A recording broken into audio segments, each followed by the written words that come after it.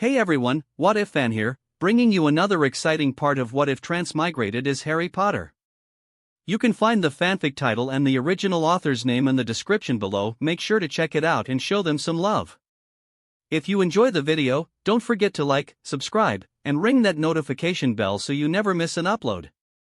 Also, a quick update, the stories, What If Reborn in Naruto World and What If Transmigrated as Harry Potter, are going on hold soon, as we have almost caught up with the author. So once again, I'd love to hear your thoughts on what the next project should be on this channel. I'm currently deciding between these three fanfics. What if becoming a mangaka in One Piece world? What if dragon deck user in Yu-Gi-Oh! Zexal. What if transmigrated as a Kanto gym leader? I will be setting up a poll for this, so please vote in the poll and let me know which two stories you'd like to see next on the channel. Alright, let's jump into it. Chapter 101, Sarcophagus. Harry pondered the silence from his grandmother. Ever since he gave her access to the chamber, she had gone silent. He supposed Perenelle was trying to piece together the information about Elysium from the ancient scrolls in the chamber. He had an inkling as to why Perenelle Flammel was after Elysium. After all, he had also read the lore of the Hallows, which was vital to unlocking the full power of Elysium to destroy the blood enemy. But Harry seriously doubted the blood enemy the scrolls kept mentioning were Muggles. Because, in the scrolls, there was a different tale of the Peverell brothers. The scrolls talk of three brothers who lived amongst their hated enemy so that they may learn of their plans and bring destruction to their blood enemy. But these same scrolls also spoke as if the enemy was too powerful, technologically advanced, and knowledgeable. That was another thing that didn't make much sense. He could understand why the Peverell brothers would consider the Muggles dangerous. But knowledgeable and technologically advanced were not exactly the words he'd used to describe ancient Muggles. The more he read from the scrolls, the less it made sense to think Elysium was some magical dimension that spawned all magical creatures. Elysium was described as the origin of magic and all magical creatures. It was also considered as a place of great power. It was also touted as a place where the wielder of all three Hallows could bring about the destruction of the blood enemy.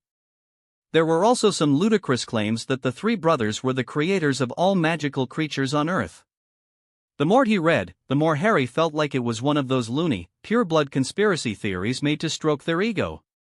Or, in this case, a wizarding supremacy story. His own theory was some Hollow Earth theory where a separate magical dimension somehow functions inside the Earth's core, spawning all magical creatures. From the interspecies relationships, humans inherited these magical powers. Then, for some reason, this Elysium started to make many elder magical species fade or diminish, leaving the humanoid magical folks like goblins and wizards to dominate the planet. But Harry was not shouting his theory from the rooftops, nor did he have any particular stake in asserting his theory as the truth. Harry had even broached the subject with Salazar while in the branch reality. Even Salazar was unaware of most of the stuff relating to Elysium. But the man was a treasure trove of knowledge when it came to drawing magical energy from the planet to power spells and rituals. It was only thanks to Slytherin that he managed to decipher three specific scrolls written in a different language with some similarities with Latin. Even then, the Allspeak charm could only do so much because the translations were wonky and, most of the time, made less sense. The charm worked on the residual magic left on the written word, which carried the writer's intent and the source of knowledge of the language. Since the only source Harry got for the Old Latin was from Slytherin, the translations were poor quality. I suppose I'll learn more once Perenelle has a closer look at those scrolls. Maybe she has access to this Old Latin to make accurate translations. Harry mused. Keeping thoughts on Elysium in the back of his mind, Harry focused on the task at hand. The task was carving runes into a stone sarcophagus to create a device capable of projecting a soul. In his admittedly humble research into the Horcrux magic and the nature of the soul, he came to one conclusion. A spell to tear off the soul shard from his head could potentially affect his own soul. The problem he encountered was that a spell designed to tear off a portion of the soul could not be made to specify which soul to slice off. So, the solution to this quandary was two spells working in conjunction. One to project the soul in a body and the other to pluck the soul out of the body. But using two spells in conjunction was very dangerous, especially when his soul was on the line. Therefore, Harry had the choice of charging someone else to perform the spells, but since he trusted himself above anyone else, he came up with the sarcophagus. The sarcophagus would project the souls inhabiting his body into a manifestation of its spirit form. An ordinary soul's spirit form could usually be seen in ghosts, but he didn't know what form the Horcrux would take. Either way, so long as the sarcophagus distinguished the soul signature, he could use a spell to shear away the parasitic soul shard invading his spirit without harming his soul. Then came the most challenging part. Merely cutting away the Horcrux was not practical. He had to bind it to another object and then destroy it. The problem was that shearing off a soul was no laughing matter. Harry suspected it'd be taxing on his spirit and body.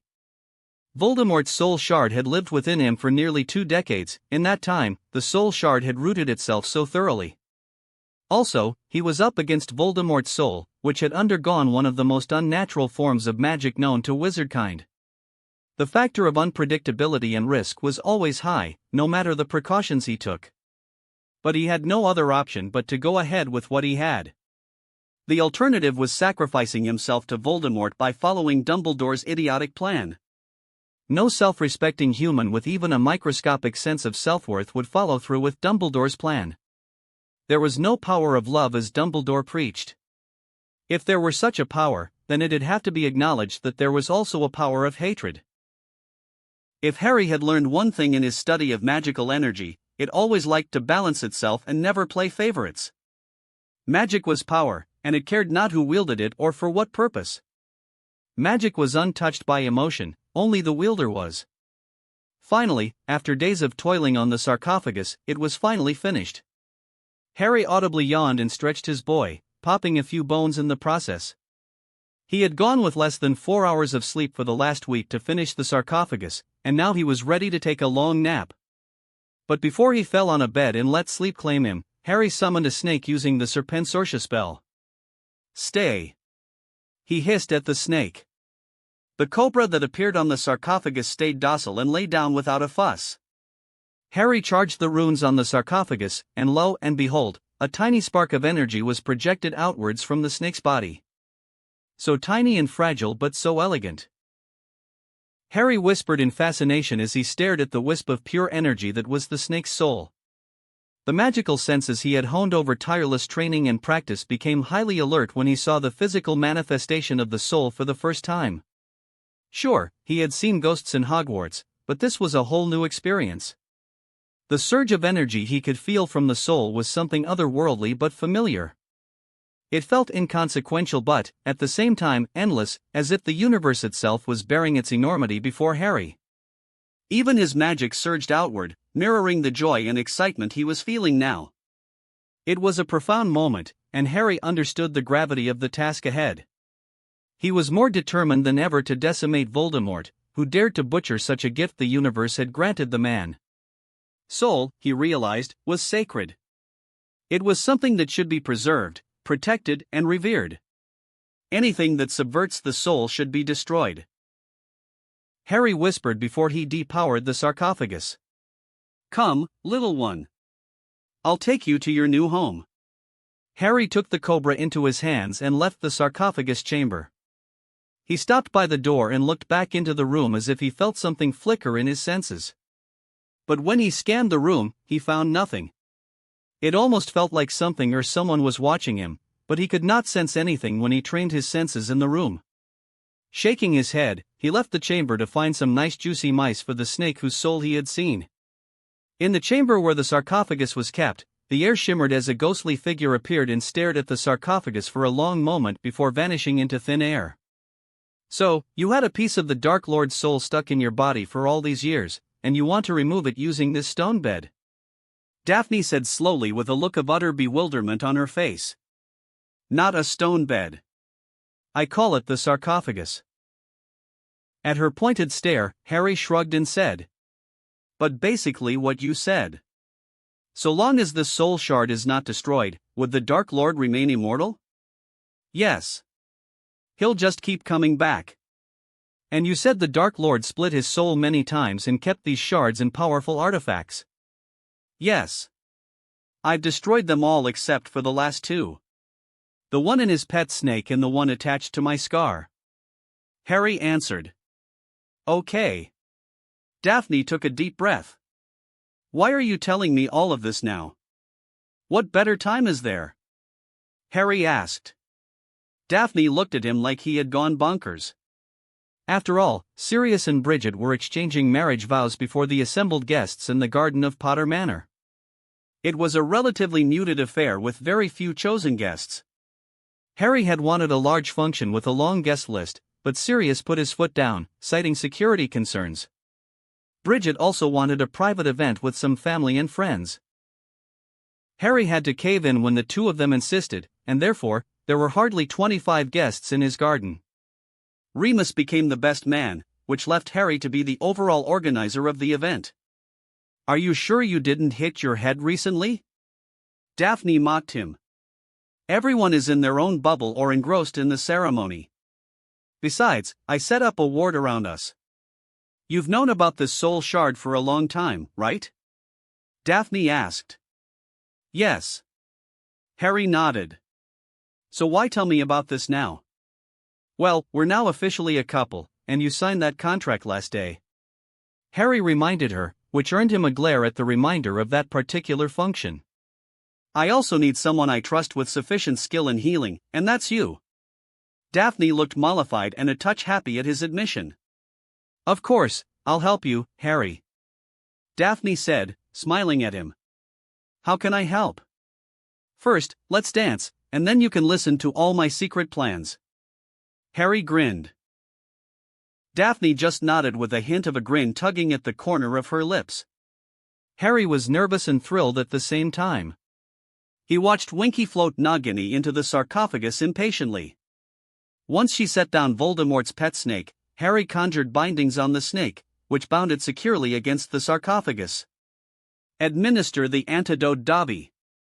Winky magically forced Nagini's mouth open, and Dobby poured the antidote into the snake's mouth.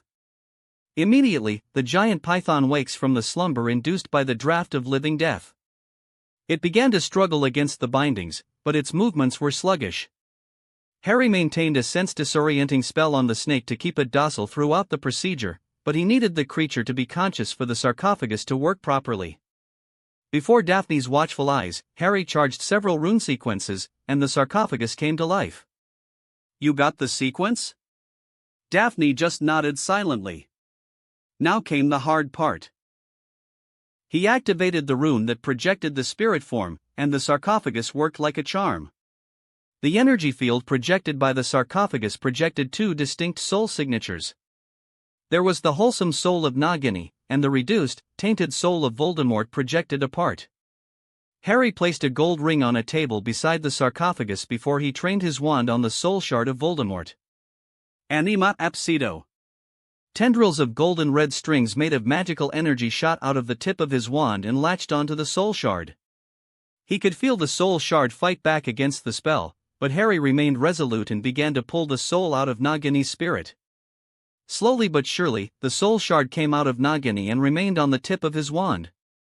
Harry immediately tied the soul shard into the gold ring and bound it with enchantments so that it remained dormant. It worked.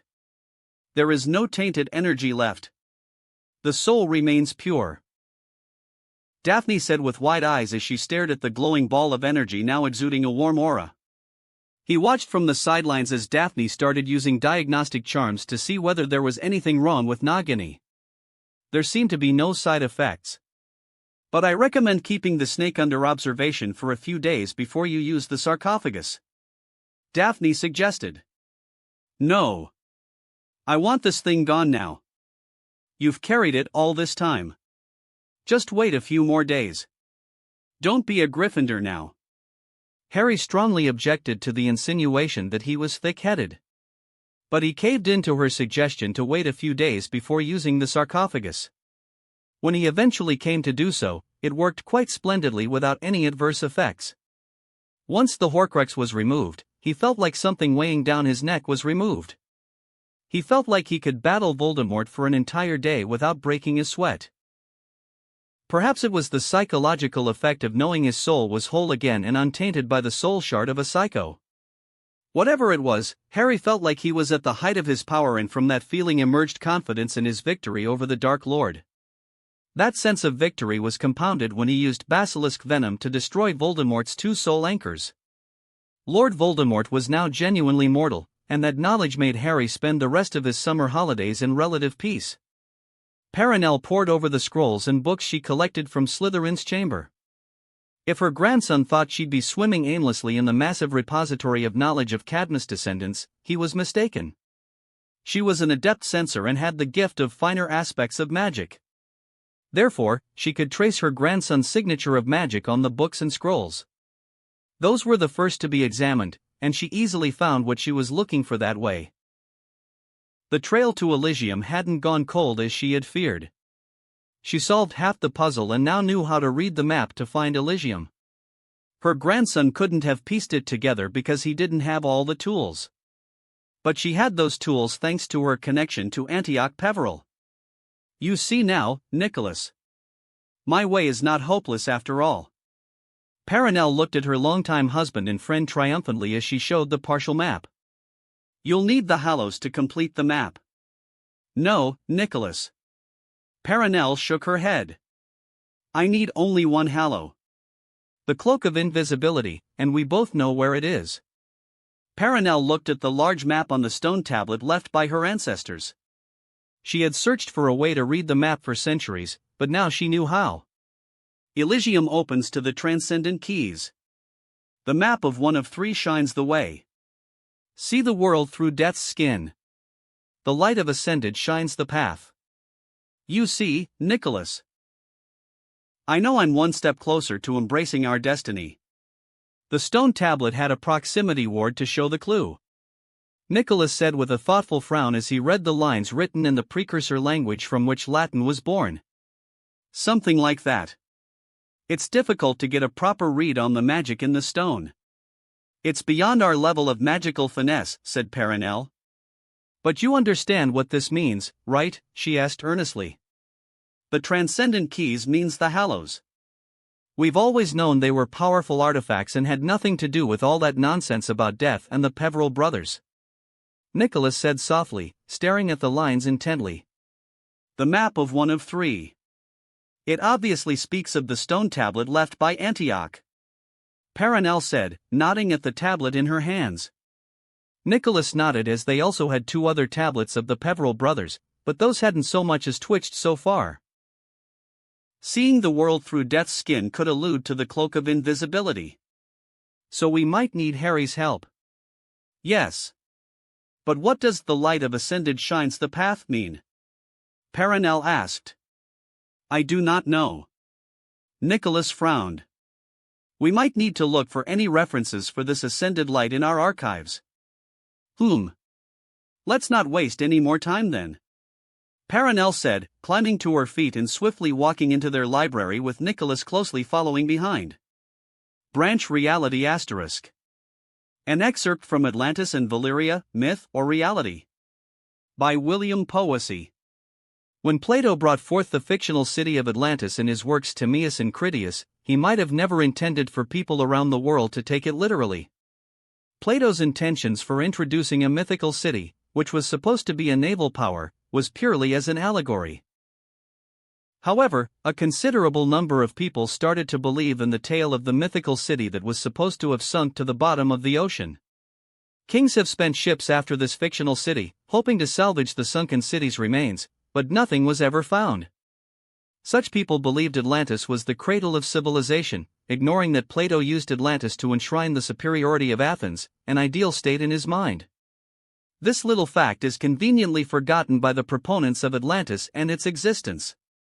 Similarly, those following the Valyrian faith believed the city of Valyria or the Valyrian freehold to be the birthplace of civilization.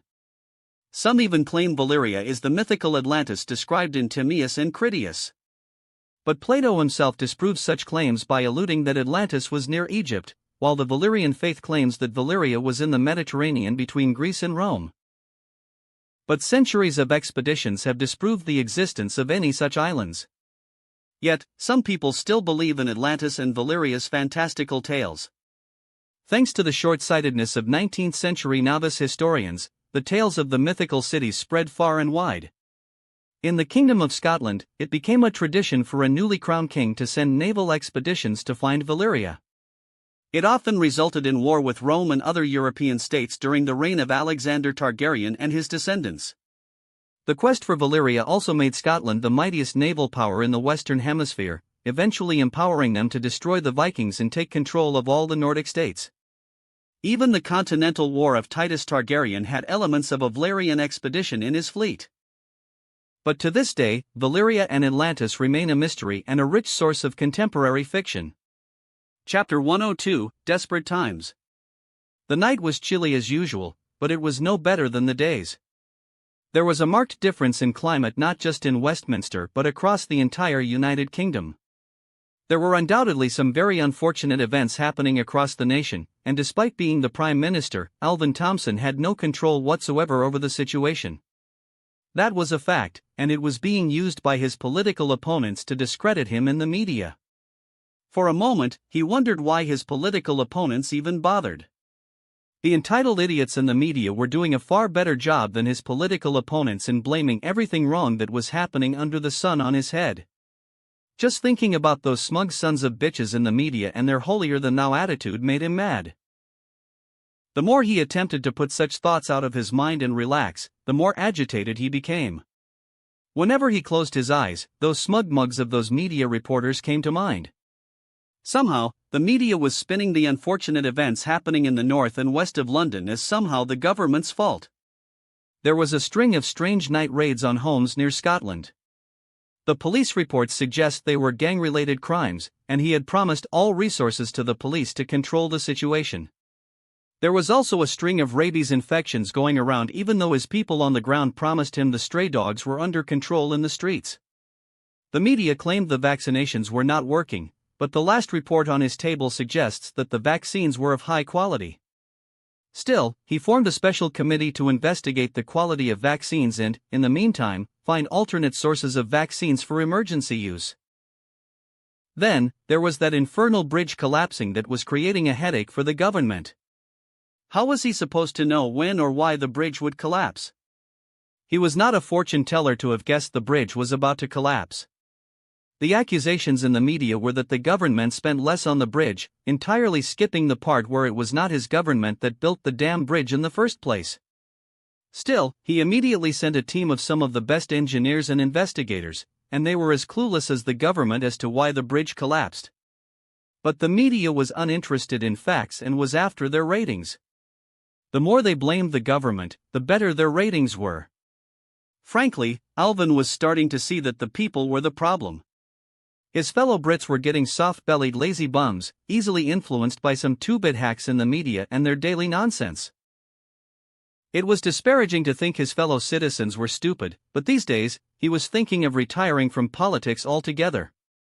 Some of his opponents even blamed him for forest fires, for the Lord's sake. What was he? Rain? How was he supposed to foresee forest fires in West Sussex, Yorkshire, Moray, and some other areas in the Scottish Highlands? His opponents claimed it was all the government's fault, and the media goons happily parroted the narrative. The silver lining in all of this was that Wales was spared from all these unfortunate events so far. Shaking his head, Alvin let himself relax in his chair and switched on the TV. The first channel that came up was the BBC. He scowled upon seeing the headlines. A grim fog clouding Wessex. Alvin muttered incredulously. The reporter narrated how sad and gloomy the people of Wessex were. Their days were supposedly cold and dreary, forcing most inhabitants to stay indoors. Parks were supposedly left vacant, bereft of children or families. Of course, the prevailing theme of the report was that the government was not doing enough to make people happy. How was he supposed to make people happy? He was not a jester. He was the Prime Minister of the United Kingdom. Letting out a huff, he switched off the TV and poured himself a glass of brandy. Draining the glass in one go, he immediately refilled it again. Alvin remembered he was supposed to meet with the U.S. President on a formal state visit next week. Perhaps I should ask the guy for citizenship.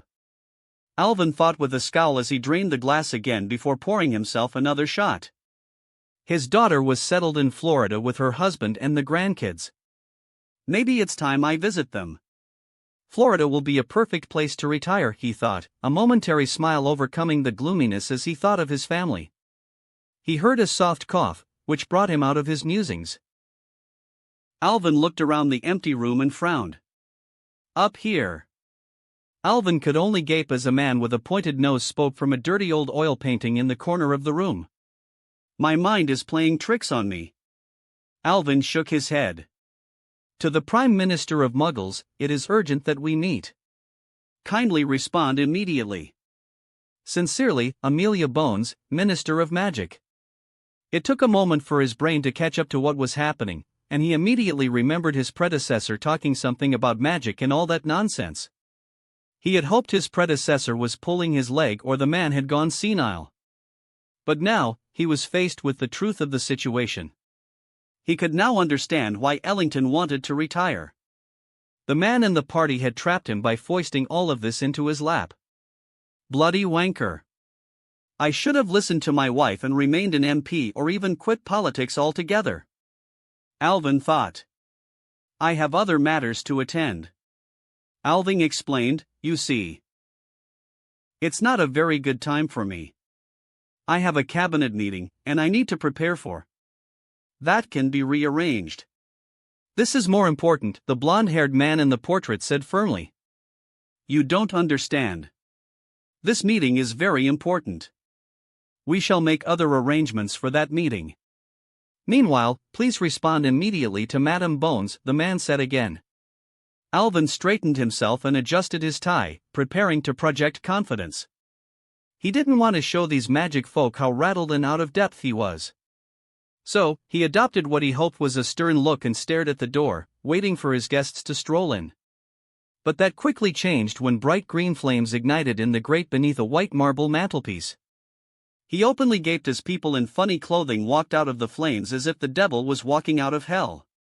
Good Lord in heaven, give me strength, Alvin muttered, clutching the silver cross pendant his mother had given him. All of these magic folk were wearing pointy hats and blue robes except for one woman who was wearing long red robes. The woman stood in the front, her eyes stern and red hair glittering eerily under the fire. Amelia Bones, I presume, he said bravely, forcing himself to regain his composure. Please, take a seat. Prime Minister, I'm afraid I'm on a rather tight schedule. I was supposed to have this meeting at the beginning of the month, but certain circumstances forced me to postpone it. Thankfully, it also gave me time to prepare. Understandable. Please take a seat and... Alvin offered, but the magic woman declined promptly. I will be brief, Prime Minister. Our people are at war, and that war has spilt into your world. Alvin froze in his chair and stared incredulously at the redhead woman. You mean, everything that is happening is your people's fault? Alvin asked after finding his voice. Unfortunately, yes. We're facing an insurgency within our people led by a dangerous Dark Lord.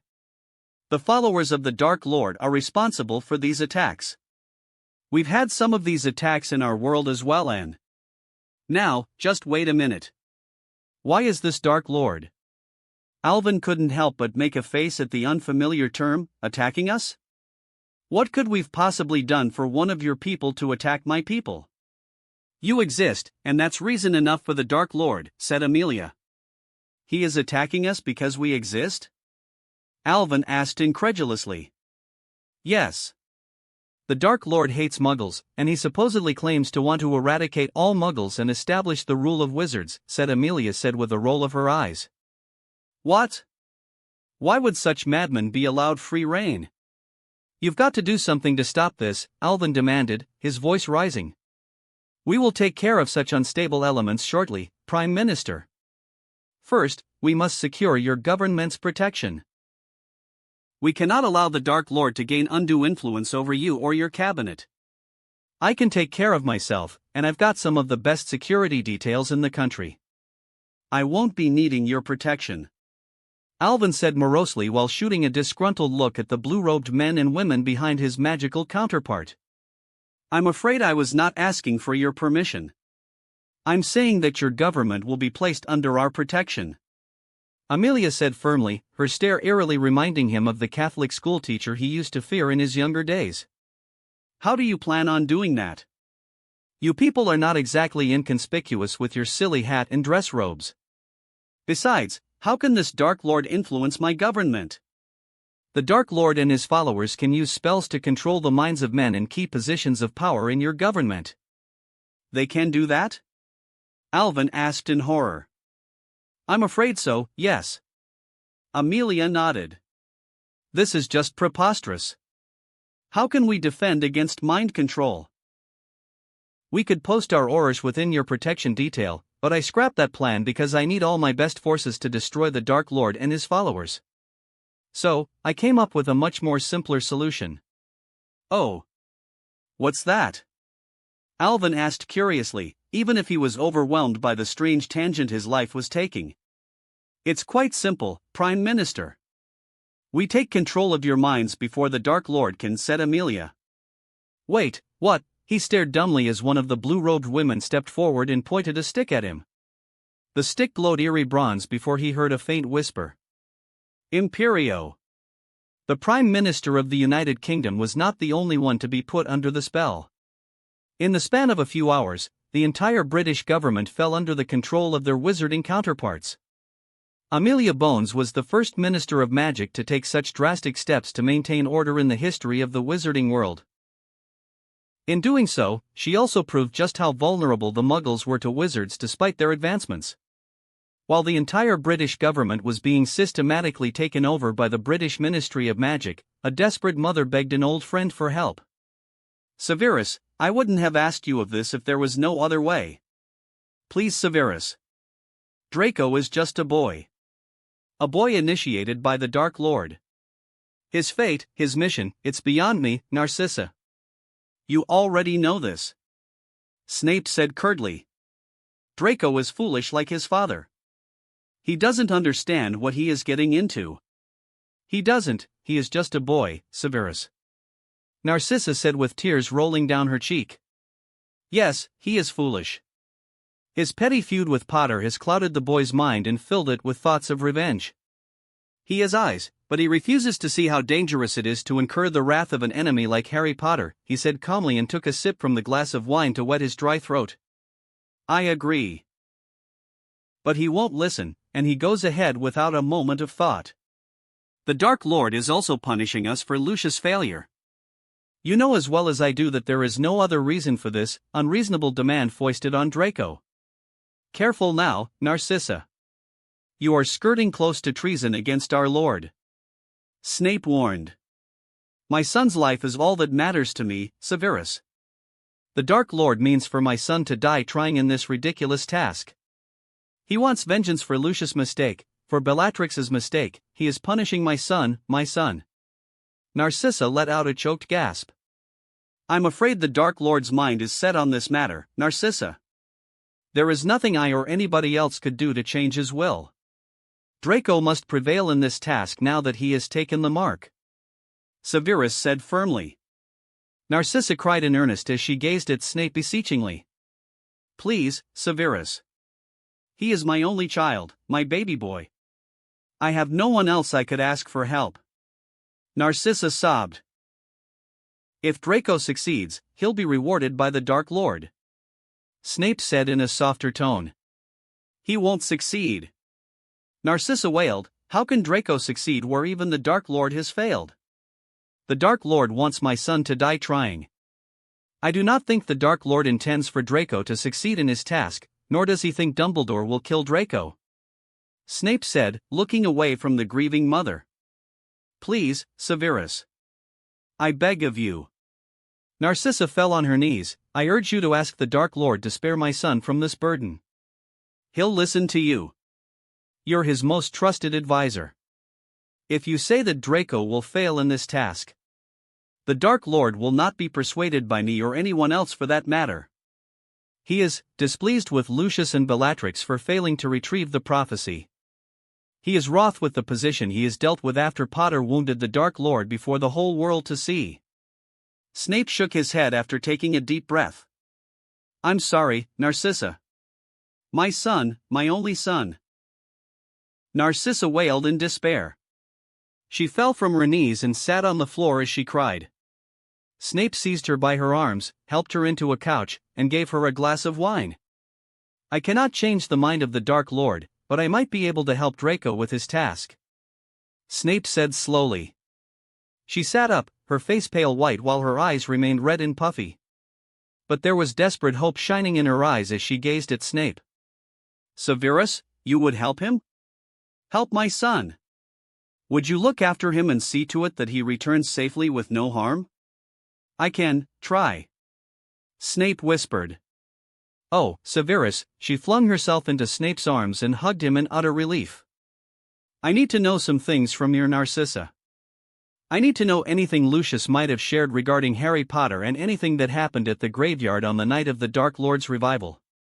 It might be completely inane, but anything at all would be of great help. Snape said. Lucius never told me anything, but I got the feeling that he was afraid. Afraid? Afraid of who? Afraid of Potter. When Draco returned that summer in his 4th year, Lucius was adamant that Draco stay away from Potter. He ordered Draco to stop antagonizing Potter or any of his friends. Narcissa said, wiping the tears from her eyes. Have Lucius ever said something like that to Draco before? No. Narcissa shook her head, but I've told Draco many times to stop his unreasonable behavior with Potter. Did he say anything about what happened during the night of the Dark Lord's resurrection? Snape asked, a curious glint in his coal-black eyes. No, Severus. He never told me anything. I had asked many times, but Lucius never said a word. But he was terrified of Potter. I see. Snape frowned as he thoughtfully stared out the window of his home. Severus, my son. You do not have to worry, Narcissa. The Dark Lord has tasked me to see to the success of the task. I promise you. Draco will be unharmed if he listens to my advice. Snape said curtly. Thank you, Severus. I'll make sure he knows to follow your command in Hogwarts. Narcissa said with relief. Tonks stretched her back and yawned tiredly in her bed. She had arrived late at night from work. The Aurors have been working overtime with Minister Bones' aggressive moves in the last 2 weeks. The momentum the Ministry gained from arresting Death Eaters from Potter Manor worked like a charm in public. Madame Bones had naturally exploited the political milestone she was handed on a silver platter in a direction Tonks or the rest of the Order had never thought of. She immediately passed on the information about Madame Bones' actions in the Muggle world to Shackbolt, who had no doubt passed it on to Dumbledore. The headmaster had correctly identified that Madame Bones would pursue the war far more pragmatically and ruthlessly than her predecessors. But never to this extent. She hadn't thought Madame Bones would be callous enough to use the Muggle government under the Imperious Curse. This was why she passed on the information to Shackbolt. She knew it was a risky play on her part, but she felt like she had to inform someone responsible. She'd have gone to Harry with the information, but despite his recent success against the Dark Lord, she saw him as a kid. Besides, Harry already had the Dark Lord to worry about. It didn't feel like a good idea to involve Harry in whatever mess the Ministry was getting into. If something were to go pear-shaped, she wanted someone like Dumbledore in the know to pick up the pieces. At the same time, she understood why Madame Bones was taking extreme measures. The Dark Lord had unleashed legions of vampires and werewolves into the Muggle world, wreaking havoc, and this had forced the Aurors to be stretched thin. The presence of Dementors nesting in Muggle towns didn't help either. Taking control of the Muggle government certainly removed any escalation from their part. But it was a slippery slope. Who was to say that the Ministry would continue to hold the reins of the Muggle government indefinitely? Thus, the reason for her snitching on the minister despite the sensitivity of the information. There was also the slim possibility that the Aurors could be sympathetic to the cause of the Dark Lord. It was a less likely case with Harry sharing his Dark Mark screening ward with the Ministry. They had used that useful little ward to clean house in the Ministry. Madame Bones had been all too gleeful to haul off all marked Death Eaters. Suddenly, Her nose picked up the aromatic smell of French roast in her flat. Tonks pushed the sheets to the side and climbed out of the bed. She walked out of her bedroom following the smell and found a beautiful spread on her dining table. There was coffee on the table, as well as bread, butter, boiled eggs, and bacon. She immediately took a plateful of everything she liked and eagerly dined. She was starving as she hadn't had the chance to have dinner last night. "Have you even brushed your teeth?" Fleur asked as she walked into their dining room dressed in a bathrobe. Her hair was dripping with water, and she was drying it with a towel. For a moment, Tonks was mesmerized by the beauty of her lover. Fleur's blue eyes were sparkling, and her skin had a glow to it. It also helped that the bathrobe left nothing much to the imagination. "I'm starving here. My teeth understand the demands of the stomach come first and foremost." Tonks grinned. She saw Fleur shake her head and join her at the table. Luckily, she had no duty today and could spend time with Fleur. She supposed she could accompany Fleur to Marauder's Den tomorrow. She'd be posted at King's Cross to ensure the safety of the Hogwarts Express. Keeping Hogwarts safe was now a priority, and she needed to blow off some steam before she was thrown into work. The DMLE had proposed an alternative to the Hogwarts train, considering the security risks involved. But Madame Bones had put her foot down on the proposal and killed it. She reasoned that the ministry would be perceived as weak if they cancelled the Hogwarts Express. Bloody politics. Tonks thought. At least she knew someone would be happy with the results. She had seen how Harry was acting all lovey-dovey around Daphne. She suspected the two were up to no good in those long train rides like she had seen many couples do in her time at Hogwarts. "Why make that face?" Fleur asked. "Oh, nothing. Just thinking about all those Hogwarts kids who get to ride on a train all warm and cozy while we Aurors get to escort that bloody train for a whole day." Tonks grumbled. The tinkling laughter that escaped Fleur's throat lifted her spirits a little bit. In these trying times, laughter was the only remedy to preserve hope. Chapter 103, A Sluggish Train Ride. Father has been going mad with worry over our home's safety. He had half a mind to send us all packing to Germany if it wasn't for you, Harry, said Astoria as she munched on a chocolate frog on the platform while students boarded the Hogwarts Express. "I'm regretting my actions, you chocolate thieves."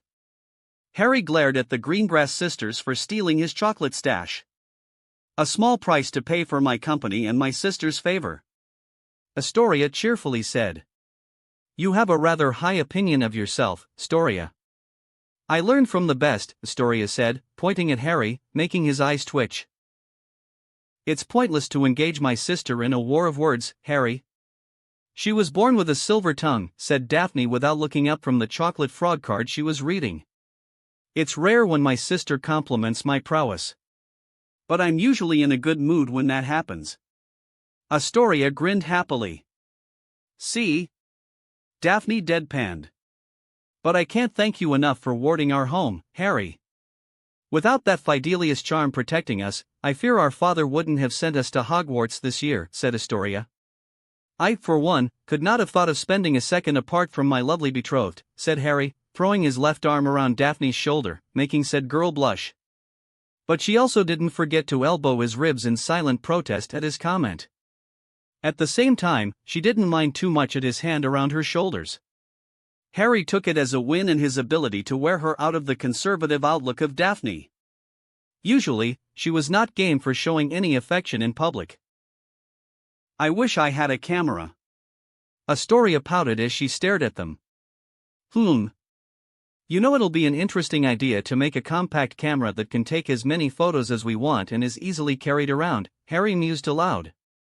Harry had an aversion to wizarding cameras even though he always liked the sound made by the old cameras when the flash occurred. Come to think of it, he wondered why wizarding cameras made such a sound. He knew for a fact that the wizarding cameras worked on charms, so there was no possible reason why the flash should make any sound. The old Muggle cameras made that sound due to the electric charge passing through the filament, which made the gas in the bulb expand rapidly, generating a small shockwave with a popping sound. The more he thought about it, the less it made sense.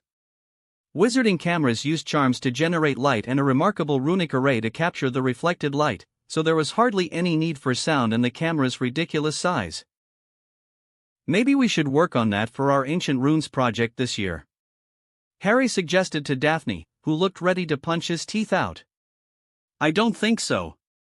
I'll be changing my electives if I'm saddled with another one of your impossible and highly complicated projects. Daphne threatened with a huff. She is just joking. She loves it when I drag her into different projects, said Harry, seeing Astoria's concerned look. Daphs likes to protest, but she ends up being a phenomenal partner in the project. Just last year, we reversed the effects of a pensive by projecting memories outwards in a holographic display. Don't call me that. Daphne muttered furiously with red cheeks. While Harry might have obliged with her request, Astoria didn't let the matter drop. Daphne endured her younger sister's teasing until Tracy came to her rescue out of nowhere. Harry made sure the Greengrass sisters safely boarded the Hogwarts Express, and he even left a few wards to keep an eye on them. He had personally vouched for their safety to Damien, and he had escorted them from their home. After all, the Greengrass family was a prime target for Voldemort because of his relationship with Daphne. So, he was covering all the bases. He had offered the Fidelius charm to Andromeda and Nymphadora, but they politely declined his offer, just like the Weasleys. He knew Voldemort well enough to understand how the little psychopath's mind worked. The Dark Lord was denied the destruction of Potter Manor and served the minor confrontation as a major embarrassment for the Death Eaters. The Ministry and Harry came out of that incident in a stronger position with many captured Death Eaters. Voldemort had turned that embarrassment into a rage and channeled it into Diagon Alley and the Muggle world. The Dark Lord's forces kidnapped Ollivander, leaving new Hogwarts students to depend on less-known wand makers. The news in the Muggle world was not great either. There were too many attacks, and most of them were vampire and werewolf attacks. The Muggles were under the impression that it was an outbreak of rabies or some such infection. Therefore, he knew the next target of the Dark Lord's ire would be his friends. For this reason, he approached most of his friends and their families, placing his skill in warding and protective charms at their disposal. Some had taken up his offer, like the Lovegoods, Grangers, and Bells.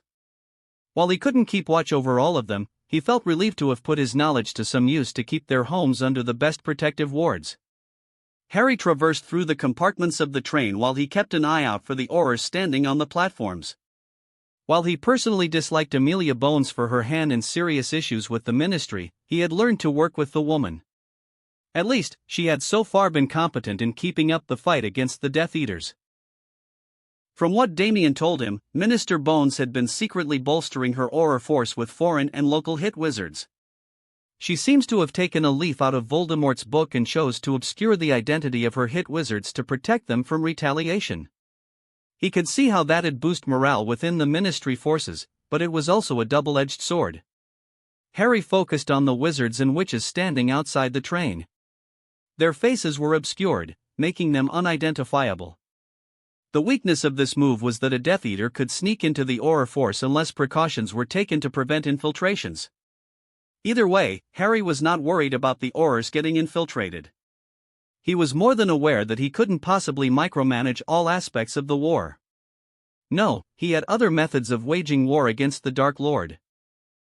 While he had handed over the ward scheme to screen for the Dark Mark to the Ministry, Harry kept a charm to track all those branded with the Dark Mark under wraps.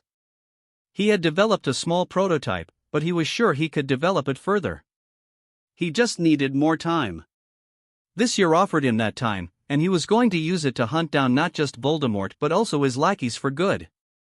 After all, he had access to a group of mercenary wizards ready to do his bidding, thanks to Perrin Flammel.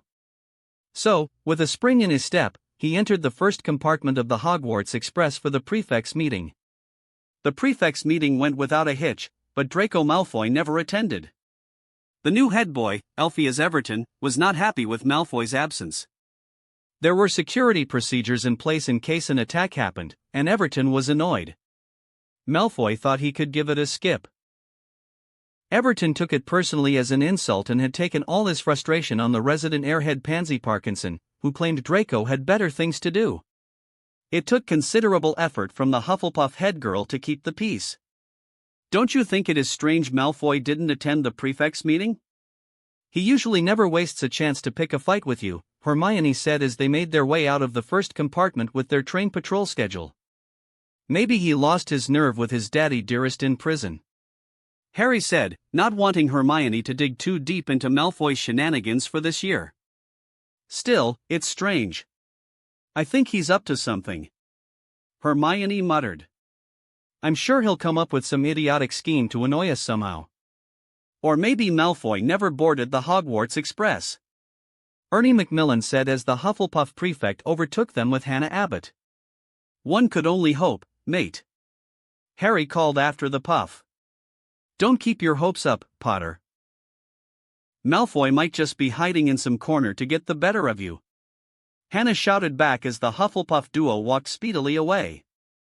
Harry snorted at the comment and sought out the compartments for his patrol with Hermione. After a round of patrol duty, he went straight after Daphne's compartment. To his surprise, Neville and Susan Bones were sitting along with the Greengrass sisters. This is a surprise. I thought your aunt would take you straight to Hogwarts herself, Harry commented as he entered the compartment. She nearly did.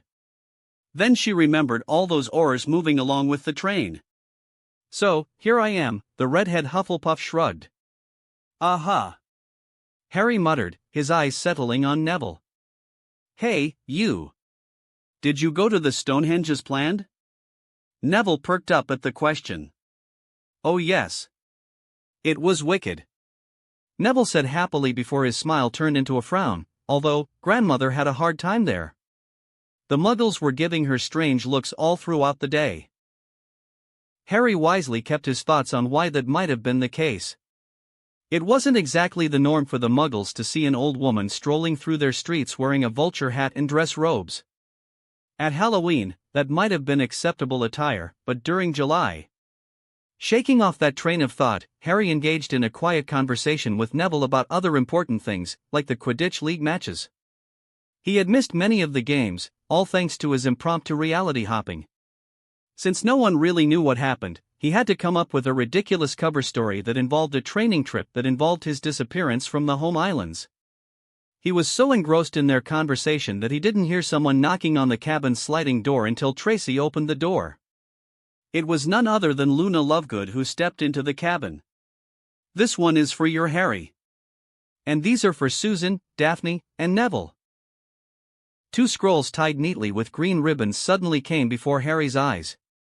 Oh hey, Luna. What is this?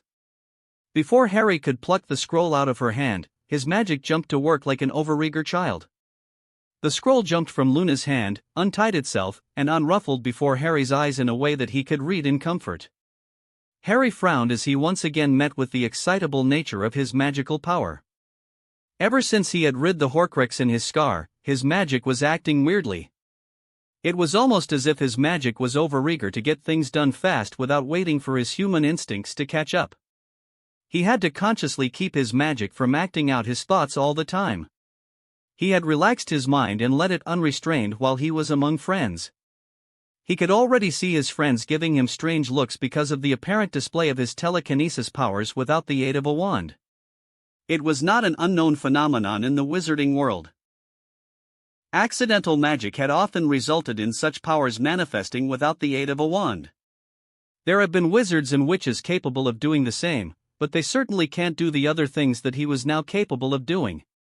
One reason he had become so attuned to warding, enchanting, and wielding the planet's natural magic to his needs was these newfound changes within his body. So long as he had a tight leash over his mind, he could assert complete control over his magical energy. Harry, you. Neville let out a gasp, you mastered wandless magic. He could see Susan also staring at him in awe.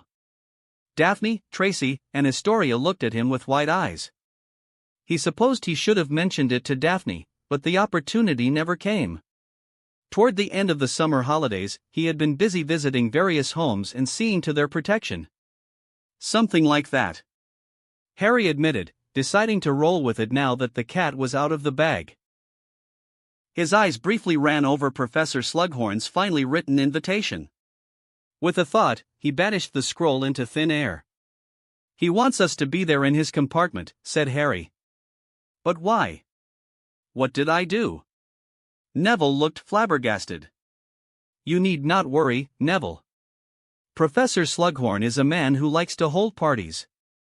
Susan explained. Auntie said Professor Slughorn might hold several parties, and he'd invite some famous personalities. It's good for making connections outside of Hogwarts. The Slug Club. Father told us about it. I never thought Professor Slughorn would hold a party in the Hogwarts Express.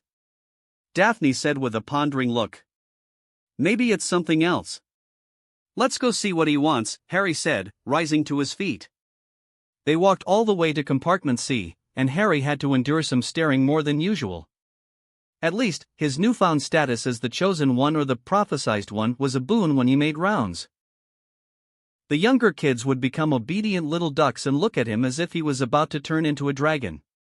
The braver few would ask for an autograph or even strike up a conversation with him. His policy of random engagements with the crowd helped him avoid being swarmed by his fans and well-wishers. Running away would only cause too many problems. The Weasley twins were also a big help in averting too much crowding of his fans because they sold merchandise in his name and with his signature on it. Besides, thanks to the Knights, he was quite friendly with many Hogwarts students from across houses. Harry, do you plan on continuing the Knights this year? Susan asked as they trekked through the corridors and a sea of students. The Knights were created to give combat experience to defend themselves and their family from danger. Since that danger is ever prevalent and out in the open, I think it'll be wise to continue the Knights as it is. Harry said after a brief moment of thought. That's good. I was afraid you'd stop the Knights. I learned a lot more of data from you in 1 year than I did in 5 years at Hogwarts, Susan said happily. Auntie was very impressed by my data score. Same here. Neville nodded along happily. Gran was over the moon when I got an O. Sometimes, I can't believe it myself. It looks like you've got skill and patience for teaching Harry. After Hogwarts, maybe you could apply for the data post. I'm sure Dumbledore would happily accept you into the staff. Susan suggested, making Daphne snort. If you plan on wasting months in Hogwarts teaching a bunch of children how to hold their wand after we graduate, you can find someone else to court Potter. Daphne said in a way that brokered no argument. As you can see, my lovely yet ambitious girlfriend has plans for poor old me. Harry laughed while Daphne looked rather pleased that he didn't speak in favor of a post at Hogwarts. While Hogwarts was a beautiful place, he would be bored to heaven if he were stuck there for 10 months every year teaching magic to children. Such a position was unamusing and frankly too restrictive. His ambitions mirrored Daphne's to an extent. In his opinion, the ministry offered far more flexible career options even though, as of late, he tended towards magical experimentation and spellcrafting. When they finally reached Slughorn's compartment, they saw they were not the only guests in the hasty little get-together the new professor had set up. Harry! Slughorn greeted jubilantly once the man's gray eyes settled on him. Good to see you, lad. And you brought Mr. Longbottom, Miss Bones and Miss Greengrass. Wonderful. Neville was taken aback as the professor clapped on his shoulders happily. Professor Slughorn, I hope we didn't keep you waiting for too long, Harry said politely as the professor welcomed them into the compartment. Not at all, boy. Not at all. Come have a seat. Slughorn happily welcomed them in and offered them seats. He also noted that the compartment had changed. The interior had expanded, and his magic could glean several other niche spells that folded space in on itself to make room without disturbing the fundamental structure. Ah, noticed it, have you? Professor Slughorn looked at him with a knowing look as Harry sat across from Slughorn with Daphne by his side. Your mastery over spatial charms is most excellent, sir. Harry nodded at the professor with a grin, which made Slughorn clap excitedly. Thank you, Harry.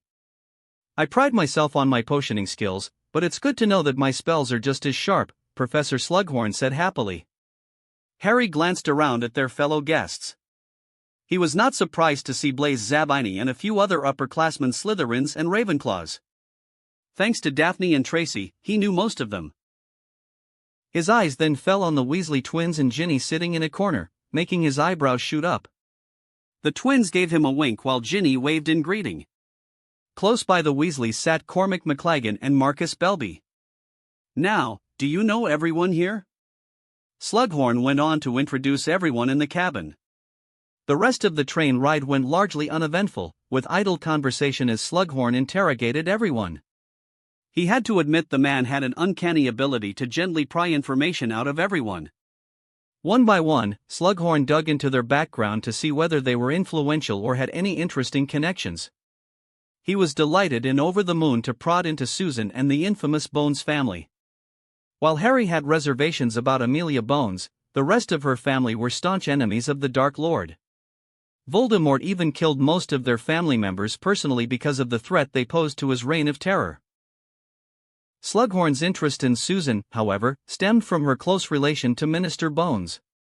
In Harry's case, Slughorn wanted to know whether the prophet was right to call him the Chosen One.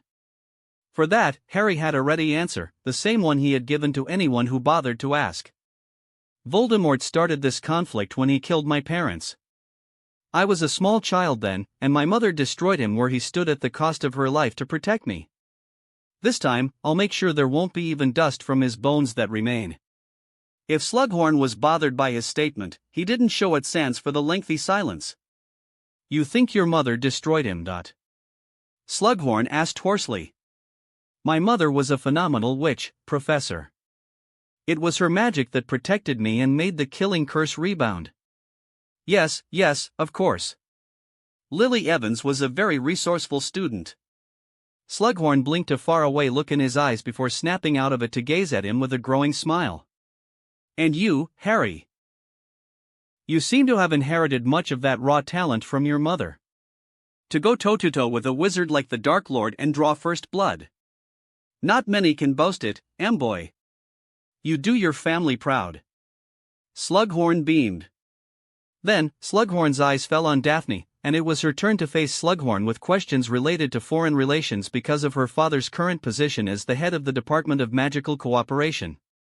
By the time Daphne was finished, Slughorn's attention had jumped to the Weasley twins asking about their successful business, Ginny's stellar spell work, and on and on. Thankfully, Slughorn had the grace to let them all go when the sun started to glow red in the sky. Harry found Luna standing near one of the carriages with a half-eaten apple in her hand. Suddenly, the skeletal head of a Thestral came down and plucked the remaining apple into its mouth. "I see you've gotten acquainted with our ride to the castle, Luna," Harry said as he patted the skeletal horse on its side. "Oh, I've known Bob for quite a while," Luna said breezily with a disarming smile. "You named a Thestral Bob?" Harry asked incredulously. "Bob is a good name, is it not?" "It is, but it's so plain for a unique creature like him," Harry said, patting the Thestral as it nudged his side with its head. Harry unwrapped a chocolate frog and offered it to the skeletal winged horse, which happily munched on it. They moved out of Hogsmeade Station in carriages while Hagrid led the first-year students to Hogwarts in boats. He had hoped to see some Aurors at Hogwarts, but there were none. He let his senses fly, and he could see almost all living things in a minimal range in his mind. I was wrong, Harry thought. He looked in the direction where he could feel Tonk's magic and waved cheekily. He was sure his distant cousin saw that, as he could feel a subtle fluctuation in her aura. "Why are you waving at that tree?" Daphne asked worriedly. "Oh, just greeting a friend." Harry smiled charmingly at his girlfriend, who looked back at the tree and then stared at him with a speculative look. "You two are weird." Astoria snickered, which led to Daphne turning on her younger sister with a glare. As the Greengrass sisters exchanged heated words, he kept his eyes on the approaching castle. If everything went according to plan, he hoped to end the menace that was Voldemort this year. No more Horcruxes were protecting Voldemort, which left the Dark Lord mortal. It also left Dumbledore weakened as well. The withering curse was eating away at Dumbledore, and soon, he'd also be 2 feet under the ground. Harry could not be happier as he stepped out of the carriage into the Hogwarts ground. The tidal wave of magical power in Hogwarts encompassed him, promising him days of glory and freedom from 2 of his enemies. The sun sets on Voldemort and Dumbledore. It's now my time under the sun, Harry thought as he entered the castle with his friends. Chapter 104, The Mind of a Spy. Harry smiled when he saw Katie Bell, with the Quidditch captain badge pinned on her robes, sitting by her lonesome in the common room. Congratulations are in order, Katie. You made captain. Harry smiled at the senior chaser in the Gryffindor Quidditch team. Thanks.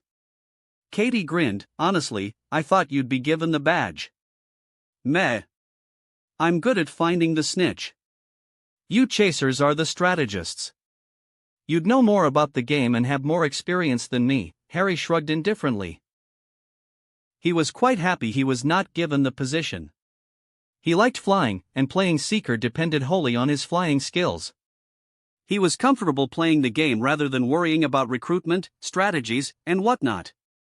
That was the core of the game, and he had no interest in putting too much of his energy and attention into it. Are you about to go into the Great Hall for breakfast? Katie asked curiously. Oh yes. I'm starving. Harry patted his stomach, making Katie grin and jump out of her seat. Then, let's go. I've been sitting in that chair waiting for too long. Together, they walked out of the common room while the rest of their housemates were only preparing for the first day of school. I'm rather mad McGonagall picked me. Why? Harry raised a brow as he looked at Katie from the corner of his eye. How am I supposed to find replacements for the Weasley twins? Those two were Rouge troublemakers, but they were fantastic beaters. Katie sighed in frustration. Then I've got to find two chasers to replace Alicia and Angelina. You hold tryouts and find the best for the positions. It's not as if any of our positions were permanent. Oliver and Angelina always held tryouts for all our positions. Harry pointed out. I know. But this is not like those times. If we lose against Slytherin, it'll be like we lost against you-know-who. Katie whispered. A look of utter horror dawned on her face. Oh Merlin. If I don't find good players, I'll be blamed for losing to Slytherins. Oh, come on. You can't believe that, Harry said with a slight bemusement, seeing Katie hold her head with two hands as if it were about to explode. No, this is much worse. I'll have to find the best chasers and beaters and win the games while preparing for Newts. I think I'm. Sit here. Have some tea. Harry guided a hyperventilating Katie to the Gryffindor table and helped her sit. Thankfully, the house elves must have picked up on his verbal wish. A cup of tea suddenly appeared before Katie on the table. Our house has always produced several players with raw talent. Trust me, everything will go smoothly. Harry patted her shoulder as he sat down next to her. What happened to her? Neville asked, sitting down across from Harry and Katie. The realization that being the captain of the Quidditch team involves a lot of work. Harry said with a grin. Aha. Hermione was looking for you in the common room. She's mad that you left her alone to deal with the first eyes, said Neville, taking some boiled egg and bread to his plate. She likes to drone on and on about Hogwarts. Let the first eyes suffer her for a little while. Harry snickered. Neville's face reddened, his shoulders shook, and he tried desperately to contain his laughter. Katie, on the other hand, laughed heartily. Don't let her hear that, said Neville, grinning. Why do you think I tell jokes only at a reasonable distance from Hermione? Harry winked. As they talked amongst themselves while having breakfast, Professor McGonagall came to the Gryffindor table with several parchment leaves in her hand. Bell, Potter, Longbottom. I'm glad I found you three. Professor McGonagall pinned them all with a pointed stare that made them sit straight. Longbottom, I've got your schedule on hand, but I see you've not applied for potions. You wanted to be a professional herbologist, and I remember recommending you to put more focus on potions. Neville looked like he had something lodged in his throat as he stared at McGonagall. Do you want to put potions for your Newts, Longbottom? McGonagall asked with a hint of frustration in her tone at the prolonged silence. But I only got exceeds expectations, Professor. Professor Snape told us he'd only take those with outstanding in his class. Neville stuttered out. Then you're in luck, Longbottom. Professor Slughorn accepts those who scored E grades into his 6th year class. McGonagall gazed at Neville expectantly. So, shall I put your name into the Newt level potions? Yes, ma'am. Neville looked a strange mixture of happy and worried. You'll do fine, Longbottom. I was impressed with your transfiguration work. McGonagall looked at Neville with a hint of a smile. Thank you, Professor. Neville grinned. Good. McGonagall nodded before turning her eyes on Harry. Now, Potter. Your schedule. Harry happily took the offered parchment. I'm happy to see that you're taking all your OWL subjects to the Newt level. Your schoolwork has improved considerably, and you did fine work in your OWLs despite last year's unfortunate events. Keep up the good work. I'll keep that in mind, Professor. Harry nodded. Good. Miss Bell, I assume you're ready to assume the responsibilities as captain of the Quidditch team. Katie looked troubled as she became the center of attention. I was under the impression that you can manage the team, Miss Bell. Was I wrong? It's just that I've got the Newts, Professor. Katie said rather lamely. McGonagall looked at her with an unimpressed stare. Katie will be fine with the position, Professor. I'll help her if she's overwhelmed by schoolwork. Harry offered. Believe it or not, I did consider other options, Miss Bell. I had a talk with Miss Johnson, and she recommended your name. Oh. Katie looked like she didn't know what to say. Anyways, I hope you'll do your position proud. McGonagall breezed past them, leaving an awkward silence at the table. Funny lady, huh? Harry said airily, feeling a bit guilty seeing Katie's hopeless expression. He had worked hard last year, indirectly convincing Angelina to recommend Katie as the captain. It took a lot of subliminal messaging, but his hard work paid off. He had to ensure Katie was the captain because he had other plans this year. The last thing he wanted was for his precious time and energy to be wasted on Quidditch. He enjoyed the game and flying, but not enough to harm his training. The first class of the day was Ancient Runes with Professor Babbling. The Newt level runes deal mostly with enchantments and the pairing of wand work and runes.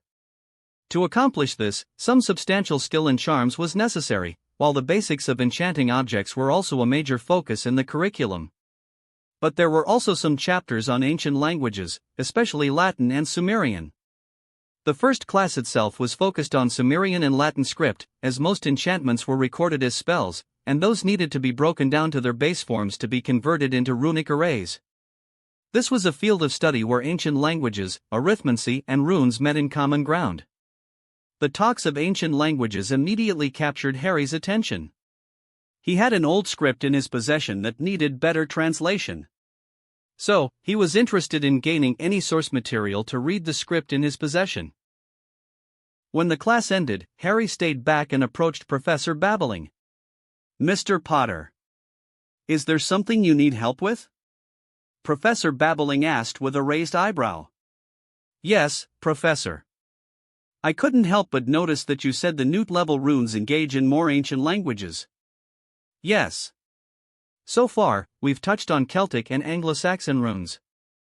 At the Newt level, the same will continue, but there'll be cuneiform writing systems of ancient languages like Sumerian, Hittite, and Akkadian. Right. I was wondering if you've come across this script? Harry abruptly scrawled a few letters off the top of his head that he remembered from those old scrolls in the chamber. He gave the parchment to his professor and waited patiently. When Professor Babbling saw the letters, he could see a microscopic twitch on her face. Even his magic somehow alerted him that his professor knew those letters. So, he was surprised at the answer he received from Babbling. I'm afraid I'm unfamiliar with these letters, Mr. Potter. Harry stared keenly into his professor's onyx eyes. While his professor could keep a mask, her magic, on the other hand, told all that he wanted to know. Professor Babbling immediately recognized the letters, which meant the woman had studied the language quite thoroughly or recently. If it was the latter, he suspected he was standing before an informant of his grandmother. It was a wild assumption on his part. Professor Babbling could have simply chosen not to share her knowledge of the language for other reasons. However, his gut told him babbling was not as clean as he thought. While he maintained eye contact, he let his magic flare to life.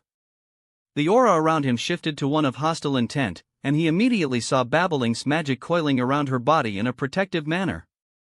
"Is there something else, Mr. Potter?" Professor Babbling asked with a straight face. Harry didn't reply. He merely directed his magic to manifest physically and channeled his hostile intent. The effect was immediate as the air around them heated up, bearing down on Babbling. She became alarmed and raised a protective shield using her wand. The shield flickered as Harry imposed his will on the defensive layer. It crumbled entirely when he placed his palm against it and channeled a wave of destructive force. "So, Professor, how long have you been working for Lady Lilith?" Harry asked, pinning down his ancient runes professor with his stare and magic. He could feel several runes flare up across Babbling's arms, which immediately made Harry amused. But his reach with magic was such that he could simply overpower the amassed magic in his professor's body despite the clever augmentation of magic using runes. Harry was also surprised that his control over wandless magic was so strong that he felt like he had his claws clamped tightly on all magical energy. It was almost second nature to him now as he beat down Babbling's magical power and started to siphon her power from the runes engraved on her flesh. With a thought, a ward covered the whole room, and Harry stared intently at his ancient runes professor. Professor Babbling looked around the room, desperately looking for an exit before her shoulders slumped in defeat when she failed. "Professor, the truth shall set you free," Harry said serenely. "One way or other, I'll learn the truth. It'll be safe for you to come clean with the truth with me and insulate yourself from my enmity. Yes, I'm an informant to Lady Lilith," Babbling admitted while letting out a sigh. "What does she want with me? What are her plans?"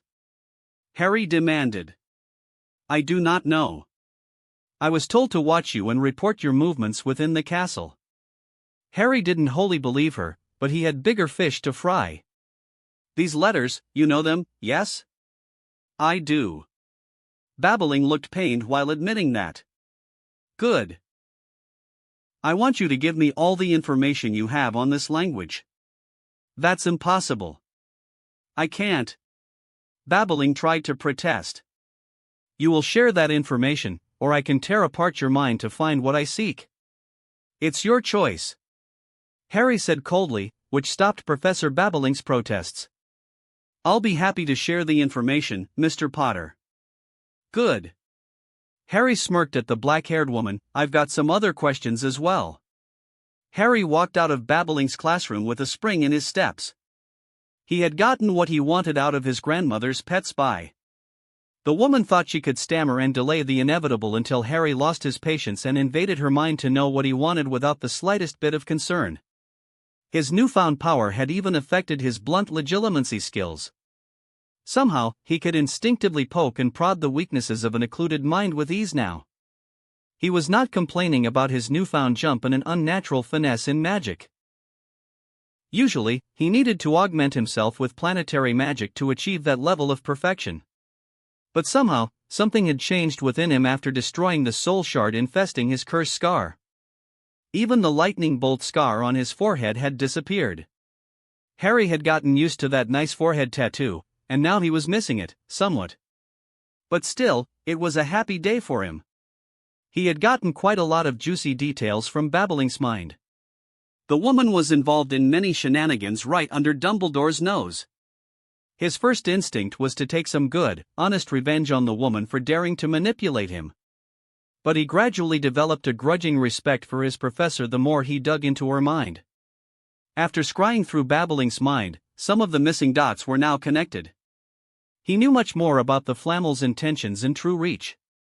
A frown came to his face as he thought of his grandmother. A seer. It's no wonder she has been ahead of her enemies. And she is a patient one, waiting out a century and hiding to leave her enemies to naturally die off instead of directly confronting them. Harry thought worriedly. He got a lot of interesting information about his grandmother and the precursor language to Latin, but he knew nothing about Nicholas Flamel. That man remained an unknown in all of this. That was a bit concerning. Whistling a jaunty tune as he wandered through the corridor, he encountered Luna, who looked at him with a dreamy smile. "Hey, Luna." "Hi, Harry," she blinked like a sloth, making Harry grin. "A free period?" "MMHM," she nodded very slowly and walked with very slow steps. "Same here." "Are you intentionally acting slow?" Harry asked curiously before hastily adding, "For fun." "I'm trying to see whether the bumbling mungus around you would say hi to me. They respond positively to sloth-like behavior," Luna explained. "Aha. Are they communicating?" He raised an eyebrow. "No, not really." Luna shrugged her shoulders. "That's a shame." "It is." Luna nodded, holding her silver-gray eyes on him. "Will you be floating away into wisps of white smoke now?" "Huh?" Harry suddenly eyed Luna incredulously at the weird question. "You're close enough to go poof," Luna said airily, gesturing with her hands to show an explosion. "Your mind works in strange ways," Harry eventually said after gaping at the sandy blonde-haired girl. Strangely enough, his comment made Luna quite happy. After spending his free period with Luna discussing inane things like imaginary creatures and strange hobbies like her butterbeer bottle cap collections, he finally arrived at the data classroom. Strangely enough, he felt like there was a featherlight charm on his body and mind after some fun talks with Luna. Thankfully, he was right on time. Not giving Snape an excuse to play his petty games ensured he went through the day without the urge to murder the greasy git. Avoiding headaches was generally his policy, and Snape's rebranding as the Dada Professor didn't help it one bit. When he entered the class, he could see Daphne and Tracy sitting on the Slytherin side. He scooted over to the Gryffindor side and slipped into the front bench while the remaining benches were taken. Neville and Ron were sitting a row behind him, and the rest of the Gryffindors were seated behind them row after row. "Where were you?" Ron asked once Harry dropped his bag next to his seat and made himself comfortable. "Hermione was looking around for you." "I was having a chat with Professor Babbling." "Why was she looking for me?" "Something about escorting first years to their class." Ron shrugged. "Ah."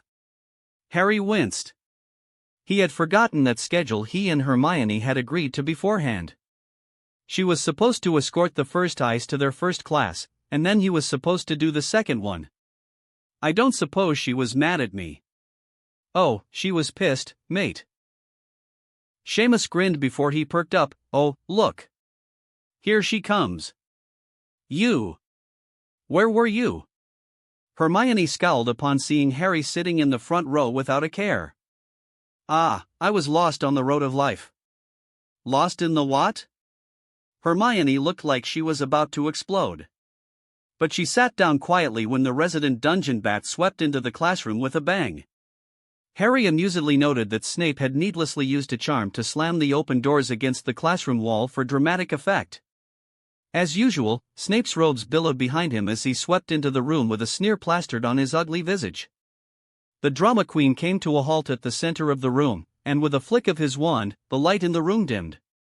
Harry had to struggle not to laugh at the parlor tricks Snape was pulling. Getting the data post must have made Snape happy. He is pulling no stops to make himself more important and mysterious, Harry thought. "Have I asked you to take out your books, Miss Granger?" Snape sneered when he saw Hermione opening her bag and taking out the data textbook and several pieces of parchment. "No, sir," Hermione said demurely, averting her eyes. "Then don't make a ruckus in my class, Granger. Keep your books in your bag." Snape glared around at the class, making sure everyone had a good look at his ugly mug. "Headmaster Dumbledore has tasked me with teaching you dunderheads how to defend yourself now that the Dark Lord has risen. Your previous teachers have left you with subpar instructions and lessons that impaired most of your skills in the subject. I'm here to correct all of their mistakes." Snape seemed to gloat as he stared into Harry's eyes as if insulting Remus was somehow a score in their little game. Harry didn't hold back this time and grinned crookedly at Snape, daring the man to go further. Dumbledore's protection could only go so far now. If Snape stepped one little toe out of line, Harry could take up the matter with the Ministry and have the man removed from Hogwarts despite what the Board of Governors said. He didn't like using his influence to attack a petty bully like Snape now that he had better things to do. But Snape needed to know there were lines he ought not to cross. The way Snape turned his head away and stalked the classroom instead of going further indicated that the man was aware of his limits. As Snape continued his lecture about data and veered off into extolling the intricacies of the dark arts, Harry discreetly eyed Draco Malfoy. The Malfoy heir was sitting at the farthest corner of the room with Theodore Nott. The sullen look he saw on Malfoy's face was not surprising. Usually, the blonde gid was overly eager for Snape's lessons. But now, there was no trace of joy or gloating usually seen on Malfoy's face. There was only a grim sort of acceptance and the weight of a Herculean task. All in all, Malfoy looked like an emo bitch who got the rough end of the stick lodged up his ass. Harry cast his eyes back into the blackboard while Snape continued his monologue. Thankfully, Snape must have realized that his boring monologue was not necessary for the class. Instead, the man gleefully declared that a practical session would be held to practice the shield charm. If Snape thought to overwhelm the Gryffindor students with his superior Slytherins, he was sorely mistaken. All Gryffindor students of his year were competent in using the basic shield charm. The disappointed frown on Snape's face when he saw many of his vaunted Slytherins fail to do anything substantial, and the greasy git switched tactics to nonverbal spells. Throughout the lesson, Snape pretended that Harry didn't exist, and that was perfectly fine as far as he was concerned. He ended up partnering with Lily Moon, who was an introvert, according to Tracy. He raised an eyebrow when she nonverbally cast the stunning charm, which splashed harmlessly against his shield. Looking around, Harry confirmed that no one had pulled that right off the bat. Even his knights were not that proficient in silent casting. Impressive, Harry said as he silently cast a stunner at the auburn-haired girl. Moon hardly blinked as she defended herself, nonverbally erecting a shield. Her response to his compliment was a quick stunner that splashed harmlessly into his shield, which he hastily erected. He grinned at the girl, who remained expressionless but held a silent challenge in her brown eyes. He was more than happy to take up that challenge. Bathsheba babbling scowled at her trembling hand. The sheer terror she had felt as she felt the full might of Potter's power had left her vulnerable. Unlike most witches employed by Lady Lilith, she was not a warrior. She was a researcher, and her academic interest made her a perfect spy in Hogwarts. Not even Dumbledore could see through what she really was. Yet Potter managed to successfully break through the charade she had been running. How? She didn't know. She didn't know what gave her away, and frankly, she was least bothered by that right now. No. The thoughts that bothered her right now were about Harry Potter.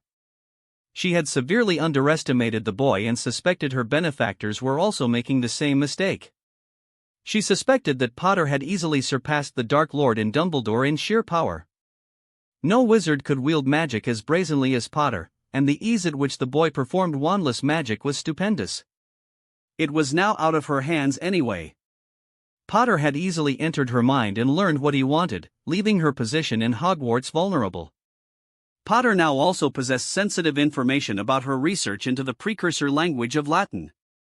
She didn't know what was his interest in that language, but seeing as Lady Lilith was also interested in that language, she knew the situation had gotten out of her hands.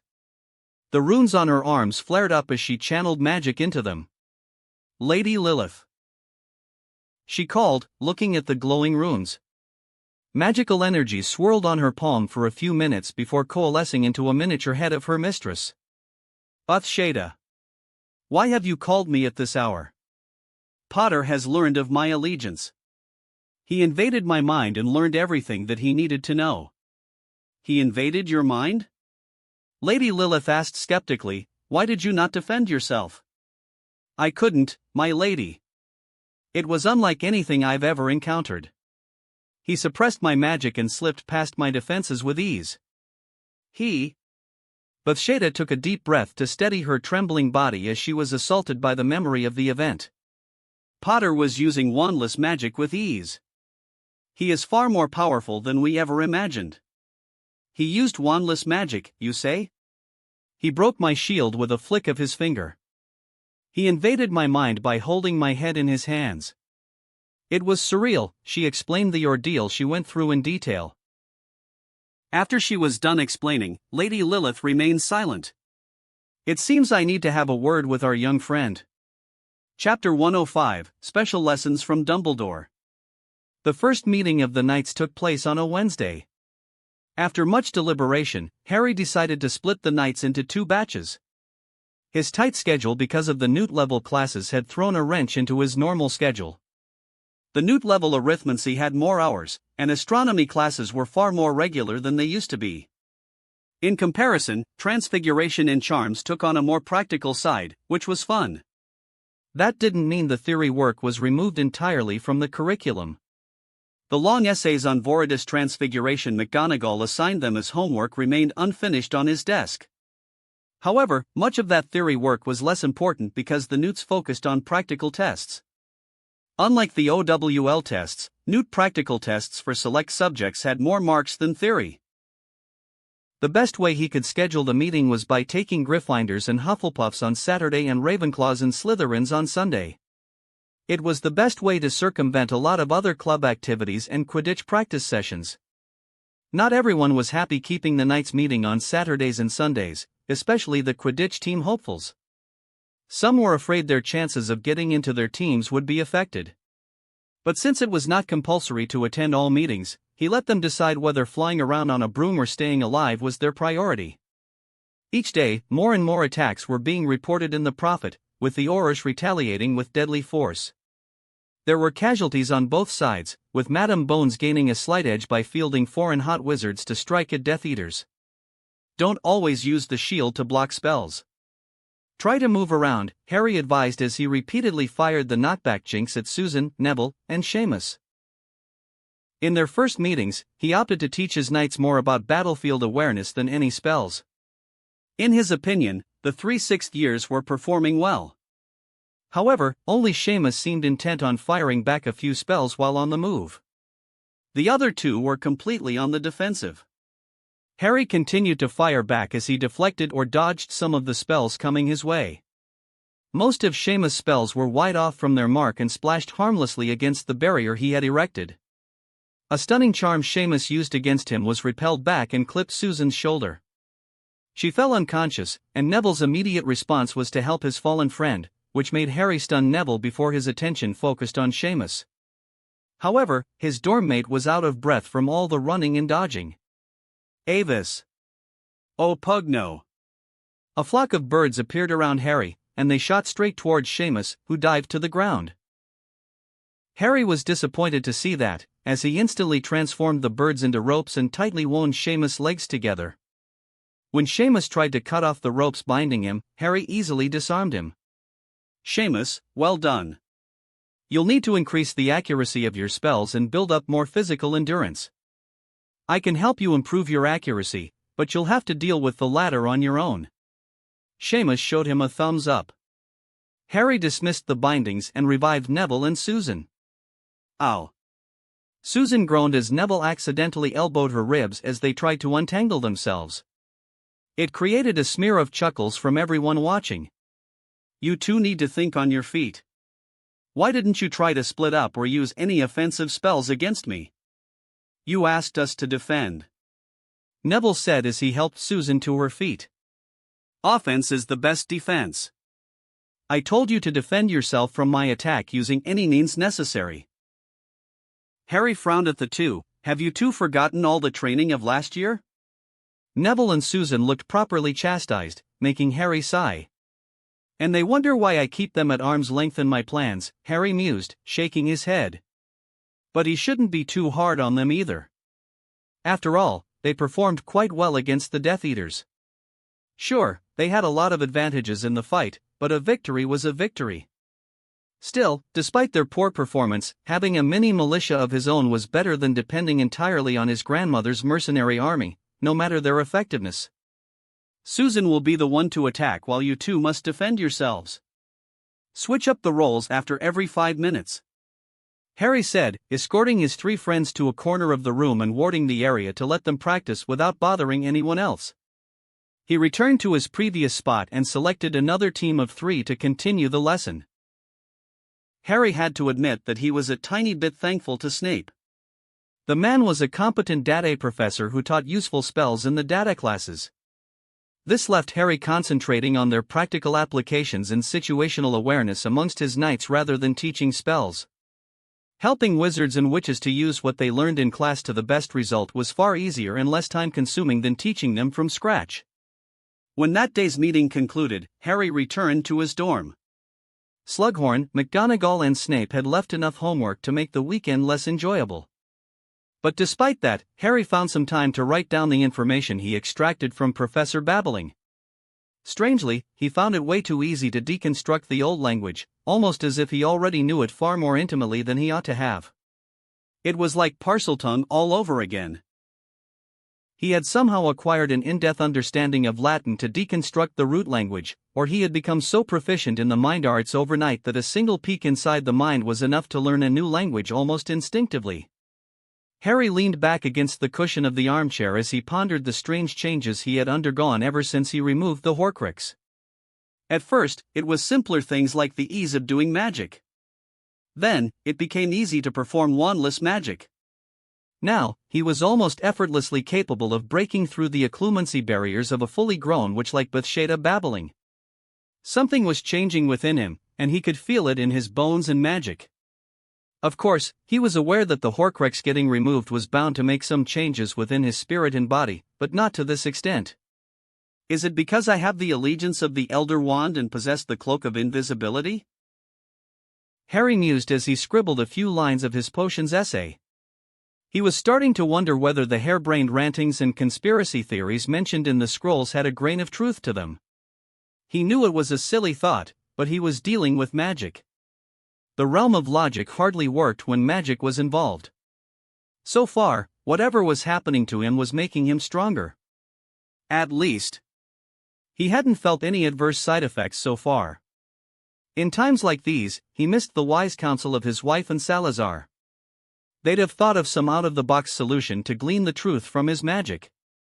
While he was an accomplished censor, he was nowhere near the expertise of Rowena or Salazar. Thinking about them also brought the unpleasant memories of a son he lost. He had barely gotten enough time to spend with the little tyke because of the constant battles and the expansion of his kingdom's borders. Just thinking about the unfairness of it all made him clench his fist as red-hot anger surged from within his soul. It was almost enough to crack the walls he had built around his mind and his tight leash on the magic coursing through his veins. Suddenly, his mind reverberated with a foreign voice that vaporized the anger which gave in to confusion. I'm meeting Harry Potter. Eep. I can't wait to look into his beautiful green eyes and kiss those lips, and then his hands will be all over me. If all goes according to plan, Harry will start to love me and escape that Slytherin Bint's control from tomorrow. Once the love potion starts working its magic, he'll be mine forever. Harry was immensely confused by the girlish sound in his mind spewing nonsense. But that immediately cleared up when he felt the presence of a girl behind the entrance that led to the girls' dorms. He could suddenly hear the girl taking a deep breath as she gathered her courage.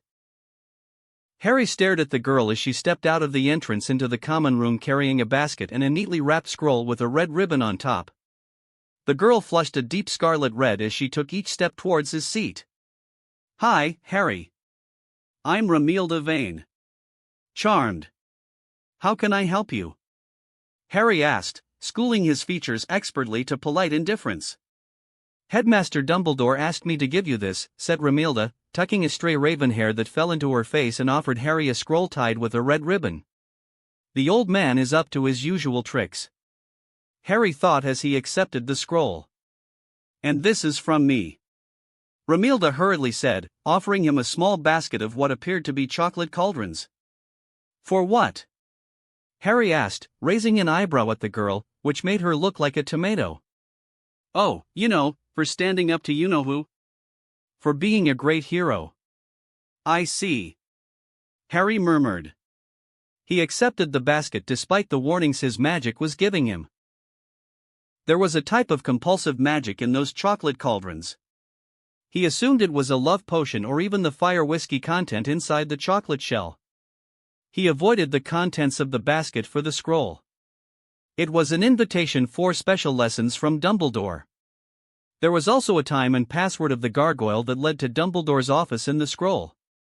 So, he quickly said his thanks to Ronald Vane and went straight into the boys' dorms. "Hey, Harry. What's that?" Ron asked, noticing the basket in his hand and a scroll on the other. "This is a message from Dumbledore," said Harry, shaking the scroll, "and this is a basket full of chocolate cauldrons." Immediately, Ron, Seamus, Neville and Dean perked up. "Really? Chocolate cauldrons, say? Did Dumbledore send them?" Ron asked excitedly. "No. It was a gift given by Romilda Vane," said Harry before an idea quickly struck his mind. "You want it?"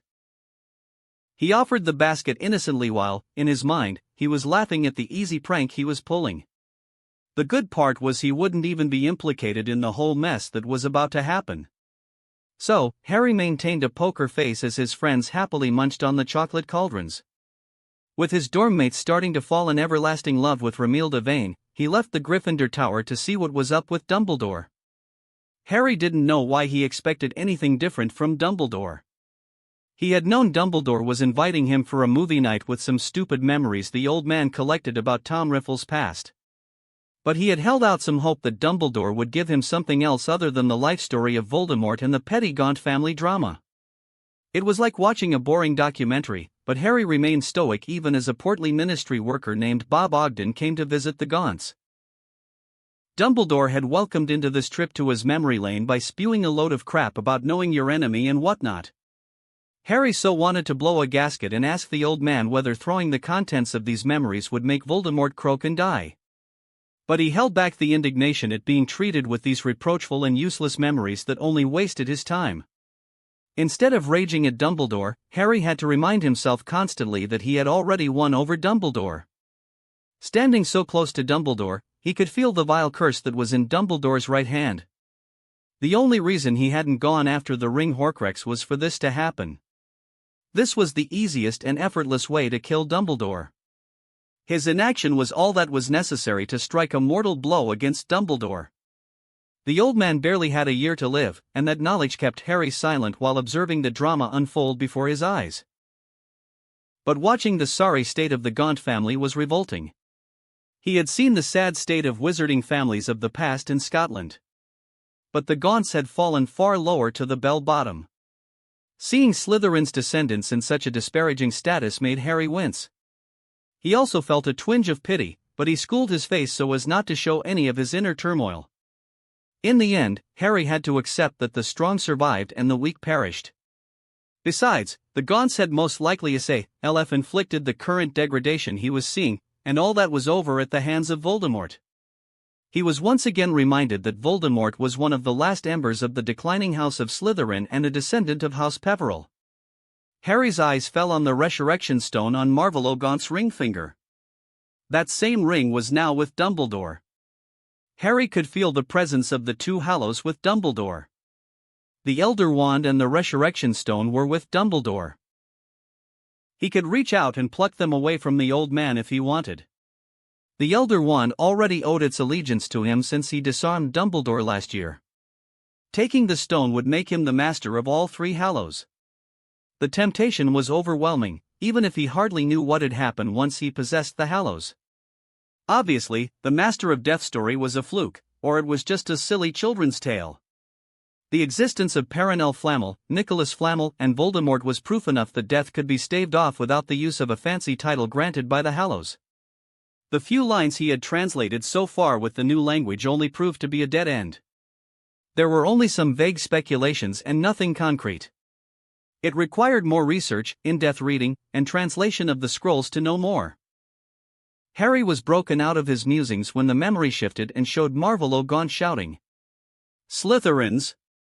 Marvolo shouted with glee, puffing his chest as if it were the answer to all the world's mysteries, were his last living descendants. "What do you have to say about that, eh? Oh, dear Merlin. When will this boring documentary end?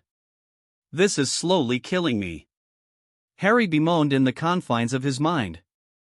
Thankfully, the memory ended with Bob Ogden leaving the Gaunt family house with a firm look on his face that promised nothing good for the deranged maniacs who were the last descendants of Salazar Slytherin.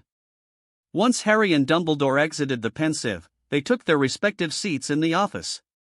"So, what do you think, Harry?" Dumbledore asked. "I think I'm not surprised why Voldemort turned out as a psychopath. He inherited the madness and callous nature from those people. These Gaunts, they were his relatives, weren't they?" "You'd be correct, Harry. That was Voldemort's family.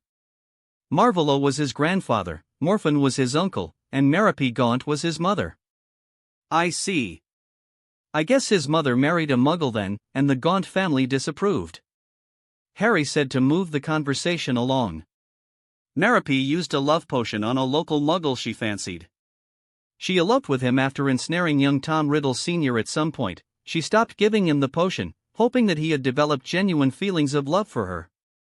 Alas, that was not to be," Dumbledore said, shaking his head with pity. "He left her in her heavily pregnant state and returned to his home."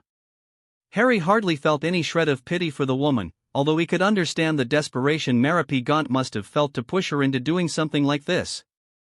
Marvolo and Morphin were bonkers, and they were reaching the very heights of mental disorder and insomnia from what he saw in the memory.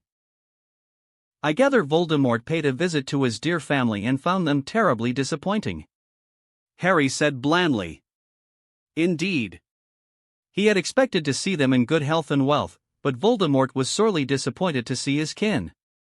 Once he learned the truth about his mother, he became all the more enraged.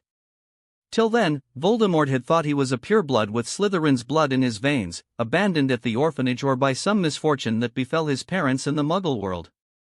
Dumbledore took off his half-moon spectacles and rubbed his eyes. "So, once he learned the truth, he became more unhinged," said Harry. "Tom was unhinged long before that. But once he knew the truth, he became obsessed with power and hated any sort of weakness. He plunged into a greater, darker path of no return." "What a touching story," Harry thought sardonically. "You're wondering why the memories of the past are important," Dumbledore said with a knowing look. "The thought did cross my mind. Voldemort will not die if I say I know his family history," Harry said with a cross look directed at Dumbledore. "Yes, you're right, nor will his quest for domination of our world stop. But in these memories lies the key to ensuring Lord Voldemort's defeat. Soon, you'll notice this, Harry." "Of that, you can be sure," said Dumbledore. Harry was very tempted to send a bat bogey hex at Dumbledore's face. However, he resisted that urge by turning his attention to Fawkes. His enhanced senses made it almost impossible to ignore the bright aura of the sleeping phoenix. "Sir, where can I get one of those?" Harry jabbed his thumb at the red and gold phoenix, who snapped out of his sleep to stare at him. Phoenixes are often hard to find." "Usually, they find you," Dumbledore said, his eyes twinkling as he looked at Fawkes, who let out a soft trill. "Maybe Fawkes will take a liking to you after my time. In that case, I'll make sure to hold a stash of sweets for him in advance." "That'd be for the best." Dumbledore chuckled. "Now before you go, I want you to have this." Dumbledore reached into his drawer and offered a worn-out book to Harry. "What is this, sir?" "It's a book I wrote about using transfiguration and charms and spells in combat. Of course, I never published it, but I believe it'll serve you well." Harry was surprised at Dumbledore's unexpected move. He took the book in stunned silence. "You've already mastered some of the best defensive spells and elemental magic at a young age. I truly hope you won't have to use these spells, but nothing is certain in war.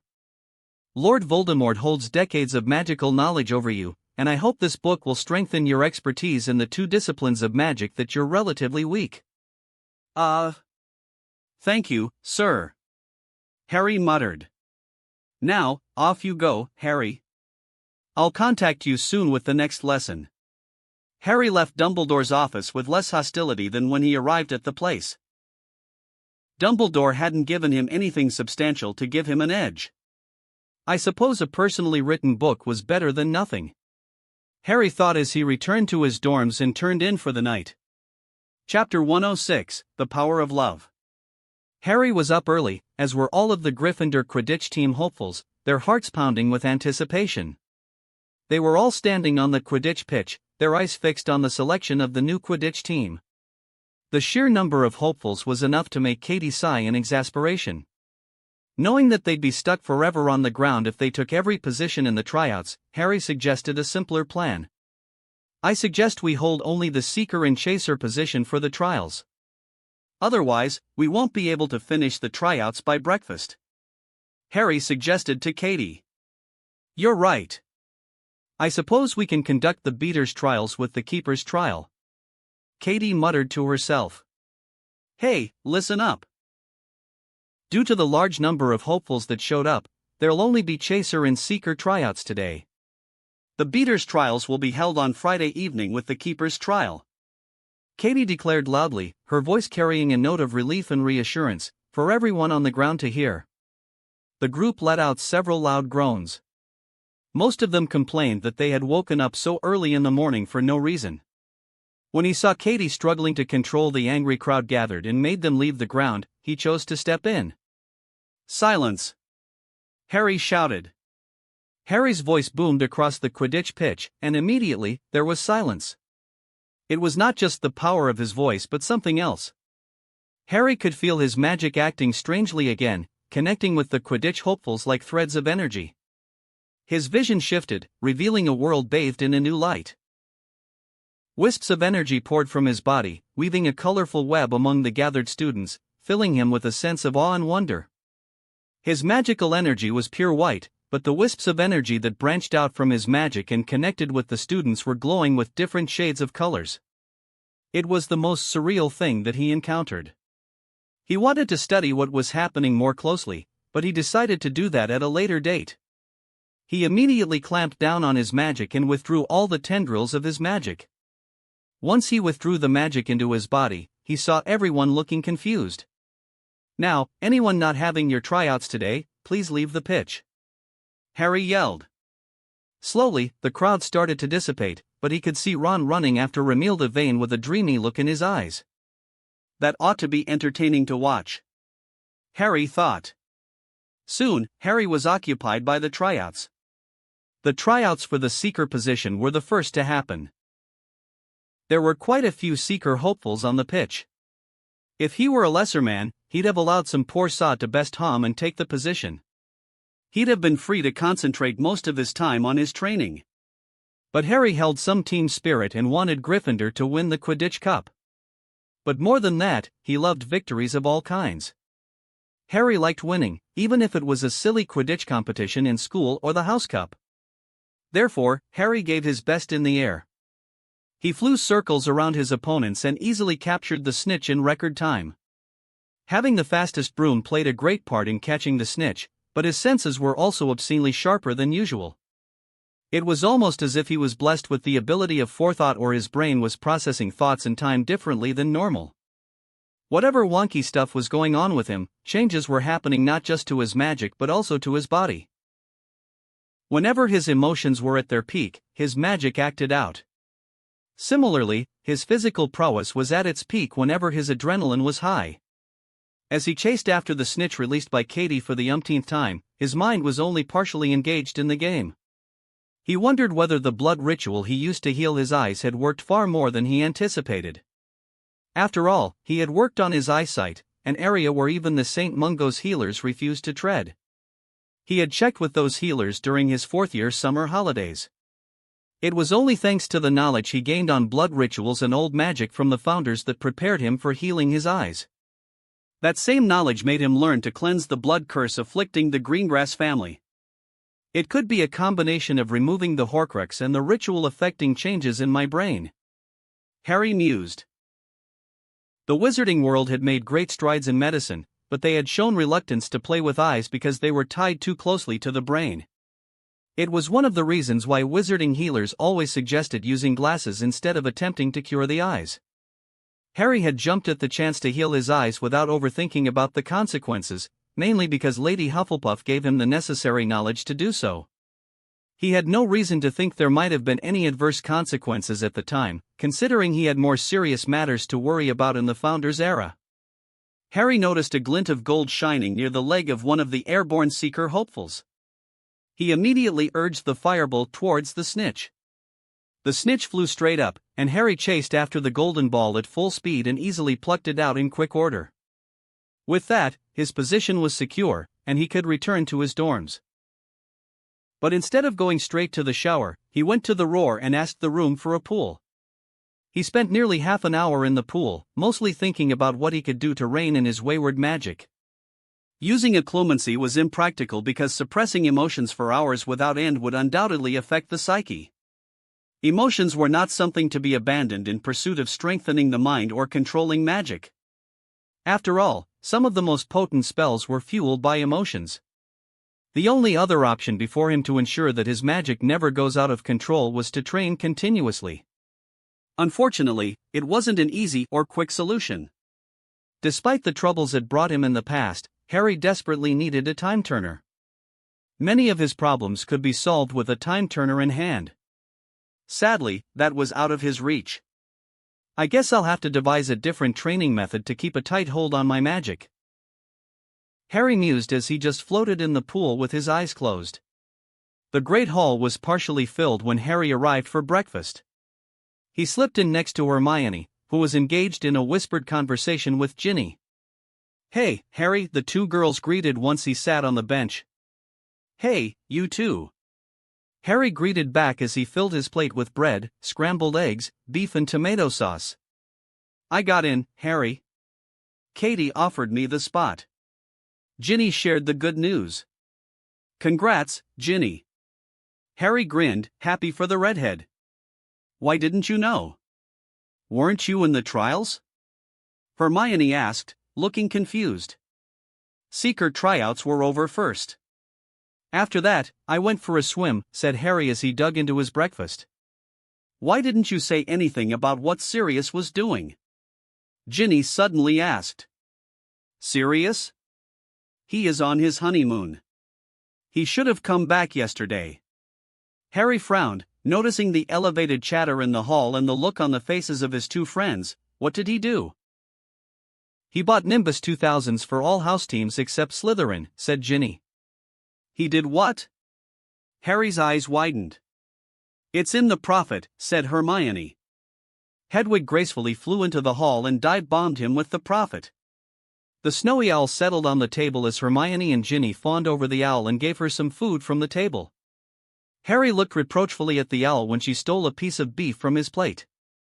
But his attention was back to the front page of the Prophet. Sure enough, he could see Sirius and Bridget posing with a stack of Nimbus 2000 brooms. The Nimbus makers were also in the picture, quite happy to get some limelight after the disaster of the Nimbus 2001s. Those interested in Quidditch knew Nimbus was struggling after the introduction of the firebolt. It also didn't help that the Nimbus 2001s were a sham. Those brooms had a fancy handle and speed, but they were only good for broom racing competitions, not for Quidditch, which required maneuverability and braking. "Blimey. I thought he'd start a couple of new scholarships or something." Harry muttered, thinking about their discussion on what to do with Bellatrix's gold they spirited out of Gringotts. He supposed having some Nimbus 2000s for the Quidditch teams would even the field. Besides, the old Cleesweeps and Comets were difficult to maintain, and most of those Hogwarts brooms performed subpar compared to the Nimbus. "This'll make the game more fun," said Ginny, thrilled at the prospect of getting her hands on a Nimbus. "And more dangerous," Hermione added before she set her eyes on Harry. "Didn't you say the Nimbus brooms were too fast and difficult to control?" "Not the 2000s. They'll function smoothly for chasers and beaters." "I'd recommend the Nimbus over the Firebolt for chasers and beaters," said Harry. Their surprisingly amicable Quidditch talk abruptly stopped when a gaggle of giggling girls came close to their position at the table. Harry could see Hermione and Ginny frown at the sudden intrusion by one Romilda Vane, sporting rosy cheeks and a victorious grin on her thin lips. "Hi, Harry." Romilda greeted him, her long black hair swept to one side and her eyes gleaming excitedly. "Hi." Harry greeted back but kept a poker face as he waited for the inevitable showdown. "Why don't you join me at our side of the table? We can have fun." Romilda winked while her friends giggled. "I'm quite comfortable here, and I'm having fun. Thanks for the invite, though." Harry smiled disarmingly at the girl before concentrating on the food on his plate. "Oh, Romilda. How beautiful you are today." Harry struggled to keep the grin tugging at the corner of his lips when he heard Ron's voice. "Ron." Hermione looked scandalized, and for good reason. Harry found Ron on one knee before Romilda Vane with a palm over his heart. "Oh, Romilda, my love. How I heart you so." Ron sang romantically. The look on Ron's face, combined with the utter panic on Romilda Vane, made Harry lose his composure. His shoulders started shaking as he struggled to contain the laughter bubbling within. To make matters worse, Seamus entered this scene with a worship in his eyes. "Oh, my Lady Vane." Seamus fell on his knee and took a gobsmack Romilda's palm into his hands. "I see you in my dreams every night. You're the sparkling dawn of my darkest day." With that, Seamus pressed a kiss on the back of Romilda's knuckles, making her stumble back with a loud eep. "How dare you defile my poor Romilda? She is mine." Dean shouted and tackled Seamus to the ground. The entire hall collectively gasped upon seeing a fistfight break out between Seamus and Dean right in the middle of the hall for a girl's favor. "I'll protect my Romilda's virtue," Ron declared boldly and promptly jumped into the fight with his fists raised. "Ron! Stop it! What are you idiots doing?" Hermione shouted. But her voice went largely unnoticed as the students in the hall started shouting and clamoring as the three Gryffindors brawled on the ground.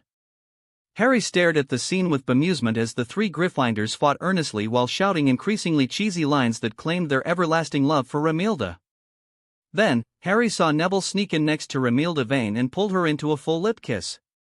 Several catcalls were let out by the students who saw this, but the girl pushed Neville away and looked way out of depth.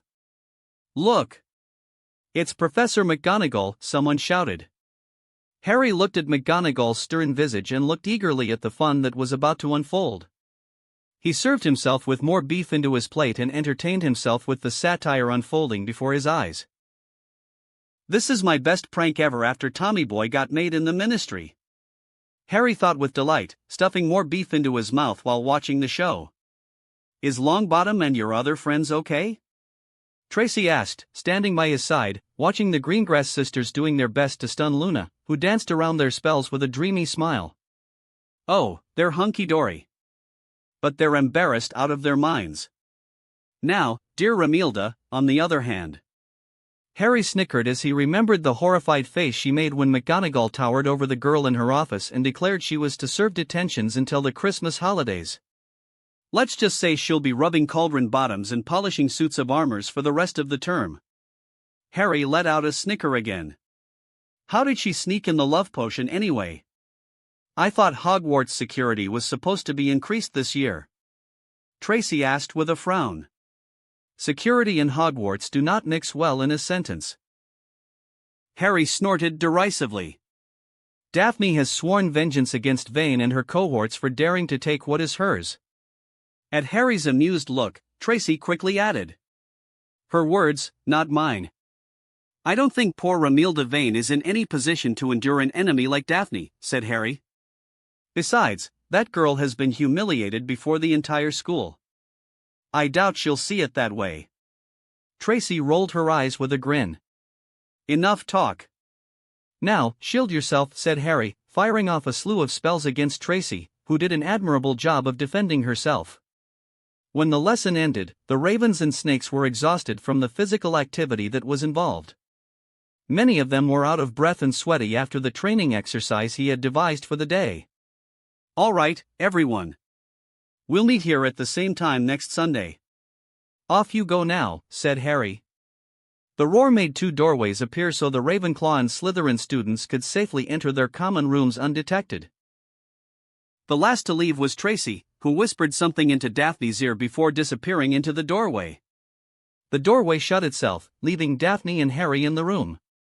"What did she say?" he asked. "Warning me not to stay too long." "Why? Afraid that I'll steal your virtue?" Harry joked. For his trouble, he got a kick to his shin. "What did you want to talk to me about?" Daphne asked, with her arms folded and a frown on her face. No funny business. Do you remember what I said about the change in my magic after I removed the Horcrux? Yes, I do. Well, I've got a problem with my magic, and I'd like to pick your brain about what to do. Harry said before explaining the instances when he started losing control of his magic. Daphne listened patiently as Harry explained everything, and she immediately devised a solution to his dilemma.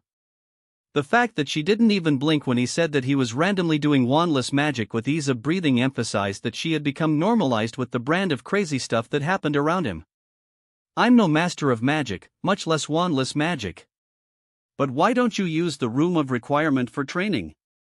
How would the roar help? I have already used it to the best of its abilities. Harry shook his head. Ask for a place to train in wandless magic. Daphne said as if it were the most obvious solution. For a moment, Harry stared dumbly at her before his eyes lit up with understanding. You're bloody brilliant! Harry crowed. He picked her up by the waist and kissed her firmly on the lips as he twirled her around. Once he let her stand on her own 2 feet, he could see that Daphne was left breathless, and her hair was all over the place. Of course I'm brilliant. I'm a Slytherin, after all. Daphne said with her head held high, trying her best not to seem affected by his sudden spark of affection. Let's check it out to see if it works as you suggested, Harry said excitedly. They stepped out of the room, and Harry walked back and forth before the roar, thinking of a place to train in wandless magic. A doorway materialized on Harry's last pass. Harry entered the new room the roar provided and was pleasantly surprised to see that it was entirely different from the room where he used to train the knights. Jolly good. I'm glad you're on my side, Harry said, pressing a tender kiss against Daphne's cheek. Do you have any other brilliant idea you want to share? I might. Daphne grinned, enjoying the show of affection before her eyes grew serious. Now tell me all about this, Romilda Vane. I hear she tried to give you a love potion.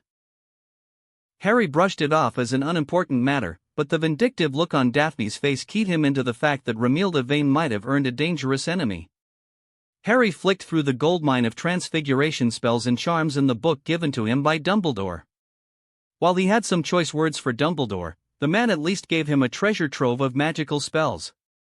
The book's central theme was the tandem use of transfiguration in charms in battle. There were many transfiguration spells, and then they were deconstructed using arithmancy. Subtle changes were made in the transfiguration spell to incorporate charms into the spell to make it versatile. He particularly liked a spell that used a transfigured, lifelike vine that exploded upon wrapping around an opponent's limb. It sounded like a fabulous spell to permanently incapacitate enemies quickly and maybe even cripple them for life if the explosive component of the spell was tweaked enough. Another spell detailed in the book used a blasting curse on the ground and transfigured the debris into fine silver blades. The blades could then disrupt nerves within the body using nerve-wracking charms. The book had many such fantastic spells with a lot of potential on a battlefield. But these spells required finesse and speed. This was the epitome of silent casting and shortening wand movements for speed. While the spells in the book were beneficial, employing transfiguration in battle was not his forte. He was more of a charms and hex expert in battles. I'll have to train with this often when I have time, Harry mused. He immediately placed his book under his pillow when he heard sounds coming from outside the dorm door. He stared intently at the door and was vindicated when it swung open to show Neville, Ron, Dean, and Seamus. Oh, look who is here. Welcome back, lover boys, Harry teased. You. It's all because of you. Ron wagged a finger in his direction. Me? If anything, you four wouldn't have fallen under the love potion if you hadn't taken those chocolate cauldrons off my hands. Harry expertly turned the argument against Ron, who was now on the receiving end of 3 glares. Oh, by the way. Thank you, Ron, said Harry with a grin. Whatever for? Ron asked suspiciously. Because of you, I was saved from a major embarrassment. Your sacrifice for the greater good will be remembered, Harry said gravely. Oh, shut up, you wanker. Ron threw a pillow at Harry, who dived into his bed and drew the curtains. Get some sleep, you 3. We have Snape first in the morning," Harry said, and he could hear 4 groans from his dormmates at the reminder. Chapter 107, Liquid Luck. Harry ran as if his life depended on it. A giant hammer came too close for his comfort, but he put his palm against the hammer's surface and let his magic out in the form of the blasting spell. The hammer was blasted away. But he couldn't relax as he had to duck as a pair of bludgers tried to smash his face in. He evaded those in the nick of time, but he was immediately accosted by a stone sculpture wielding a spear. Harry used the blasting curse to blast the stone into smithereens and banished the shower of rocks against the bludgers that came after him again. One of the bludgers veered off while the other slammed into a hastily erected shield. He reduced it to dust with a well-placed blasting curse. Just then, he turned his body into wisps of grey smoke and allowed a giant sword to pass through his spirit form. A huge stone knight stood over him and kicked out with his leg, but Harry flew away to put some distance from the golem knight. But the giant golem was fast and chased after him with its sword raised. Harry placed his palm against the floor and used an ice spell to turn it into ice. The giant knight slipped on the ice and fell face-first on the floor with a bang. It stabbed its sword on the floor to arrest its movement and tried to rise back to its feet. But Harry was not having it. He let fly a gouging curse that punched a hole cleanly through one of its knees, making it fall on its sole functioning knee. Harry ran towards the golem knight as fast as possible, and before it could swing his sword, he summoned a fire whip and had it decapitate the golem. The golem's helmed head fell on the floor with a loud crash. With an almost dismissive wave of his hand, he shattered the remaining bludger with an exploding hex. The rest of the golem fell on the floor with a thud, kicking up a cloud of dust, but Harry had his body covered under a shield so as not to get dirt and sand on his clothes or body. 2 more giant stone golems were present facing him in the training room. But unlike their fallen brother, these 2 were not knights but ninja golems. This room is so imaginative, or maybe I am. Harry mused as he stood ready with his magic to face more roar would throw at him. The remaining stone golems started throwing daggers and shot arrows at him. Harry broke into a run while throwing blasting curses at the giant daggers and arrows that came after him. Halfway through the run, he changed into his animagus form and broke into a sprint at fearsome speed. He evaded all the arrows and daggers primarily because of his speed and the shield he could maintain, even in his lion form. When he finally reached the remaining 2 golems, he jumped high in the air, transformed halfway back into his human form, and sent a wave of destructive energy at them. They were reduced to rubble by the time his feet touched the ground. When Harry looked around, the training room of the Roar remained vacant and dead silent. "I guess today's training is over," Harry muttered. He kept an eye out for any movements until he changed the room into a pool and had a swim before he scooted from the 7th floor. The Roar had taken the concept of games from his mind to form a training room for his wandless magic. The first few times he attempted the room, the difficulty was less, but over time, the Roar adapted to his strength by increasing the strength of the golems and giving him a more physically taxing training set.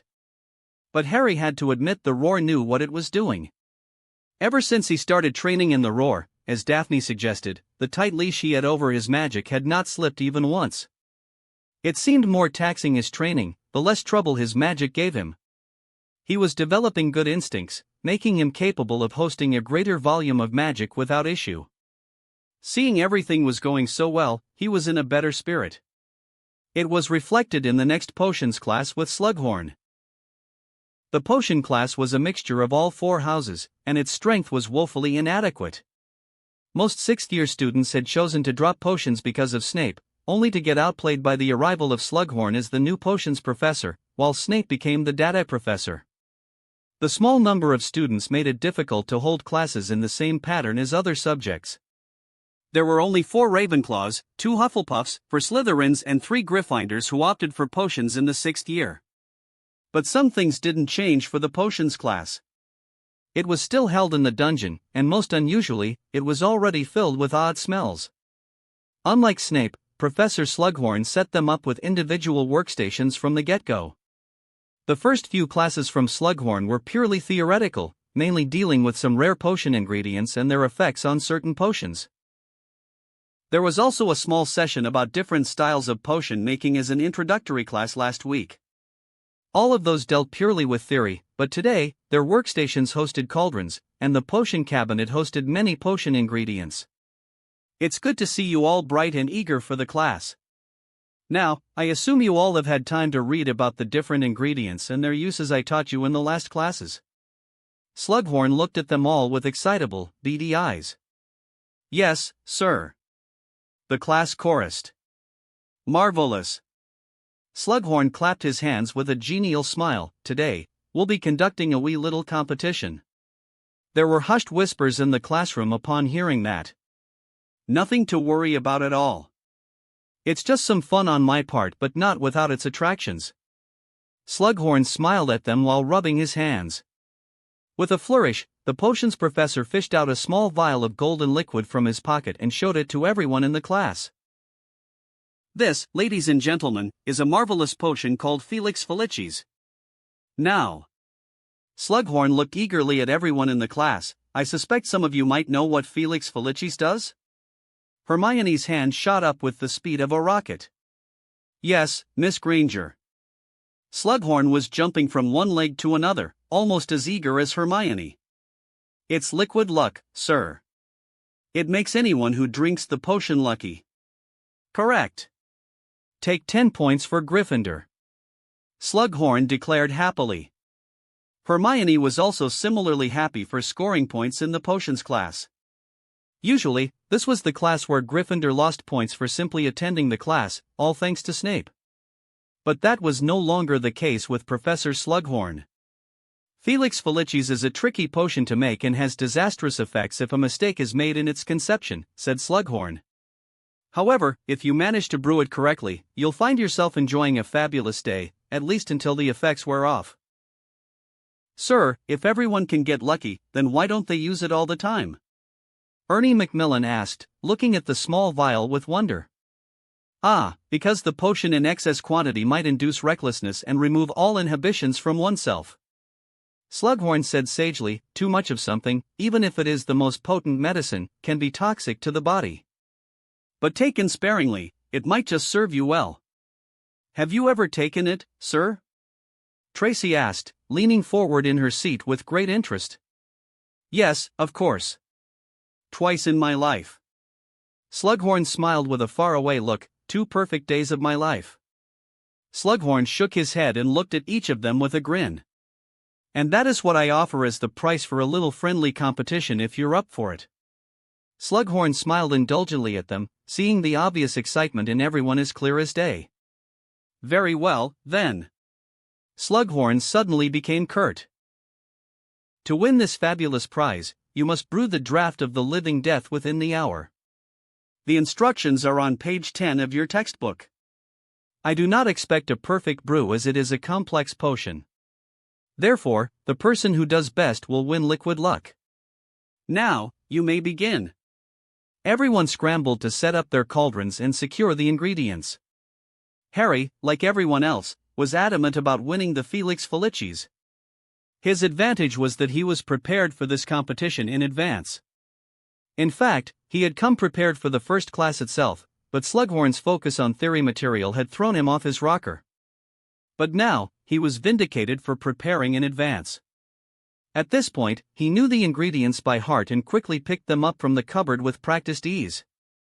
Returning to his workstation at record speed, he absently used a wandless cleaning charm on the cauldron, spoons, and knives while measuring the weight of the ingredients on the scale. One by one, he started cutting down the size of the ingredients into the required weights with his silver knife. The last ingredient that required some knife action was the roots of asphodel. Once he had finished preparing the ingredients, he heated the cauldron and poured in a measured amount of sterile water. One by one, he started adding the ingredients to the cauldron as prescribed in the potion book he nicked from Snape. He knew he was on the right track when he added the crushed saprophyros bean into the potion, which turned a bright shade of lilac. He placed a slight repulsing charm around his workstation to ensure the other potion fumes wouldn't interfere with the rest of the process. He started stirring the potion counterclockwise but stopped on the 7th stir and added a clockwise stir. The bright lilac potion became a shade lighter before his eyes. He repeated the stirs until his potion became as clear as rainwater. He finished the potion 10 minutes before the hour was up. When finished, he immediately placed a stasis charm on the potion and secured the cauldron with a glass lid to ensure it wasn't tampered with. With his work done, he looked around and noticed everyone was busy working on their potions.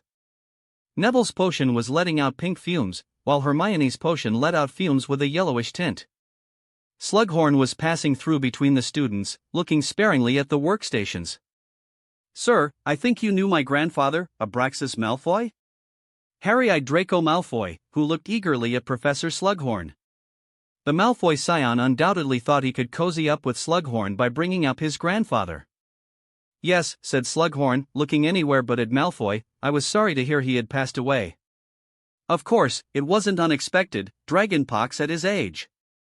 Harry smirked upon seeing the scowl on Malfoy's face when Slughorn moved away from Malfoy as if there was some plague nearby. If poor Draco expected any preferential treatment as he got from Snape, the poor Death Eater dog was barking up the wrong tree. Inevitably, Slughorn came upon Harry's workstation and a look of utter joy spread across the man's face after inspecting the potion. "Excellent! Absolutely marvelous!" Slughorn exclaimed with a joyful glint, "Good Merlin, you've inherited your mother's talent." Lily was a dab hand at potions. Slughorn immediately fished out the vial of Felix Felicis from his robes and presented it to Harry. "There you go, 1 bottle of Felix Felicis, as promised, and use it well." Slughorn patted his shoulder with a beaming smile. Harry had the satisfaction of seeing the utterly crushed look on Draco Malfoy's face. No doubt, the newly branded slave of Voldemort thought the potion would come in handy in his mission. Unfortunately, he had no intention of making Draco Malfoy's work any easier. Besides, the mini Death Eater was on his radar, with Dobby watching his every move. "How did you do that?"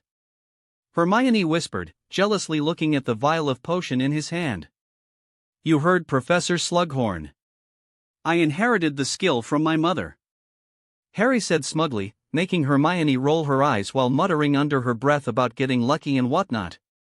Harry was watching the trials for the keeper and beater's position from a bench in the stands. He was dressed in his Quidditch robes, and his broom was nearby, but he waited for the trials to end so that they could train as a team. Just like last time, there were too many hopefuls for the positions, which kept poor Katie engaged while boring him as he had nothing to do. At least, he had his entertainment in the form of Daphne, who reluctantly joined him on the stands after his persistent nagging. "Anything interesting in the Prophet?"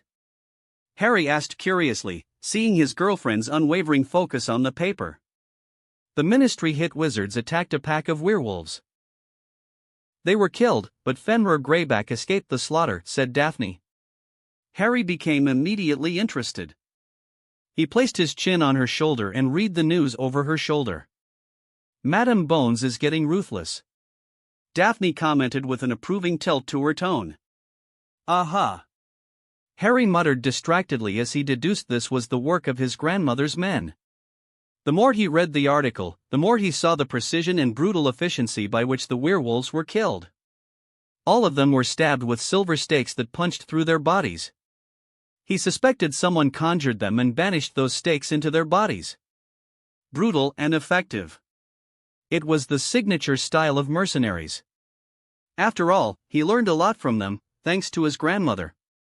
Madam Bones is cleaning up the street of these rabbles. "Soon, we might just win this war without your involvement," Daphne said casually. "Ha! There'll be no war without my involvement, Daphs. But I'll be sure to tell Madam Bones that she has an admirer who believes in her ability to defeat Voldemort on her own." Harry teased lightly. "I don't admire anyone." Daphne scrunched up her nose. "Sure, you don't." Harry smirked. "Shut up." Daphne jabbed at his ribs with her elbow. Harry laughed at her antics and tried to tickle her, but she sat far away from his reach. At that moment, Katie called for him. "Hey, don't forget about our date in Hogsmeade," Harry said as he mounted his broom from the stands. "Maybe we could spend the date in Hogwarts. Hogsmeade might not be safe for you," Daphne said, frowning in concern. "You worry too much." Harry waved dismissively. "We'll have a splendid time as usual." With that said, he joined Katie on the pitch. To his bitter disappointment, he was called in to deal with the obnoxious dolt that was Cormac McLagan. The guy was boasting that he'd be capable of blocking all goal hoops without moving to anyone who'd listen. "Can you just take him away from here? I can't concentrate on the beater's trials if he opens his mouth again," Katie whispered to him. The idiot won't stop talking about how he'd choose the beaters, having them engage in a fight with their best to find the strongest. "Don't worry. I'll handle him," Harry whispered back. "Hey, Cormac. Let's have a talk." Harry approached the loudmouth seventh-year Gryffindor with attitude issues.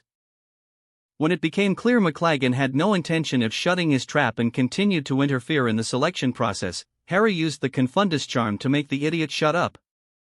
When the tryouts for the keeper position inevitably came, Harry made McLagan fall unconscious by sending a psyche assault that rendered McLagan useless on a broom.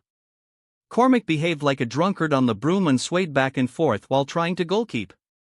Katie, Demelza and Ginny ended up taking great pleasure in humiliating the annoying prick by shooting a flood of goals while Cormac drunkenly attempted to capture the quaffle.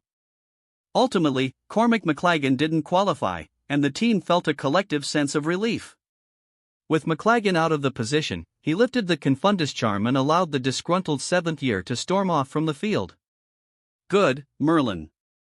We were saved by luck." Ginny said that once she had landed on the ground with Katie and Demelza, if that prick had somehow qualified, he'd have annoyed us for the whole year. "I don't know what you did, but thank you. You saved us all," Katie whispered to him once they were out of earshot. "I'm here to help, Captain. You ask, and I deliver." Harry smirked. "Then take Ginny Peaks and Richie Coot for a spin. They are the best beaters in this lot. It won't hurt to get them some practice with you instead of sitting around and wasting time." "I get the feeling that these keeper tryouts will drag on," said Katie. "All right, lads. Let's fly a few rounds and practice with that bludger," Harry said to the newly made beaters and flew with them to the other side of the Quidditch pitch while Katie continued with the keeper trials. Harry expected Ron to win the keeper spot, but when Katie called them back, he saw a familiar auburn-haired girl standing beside Katie, Ginny, and Demelza. "We've got our keeper. It's..." Katie started. "Vicky Frobisher," said Harry, frowning at the third-year girl critically. "Angelina said you didn't want to focus on Quidditch last year." "Well, I quit the Charms Club when you started the Knights. I didn't see much point in continuing that. Besides, Umbridge outlawed the club last year, and I never attended its meetings when it was restored," Vicky said tentatively. "Ha! Welcome to the team, Vicky," said Harry. As Katie started laying out the training plans before their first match against Slytherin, Harry looked for Ron in the crowd of hopefuls on the pitch. He didn't find the redhead anywhere on the pitch, which made him sigh internally. Though he was not as friendly with Ron, he still considered the bloke a friend. He left immediately after Katie picked Vicky as the keeper. Ron missed one while Vicky saved all penalties. Ginny explained, seeing his look. "Oh," Harry said awkwardly. His eyes strayed to the stands to see Daphne conversing with Hermione. "I suppose she didn't screw up Frobisher for Ron's sake," Harry mused. After the training session, Harry walked down the lengthy corridors of Hogwarts, escorting Daphne back to her dorm. They mostly talked about their plans for the upcoming Hogsmeade visit and what they should do for their date. He also had to endure endless complaints and some snide remarks against Hermione. Apparently, Hermione grilled Daphne about the nature of their betrothal the entire time. Knowing Hermione's obsessive nature and higher-than-thou attitude, he suspected she had said some unsavory things that might have insulted Daphne.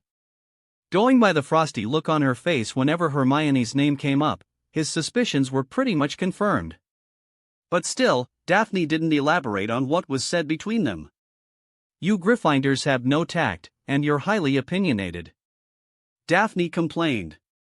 While Daphne was a lovely dame who didn't air out her grievances, she loved to use blanket insults. Her favorite was insulting Gryffindors as a whole. "Hey! Don't forget I'm one of those Gryffindors," Harry reminded her. You're cultured, somewhat unlike your housemates," Daphne grudgingly admitted, but that's because of my influence. Who knows how you'd have ended up if it wasn't for me. Harry had to suppress a smile as she snottily strutted ahead. Why don't you make friends with someone better? Granger has book smarts, but she is a disaster for your social life. No one likes her attitude. I don't know how you tolerate that girl. Daphne huffed. I get by, Harry said with a shrug. They finally reached the entrance wall of the Slytherin dorms. I'll have a word with Hermione, Harry promised as he kissed Daphne's cheek. Please don't. I don't need anyone else to fight my battles. Besides, Granger is inconsequential, said Daphne. She said her goodbyes and gave him a parting peck on the cheek before stepping into her dorms. On his way back, Harry came across Professor Babbling waiting near the corridor leading to the fat lady's portrait.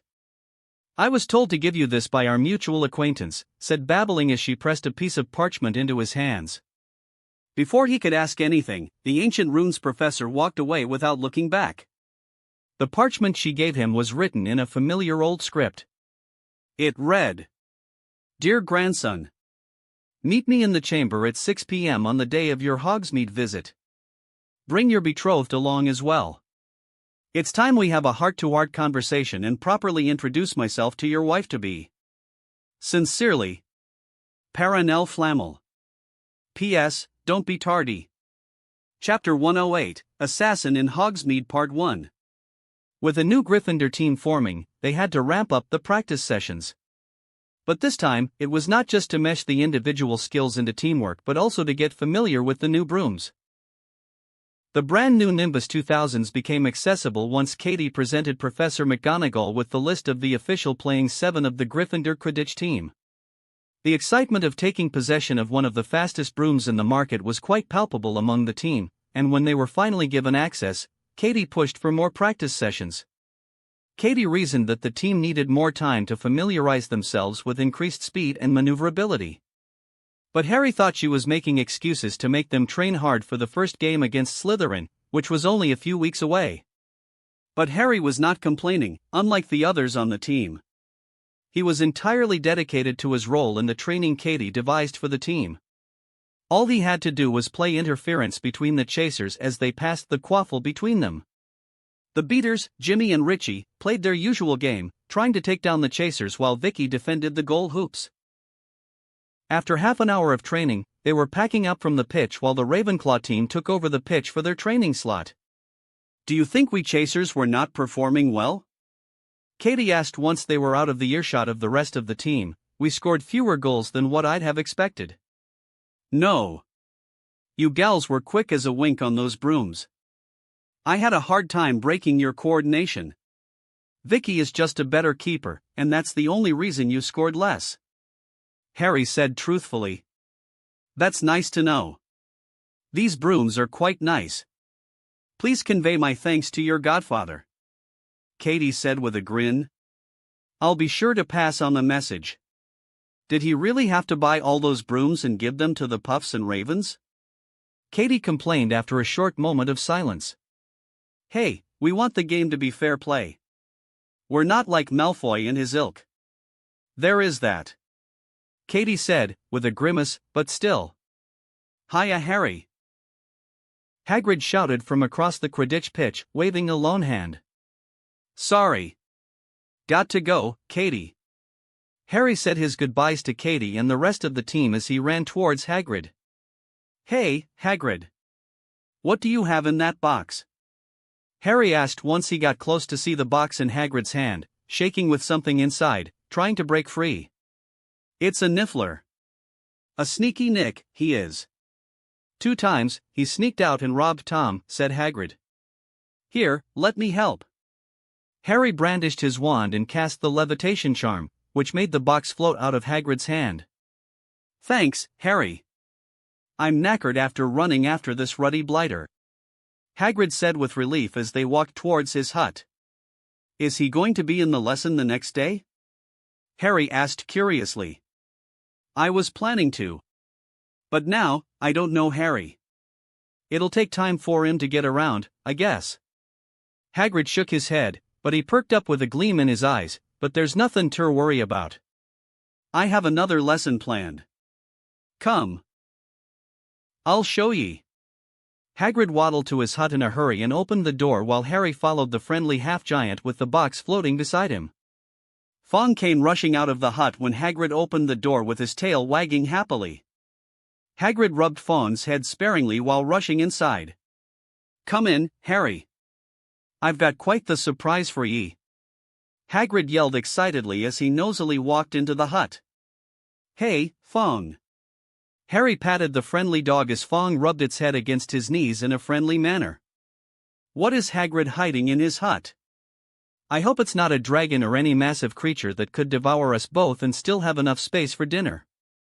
When Harry stepped inside and set the floating box on a corner of the hut, Hagrid came back with a piece of log in his hand. But what was on that log took Harry's breath away. Ta-da!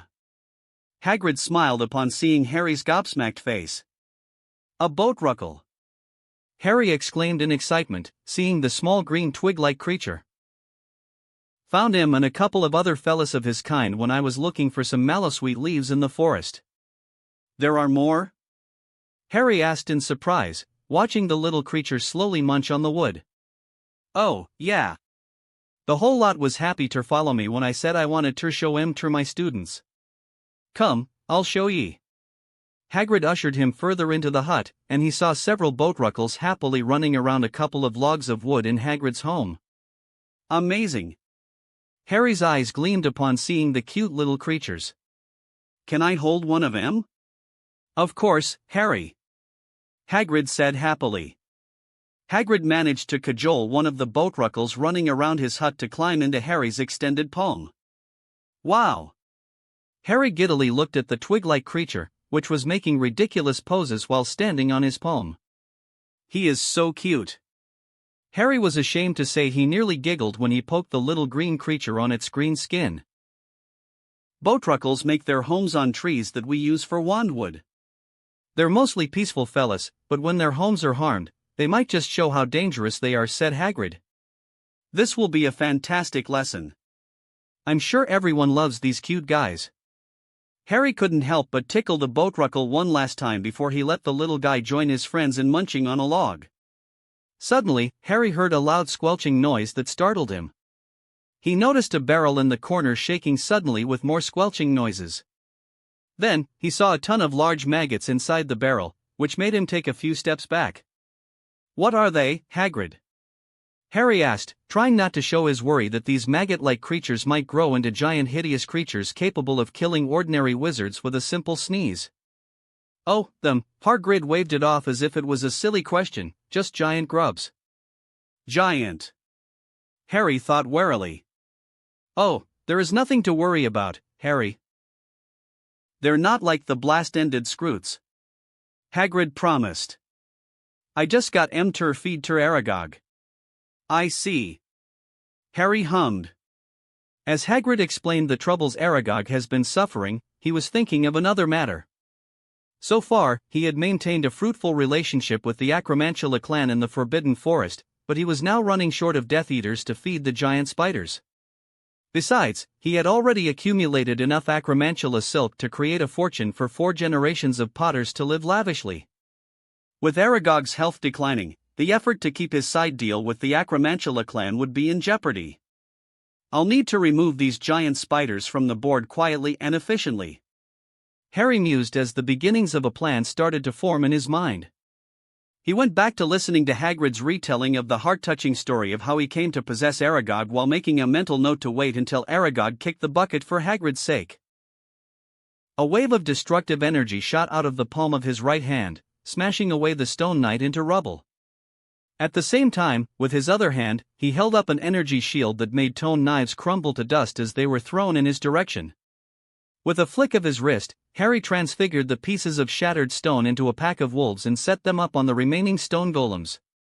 A concentrated blast of fire nearly burnt his face if not for his instincts kicking in, forcing Harry to roll out of the way. Suffusio. A torrent of water was conjured out of his palm and slammed into the wooden dummy with wand in hand, expelling the flames, and he immediately froze the dummy in a block of ice. He put up a shield again, which protected him from more knives as they shattered against the shield. Defodio. He swiped his hand in a wide arc. The golems attacking him were bifurcated, with their top halves falling unceremoniously on the floor. He ducked immediately and rolled away as the wooden dummy shattered the ice and banished blocks of ice against him. Harry broke into a run around the dummy and started deflecting the spells that rained down on him. When the dummy realized simple banishing charms, stunners, and blasting hexes were not working, it started to get into transfiguration spells. All sorts of creatures like bears, foxes, and dogs started popping up and starting to chase Harry. He kept them all at bay by using a wide area banisher, which threw them back a good distance, but the dummy began to conjure more such animals to keep him occupied. Harry took his wand out for the next spell and pulled off a spell he had learned from Dumbledore's book. He transfigured a small rock into a wide net, which he banished to the transfigured animals. Once he got most of them, the net grew large steel spikes, which destroyed the transfigured animals by disrupting the magic holding them together. A pack of wolves that escaped the net tried to jump him, but Harry summoned a fiery whip and cut them all down in 2 swift strikes. He immediately cast the hovering charm on the fallen piece of a stone golem and banished it straight at the wooden dummy. The dummy snapped it in half on a gouging charm with a swift slice of the wand in its hand. Harry used that distraction to perform another transfiguration spell he learned from Dumbledore's book. Riata Laquam. A broken piece of the stone golem was transfigured into a giant steel spring, and Harry wrapped it around the dummy. The spring's steel coils were super hot, burning the wooden dummy as they dug into the wooden body like a hot knife cutting through butter. Expelliarmus. Bombarda. The wand in the hand of the dummy was pulled away from its hand, and the dummy turned into splintered wood in the next second. Phew. It's over. Harry thought, wiping the sweat on his forehead. Whenever he came to the roar to train his wandless magic, the room turned the difficulty up a notch. This was the first time he was forced to use his wand to come out on top with a simulation provided by the roar. Harry got freshened up and went straight for the Great Hall with his backpack for breakfast. He was nearly late for breakfast, but he managed to put some veggies and bread into his stomach before catching up with his friends in the herbology class. "Where were you?" Neville asked once he plopped down next to Neville. "Just trying out some spells. I lost track of time." Professor Sprout walked into the classroom in her bright yellow robes. "All right, children. Today, we will learn about the different ways to nurture fluxweed. Now, turn to page 20 of your textbook and read the 3rd paragraph. As you read, I'll have some pots of fluxweed distributed." The lesson progressed as usual and without any incident. But it hit a snag when Professor McGonagall came and whispered something in Professor Sprout's ear that made the friendly woman go pale. The next thing Harry saw was Hannah Abbott getting excused from the lesson, and Professor Sprout followed shortly after McGonagall left everyone to gossip and speculate. But by noon, everyone knew that Death Eaters had attacked Hannah's family, and her mother was found dead. That day, students from across the 4 houses were moody as the news of the Abbott family's tragedy spread like wildfire.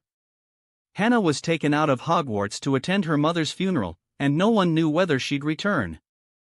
Harry waited patiently outside the doors of the Great Hall where the flight of stairs that led to the dungeons were situated. He greeted a few of his Slytherin acquaintances as they left for Hogsmeade. If the older Slytherins had made fast friends with him after the Triwizard Tournament, now it was the younger years of Slytherin students that made the effort to get in his good graces. Daphne and Tracy had told him the younger years were no longer intimidated by Malfoy and his cohorts. Ever since he dealt a blow to Umbridge and her cronies and Snape got knocked down a few pegs, younger Slytherins were bold enough to resist intimidation from the Death Eater legacies in the house. According to Tracy, most of the Slytherin house was filled with half-bloods who pretended they were purebloods to get away from trouble.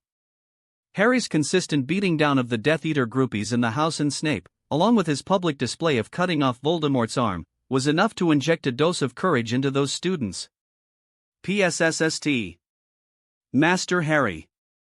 Harry was slightly startled to hear a whispered voice, but he calmed down when he found Dobby behind a curtain. He immediately put up a Notice Me Not ward around the area. "Dobby. Did you find anything?" "Dobby did, sir. The bad Malfoy boy is getting a cursed necklace." Dobby heard the boy whisper his dark words after receiving a letter. Yes, he did. Dobby reported readily, his small face sporting a grave look. Good work, Dobby. Do you know who is coming to deliver the necklace and where? He asked eagerly. Dobby doesn't know who is coming, sir. But Dobby knows the evil Malfoy boy will wait for someone in the Three Broomsticks. Good work, Dobby. I'll deal with the rest from here. Send Sirius my best. Harry watched Dobby teleport away, and he fished out a two-way mirror. Amelia Bones. It took a minute before the face of the Minister of Magic appeared in the mirror. Mr. Potter. I hope you have something important to discuss. Minister Bones said with a frown. There were dark circles under the woman's eyes. He supposed the latest death had struck a blow to the ministry, considering Mrs. Abbott was a high-ranking official in the Department of Magical Transportation. There was already speculation that Voldemort was recruiting from beyond the borders of Britain. Indeed, Minister. How would you like to capture a Death Eater who was trying to assassinate Albus Dumbledore red-handed? Harry asked. The way Madame Bones' eyes lit up was answer enough. After all, the Ministry needed a victory to boost the morale, and Harry was happy to spell the end of House Malfoy for good. It was a win-win situation for them both. I'm surprised you're offering to capture Draco Malfoy alive. We made this arrangement solely for your extrajudicial activities. So, why let the Ministry capture him? Madame Bones asked curiously. It was true he was given immunity from the Ministry so long as he used deadly force against marked Death Eaters. But Madame Bones' questioning had another meaning. Harry suspected she was gauging his limits to use deadly force and see where his boundaries were. You just lost a valuable Ministry employee, and Malfoy is a fellow student. He has not yet claimed any lives. So, I'm giving a pass on this one. There are far worse Death Eaters than Draco Malfoy. Harry answered. Minister Bones stared at him briefly before shrugging her shoulders. Very well. How do you want to proceed, Mr. Potter? Don't send Shacklebolt. He is Dumbledore's man. Send someone you trust. I'll be waiting outside the Three Broomsticks. Here is the plan. Harry walked hand in hand with Daphne. They chose to do away with their uniform robes and wear jackets over their shirts and ties for the date. They couldn't wear any casual dress because there were strict instructions to wear uniforms because of security concerns. Why is he checking us when we are going out? Shouldn't the checking be done when we return from Hogsmeade? Tracy asked with a scowl as they came upon Filch standing outside the large oak doors of the castle inspecting the students. You know by now he enjoys anything that torments us. Daphne whispered back at her friend. I don't know why this man is even hired. It's not like he can detect anything if we conceal it with magic. Asif Ahmed scowled at Filch while holding hands with Tracy. I sense a funny story to that hostility. Harry said, eyeing Tracy's date out of the corner of his eyes. Harry was genuinely surprised when he saw the fourth-year Ravenclaw accompanying Tracy as her date. While Slytherin students were less hostile with his relationship with Daphne, he supposed they'd have taken up an issue when one of their own started dating a Muggleborn. He supposed Tracy's half-blood status must have kept them to turn a blind eye, or he didn't give due credit to his girlfriend's prowess within the house. After all, she had kept the pure-blood maniacs at bay on her own, even if he lent her some help in their fourth year. That man confiscated a couple of dung bombs I planned to use on a bully. I got 2 weeks' worth of detention cleaning the broom closets in the castle. Asif said with a huff. At least you know the location of all the broom closets. I'm sure that'll come in handy pretty soon. Harry snickered as he saw Tracy's cheeks reddening while Asif remained clueless. Be nice. Daphne slapped the back of his palm, but she was enjoying it, going by the smile on her lips. After going through Filch's scrutiny, they went out to visit Hogsmeade. So, where will we go first? Tracy asked as they neared the village. We should visit Fickle Fabrics. We should look for that blue hat you mentioned last night. Daphne peeked up. I nearly forgot about that. Let's go. Tracy rushed them towards the hat shop. The massive collection of hats with various enchantments was on display as Daphne and Tracy went from shelf to shelf, looking for the best hats in the shop. "How does this look?" Daphne asked, wearing a bronze-colored hat with a white feather on top. "Not bad. It'll look good if it is green," Harry commented. "Where is Neville?" "I don't think I saw him with you," Daphne said as she set aside the hat and searched for another one. Neville and Susan went to visit the Abbott family to pay their respects. Neville's grandma came to pick him up, Harry said, picking a green hat he saw and placing it on Daphne's head. He adjusted the hat a bit to let her tuck in some stray hair which had fallen into her eyes. Daphne stood before a mirror and looked at all possible angles to see whether the hat was a match. "Yep. Looks perfect." Harry smiled as he hugged her from behind and pulled the hair over her shoulder to press a chaste kiss against the nape of her neck. "You'll buy me this one if you like it so much," said Daphne, smiling at the compliment and the kiss. "Now, let me look for that blue hat Tracy was talking about. She said it had warming enchantments for winter. While I like to see you in many colorful hats, dresses, or in nothing at all." Harry yelped as Daphne kicked his shin with the back of her heel. "You should hurry up, Daphs. We've got a Death Eater to catch and make ourselves presentable for that meeting." Harry whispered against her skin before he retracted his arm from her waist. "You still haven't told me who we're meeting," Daphne said, rolling her eyes. "It won't be a secret meeting if all the secrets are known beforehand." Harry smiled while Daphne rolled her eyes. "Fine, keep your secrets. You'll be buying me extra chocolate cauldrons from Honeydukes," Daphne said, brooking no argument from him. An excerpt from the Continental War 1660–1670 by Marcus Slytherin. Titus Targaryen ascended the throne at the age of 24. His ascension caused many rumors across the vast Scottish kingdom, as his father, Edgar Targaryen, was still in sound health and only 56 years old. Most historians agree, citing contemporary sources and surviving court transcripts, that King Edgar was fascinated by art and magical exploration. He abhorred court politics and was largely unambitious about expanding Scottish power, trade, and influence worldwide. King Edgar's eldest son, Prince Titus Targaryen, was the exact opposite. He was a gifted warrior and a sorcerer of great power and skill. From an early age, his mastery of the elements was unparalleled. At the age of 16, Prince Titus became a complete master of the element of water. As such, he could summon water with a mere thought. His mastery over the water element was such that he could turn them into the finest blades of ice and rain death upon his enemies at will. His unparalleled mastery over water, combined with his colossal dragon Moonfire, made him the most dangerous warrior in the Scottish kingdom. Prince Titus was a great admirer of Hadrian I, Alexander I and Visenya I. These three monarchs had ensured the complete subjugation of the surrounding kingdoms of Scotland. There is even a famous saying by the prince. Hadrian started the kingdom. Alexander crushed the enemies circling us. Visenya took all the islands she saw, birthing the Scottish Empire. I will make sure the sun never sets on the Scottish Empire. His claim was initially dismissed as flights of fancy by a young prince. But when King Edgar crowned his son king, he retired from kingship and retreated to mountains and forests in pursuit of knowledge. With King Edgar's absence, the royal court started hearing different voices that concurred with King Titus' ambitions. It didn't take long for the aspirations of a young Prince Titus to become the official policy of the Scottish Empire. The Targaryen court that desired peace suddenly found itself in disfavor of the young monarch who looked to Europe and saw more land to expand and inferior enemies to defeat.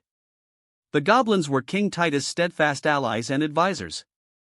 Their voice drowned the court within the year of his ascension, and the loudest voice in the court was calling for the conquest of Europe, wallowing in the Dark Ages. When King Titus looked upon the old kingdoms that were once the Roman Empire, he saw weak theocratic states believing in an imaginary deity and clergy that had no spark of power to their souls but a power granted by the words of one book. Before King Titus finished a year upon his throne, he declared war on all of Europe. It was in Yule of 1660 that he declared war and made his intentions known to Europe that the House of Dragon was coming. When King Titus declared war upon Europe, he famously said this to the detractors in his court, who cautioned him against such naked aggression. "I have the might of dragons, Scotland, magic, and Valyria on my side. What is Europe going to do? Pray to their big bearded man in the sky. I say, let him come. I, too, prefer a fight between equals." While many historians credit Titus Targaryen's ambition, greed, and arrogance for the Continental War that followed, many more pragmatic historians, such as Lionel Green and Victoria Smith, point to the expanding population of House Targaryen. At the time of Titus' ascension, there were 17 Targaryen princes and princesses with bonded dragons. King Titus, a shrewd man with excellent political acumen, keenly observed the internal politics churning inside the House of the Dragon. He was a master of subterfuge and political power plays in his court and abroad, and he saw a remedy to prevent the possible fracturing of his family. Titus saw the individual ambitions simmering within House Targaryen could be channeled effectively, and he saw an easy way to ensure his family could peacefully expand into the vast lands of Europe. Thus, the conquest of Europe became a preventive medicine for internal strife and the expansion of the Scottish Empire. Chapter 109. Assassin in Hogsmeade Part 2. Draco Malfoy was submerged in a tempest of emotions, fear reigning supreme at the moment. It was a fear that threatened to engulf him, to lay bare his vulnerability before those close to him. He was about to do the greatest act in the war against mudbloods. He was about to kill Albus Dumbledore, the wizard who even the Dark Lord feared, in a straight fight. He was about to kill Albus Dumbledore, the wizard whom even the Dark Lord feared, in a straight fight. His entire body shook at what he was attempting. The largest of it all, the moment of greatness and truth, stared back at him. It was a point of no return as well. He had never killed anyone before, but then again, he had wanted to kill but never got the chance. His thirst for power and recognition was a fire that raged within him. If his target were Potter or that mudblood Granger, he'd have felt a surge of exhilaration. But the Dark Lord demanded Dumbledore's death. If he succeeded, the reward would be immeasurable. He'd elevate the prestige of House Malfoy and secure a place at the Dark Lord's side as they usher in the era of pureblood dominance in Britain. Draco could think of the many things he could do if he had such power. He could show those blood traitor Weasleys their place once the Dark Lord won. Without Dumbledore, Potter could be dealt with. He believed it was because of Dumbledore, his arch-nemesis was powerful. Once the Dark Lord destroyed Potter, he could also pay a visit to some of his fellow housemates, especially the Greengrass sisters. He was sure Greengrass and her little gang could be of some use to the Death Eaters even if they were blood traitors. But they were not the sole blood traitors in his house. It was sad to know how many pureblood Slytherins had fallen for Potter's false charm. Once the Dark Lord won, he'd make everything right, and House Slytherin would be purged of the undesirable elements that polluted its sanctity. However, for any of that to come to pass, he had to complete the task set out by the Dark Lord. While the rewards of victory were indeed great, the consequences of failure were much harsher. Draco was acutely aware that failure would not only crush him but also tarnish his family name. The thought of his family falling further into disfavor with the Dark Lord was a heavy burden that threatened to break him. It could lead to his death or even his mother's death. Draco's hands shook as he sat in the Three Broomsticks, waiting for Travis Finch to show up with the cursed necklace he purchased from Borgin and Burke's. He chose to sit at the table close to the door and was seated in a chair that gave him a full view of the door. He was hardly bothered by the inane conversation amongst his friends as he sweated a little while eyeing the door like a hawk. He eyed his supposed friends and beat down the urge to sneer at these idiots. Crabbe and Goyle were as useless to his father as their parents were. Pansy was a disturbance more than anything at this point with her incessant nagging. Millicent was silent and useless, just like Pansy. He didn't consider Zabini a friend, but that one was too dangerous to trust, even with a toothbrush. Nott was silent and creepy. He never knew what that boy thought, which made Theodore not dangerous and untrustworthy. Any one of his so-called friends could bring him down if they knew what he was doing. After all, his failure would benefit them and their families. House Malfoy gaining the Dark Lord's favor would not sit well with his friends and their families' interests. So, he kept his eyes peeled for a spell in the back from his so-called friends. Even now, he had kept Crabbe and Goyle in the dark despite how dumb they were. After all, it was not just his fellow Slytherins he had to worry about. Snape was also after his hide, constantly offering his aid and prying for information about his plans. It was a good thing he had started taking lessons in occlumency over the summer. While he was not at a level to face a skilled legilimens like Snape, he could detect intrusions into his mind, which was more than enough to safeguard his secrets. Draco sat up straight when he noticed Travis Finch walk into the pub. "I'll be right back," Draco said to his friends as he stood and walked towards the men's restroom. It didn't take long for Finch to follow him and enter the restroom. They immediately secured the restroom with a few wards to keep out any surprise visitors. "Did you bring it?" Draco immediately asked.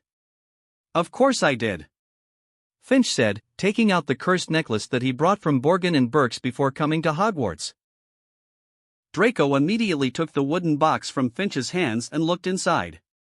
The shiny black necklace gleamed menacingly, making Draco shiver in fright from the palpable malevolence.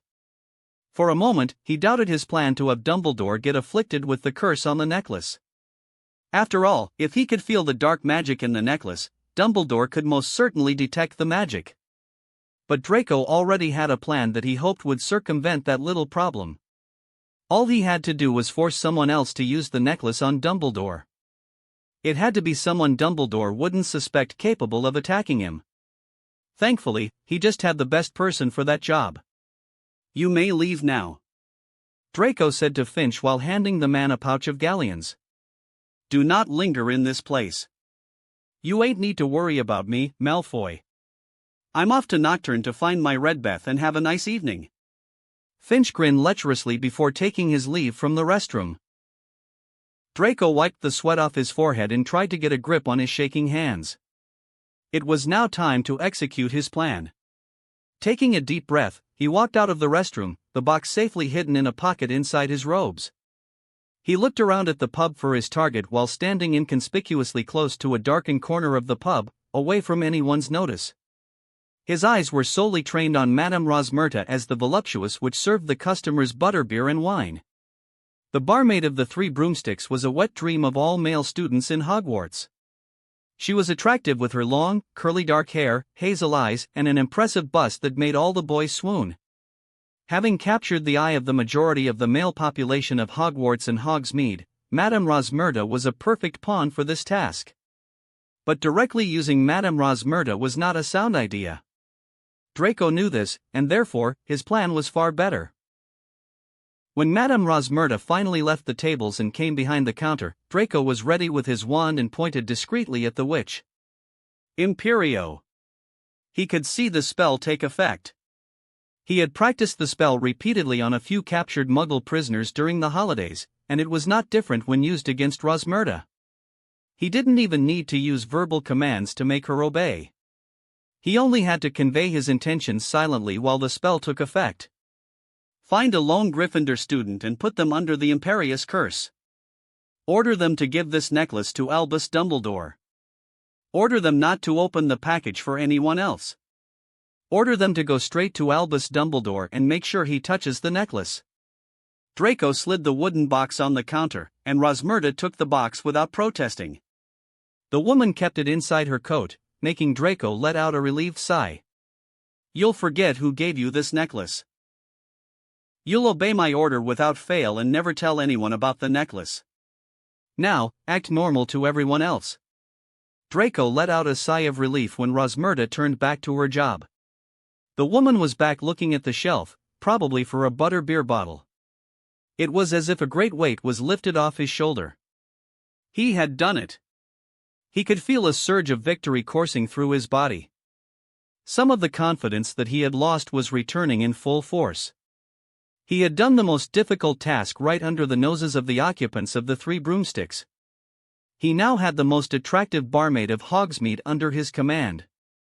His gray eyes fell on the shapely bottom of Madame Rosmerta. Draco couldn't help but smirk at the older witch as she continued to serve and tease the men and boys in the pub. When this is all over, I should visit Rosmerta to properly celebrate my victory. Draco mused, smiling lecherously at the voluptuous woman. He remained in the dark corner, watching Rosmerta work while looking for an opportunity to use an unsuspecting Gryffindor in his scheme. As minutes ticked by, his anxiety only increased, and it notably spiked when he saw Potter enter the pub with a bunch of Aurors. What is Potter doing here now? Why is he with Aurors? Draco thought, his fear rising to new heights as he frantically looked around the pub for an escape route. Potter suddenly clapped his hands, and a loud sound attracted everyone's attention. The entire pub fell silent and looked at Potter, whose eyes gleamed with a bright green hue. Everyone, I'd like you to cooperate for a few minutes. Please stay where you are and stay silent. Potter said loudly. Draco's eyes widened, and his heart started beating faster. He began to sweat as the Aurors spread out in the pub, making it impossible for him to leave without a fight. What is the meaning of this? Who do you think you are, you half-blood Lewin? Pansy shrieked, but Potter just waved his hand, and Pansy was lifted off her feet and slammed into the pub's roof.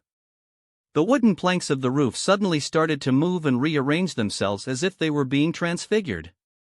When the planks stopped moving, everyone saw Pansy Parkinson trapped inside the wood. All her limbs were locked in, and even her mouth was covered by a wooden hand, making it impossible for the sixth-year Slytherin to make any sound sans some groaning and moaning. I'm afraid I don't have the patience for Death Eater bitches today. Now, I won't be taking too much of your time. So, please remain seated. Potter said with a disarming smile, but the weight of his command was palpable. No one moved from their spot, especially after witnessing the casual display of wandless magic that rendered Pansy Parkinson immobile and silent. Draco couldn't help but gape as he stared at the bound Pansy struggling on the roof. His thoughts of attacking Potter and the Aurors and somehow making a run for it fled his mind upon seeing the ease at which his arch-rival was performing magic. When he tore his eyes away from Pansy's prone form and looked at Potter, he saw his rival was holding a stone in the palm of his hand with glowing runes carved on its surface. What in the name of Merlin is that? Draco wondered. Suddenly, many beams of golden light shot out of the runestone, which jumped around the pub. The runestone continued to shoot out many beams that banked left and right around tables, shelves, and counters. Some of those beams swirled around some people in the pub before they shot back into the runestone.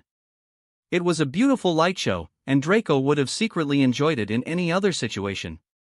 When Draco saw a lone golden beam remain in the pub swirling around Rosmerta, he knew he was had. Incrassaris. Expelliarmus. Madame Rosmerta was immediately bound and disarmed by an Auror in the blink of an eye. Draco shivered in fright as the Aurors followed the light beam, which pointed at an inner pocket inside Rosmerta's coat. The Aurors levitated the wooden box from her pocket, making Draco gulp audibly.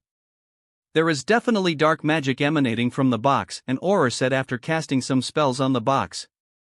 Of course, there is, and Madame Rosmerta is under the Imperious Curse. Potter said almost casually. Draco felt like he couldn't breathe as Potter and the Aurors started unraveling his plans to glory right before his eyes. His danger senses went haywire when the Aurors started to inspect Rosmerta for the spell. I believe Mr. Potter is right. She has glazed, unfocused eyes, an Auror said after inspecting Rosmerta. I believe the one who put her under the Imperious is not too far away. In fact, I'm pretty sure he is right there. Potter pointed straight at him out of the blue. Draco jumped out of the seat he was sitting in and made a run for it while firing a couple of exploding curses at Potter and the Aurors. But his curses were blown away, and the next thing he knew, he was blown straight out of one of the pub's windows. His ears started ringing, and he spat out dirt from his mouth while lying prone on the ground. He shook his head to regain his bearings. He slowly crawled up to his hands and knees even as his vision swam. He could hear distant shouts and screams, so he searched for his wand. But he couldn't feel the warmth of the hawthorn wand in his hands, which sent a jolt through his body. He panicked and wildly searched for his wand by patting down the ground around him. Fortunately, his fingers graced a piece of wood and a familiar warmth spread through his right arm.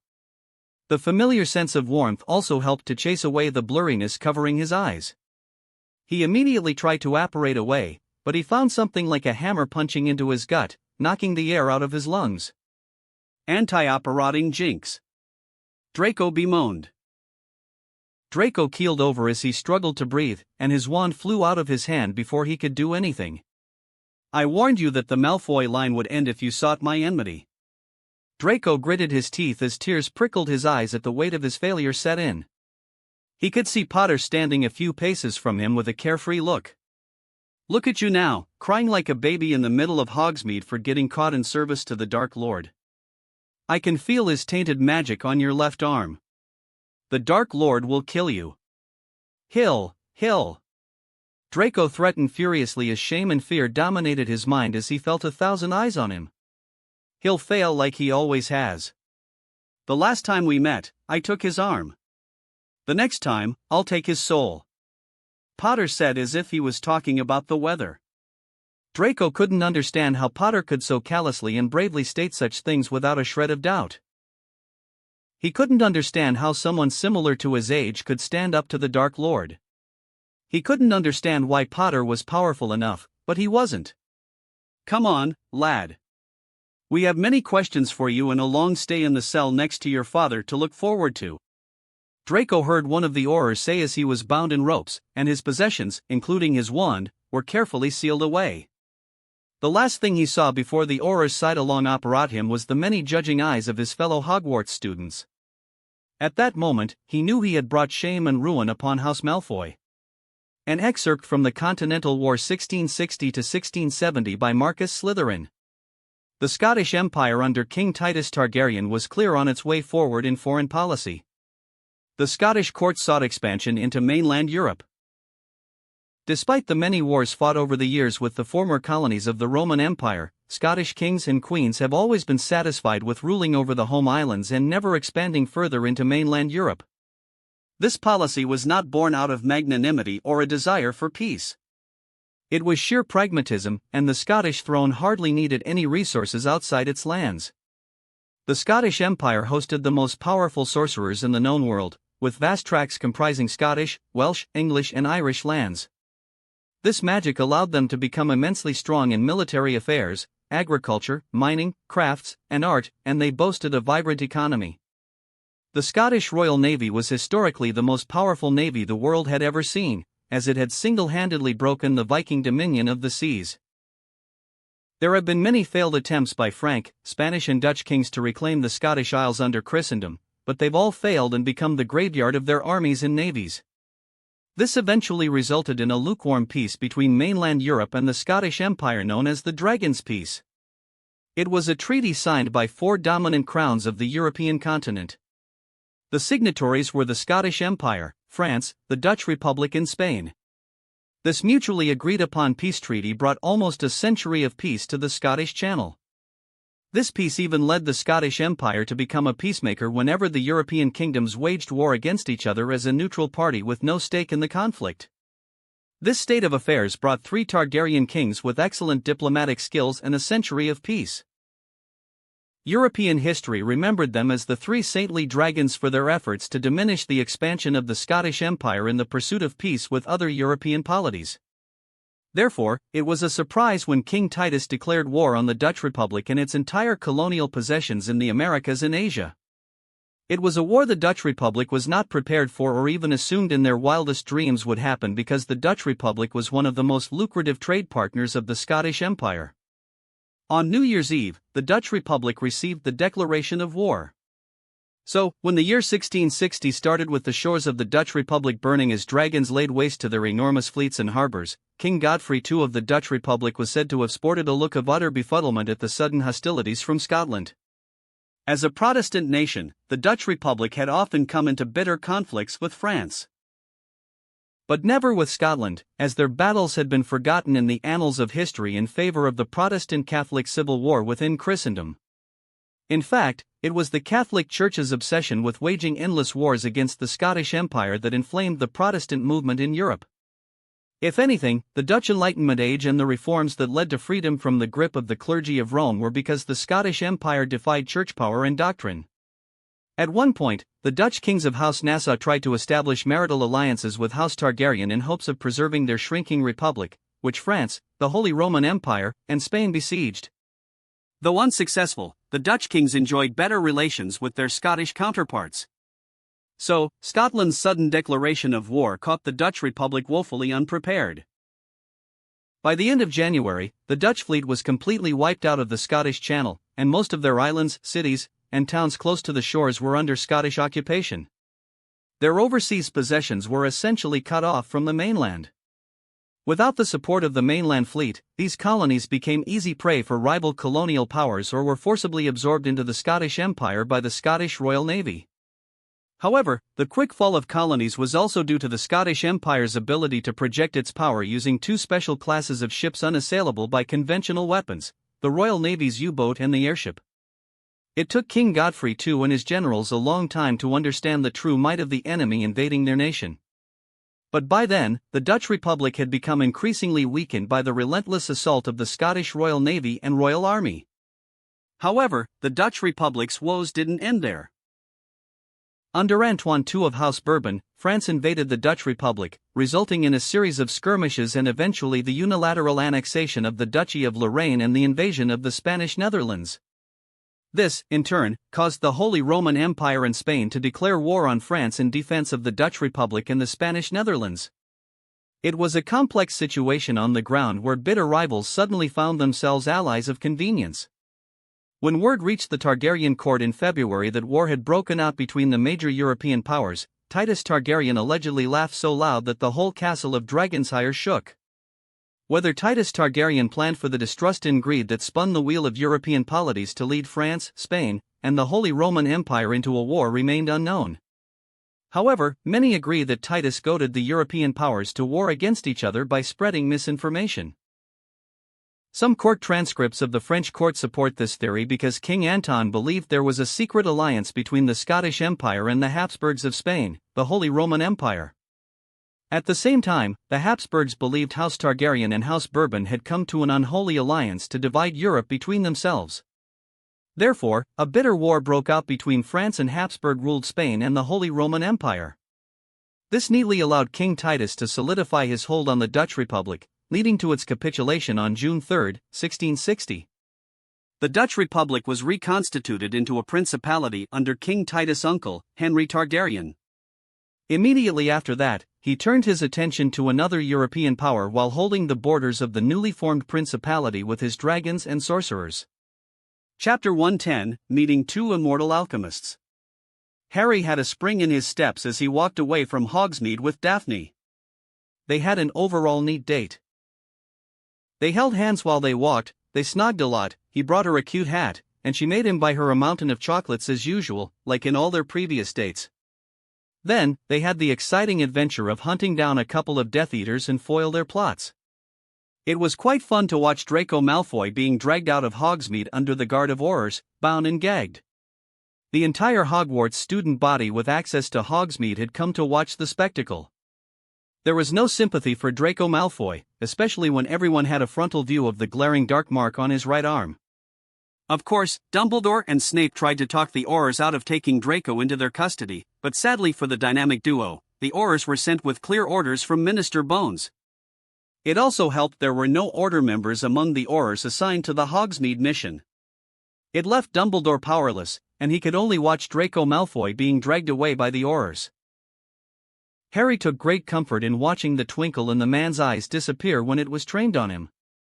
It was one of those sweet moments of revenge that he enjoyed, watching the level of discomfort he brought upon the head of Dumbledore. But it was never enough for what that man took from him. He had lost the woman he loved, a son and an entire kingdom, all because Dumbledore couldn't let go of his favorite pawn. No matter what, there was payback coming for Dumbledore in store, and he wanted to do that with his own two hands. That was one of the reasons why he didn't allow Draco Malfoy to stumble around Hogwarts in his idiotic mission to assassinate Albus Dumbledore. As if that Ponce could assassinate a fly. Harry thought with a scoff. "You're thinking about some plan to cause more trouble for Dumbledore, aren't you?" Daphne said with a knowing look. "You know me so well, love." Harry grinned, squeezing her hand as they walked towards Hogwarts with their fingers intertwined. "I don't think Dumbledore is happy with what you did. He looked like you stole away his phoenix," Daphne said, her shoulders shaking with suppressed laughter.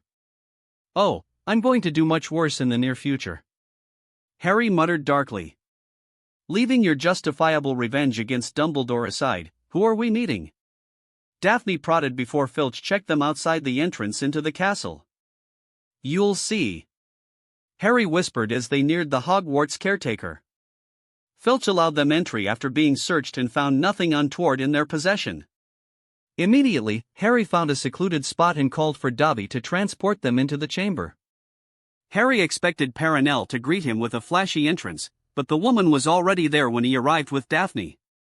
The interesting bit was that she was not alone. A man accompanied her, and they were both sitting on a red couch. She seems familiar, Daphne muttered. Isn't she one of my father's guests? The Lady Lilith? Yes, Harry whispered. I don't recognize the man, though, Daphne said. Harry, what is going on? How did they gain access to the chamber? Harry didn't say anything and merely walked forward with Daphne until they stood before Perenelle and the unknown man. The man beside Perenelle was not dressed in the standard wizard attire of a cloak and a pointed hat.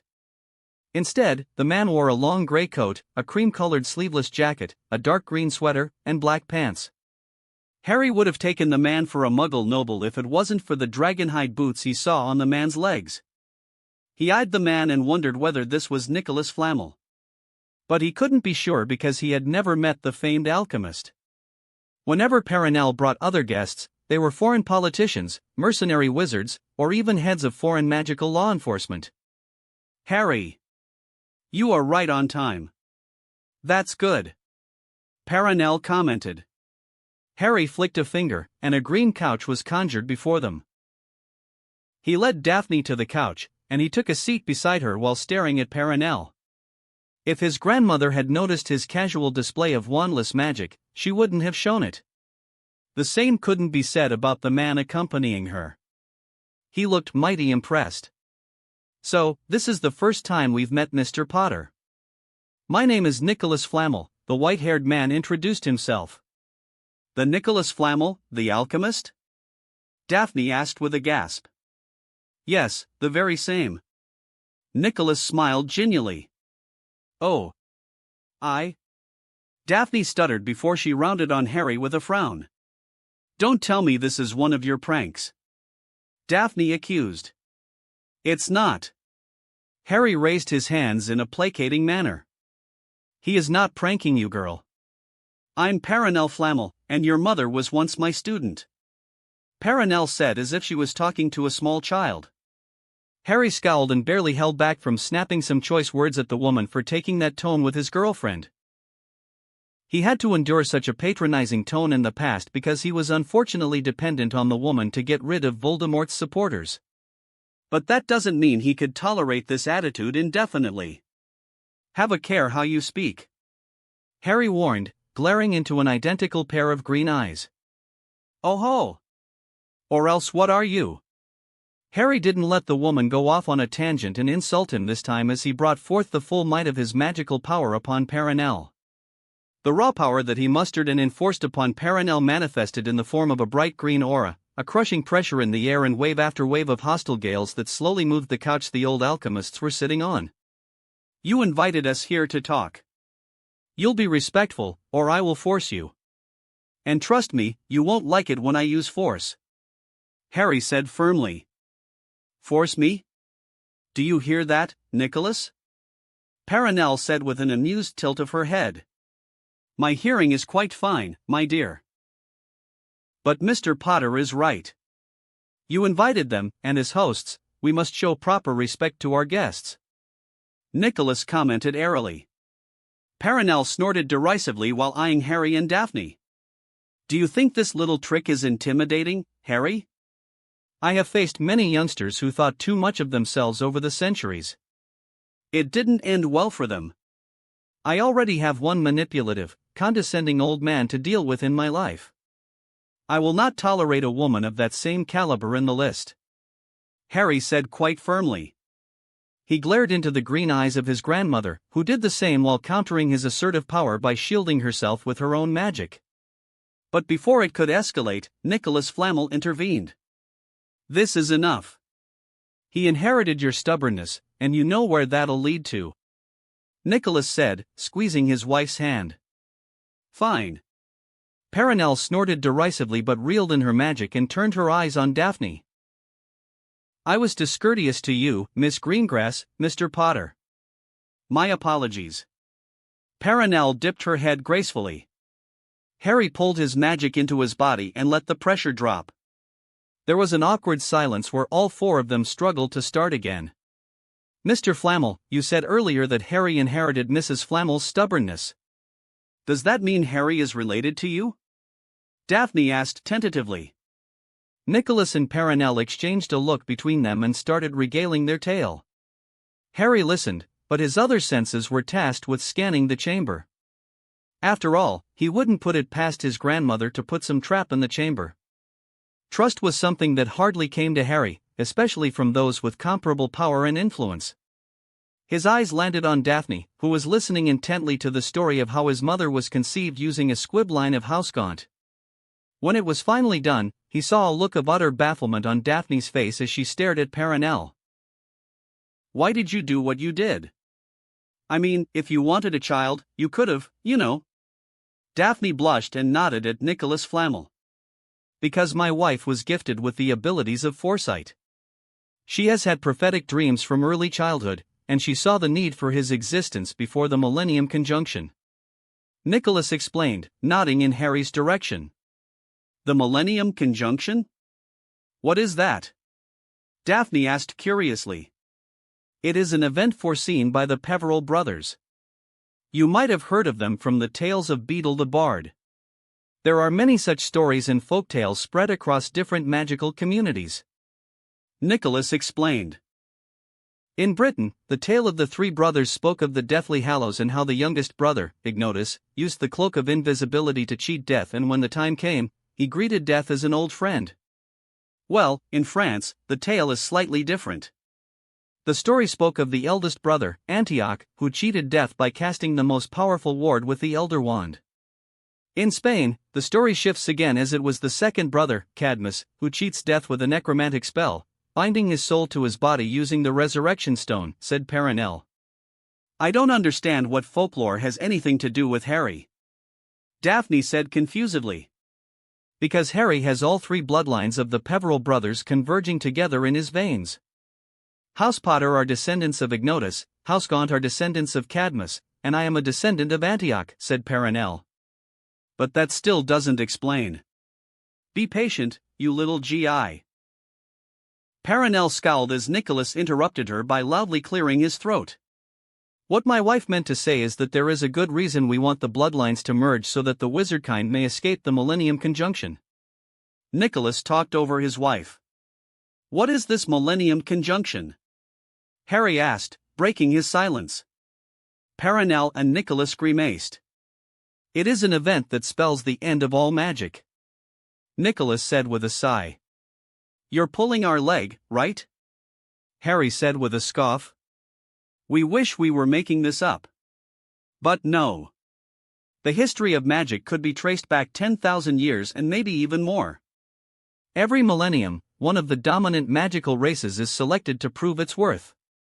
If they fail the test, the entire species slowly fades away from the planet. Perenelle said grimly, with her fists clenched in obvious discomfort and anger. I don't believe this. You are just making this up. Daphne denied loudly while standing up with a scandalized look. If you want proof, look at the elves, the mermen, the dwarves, and the goblins. They were the great four races that dominated our world for thousands of years. The world trembled before their might in the past. Look at them now. They can barely sustain any magic. They cannot even protect their homes and take shelter close to wizardkind in fear of the muggles. Nicholas said, letting out a long-suffering sigh. The elves have been reduced to slaves. The mermen lost their ability to weave magic and live in the deepest oceans or close to wizardkind. The dwarves and goblins had the most powerful armies in the world, but now they are glorified builders and bankers. But our dominance will not last for long. Perenelle warned, her green eyes darkening all of a sudden. This is our millennium. Soon, wizards will also weaken, and it's already happening now that we are so close. The wards that protect our communities will collapse, and the Muggles will either hunt us down, or will have to depend on the Vila community and centaurs to survive. Harry stared at the duo calmly while, in his mind, he was anything but that.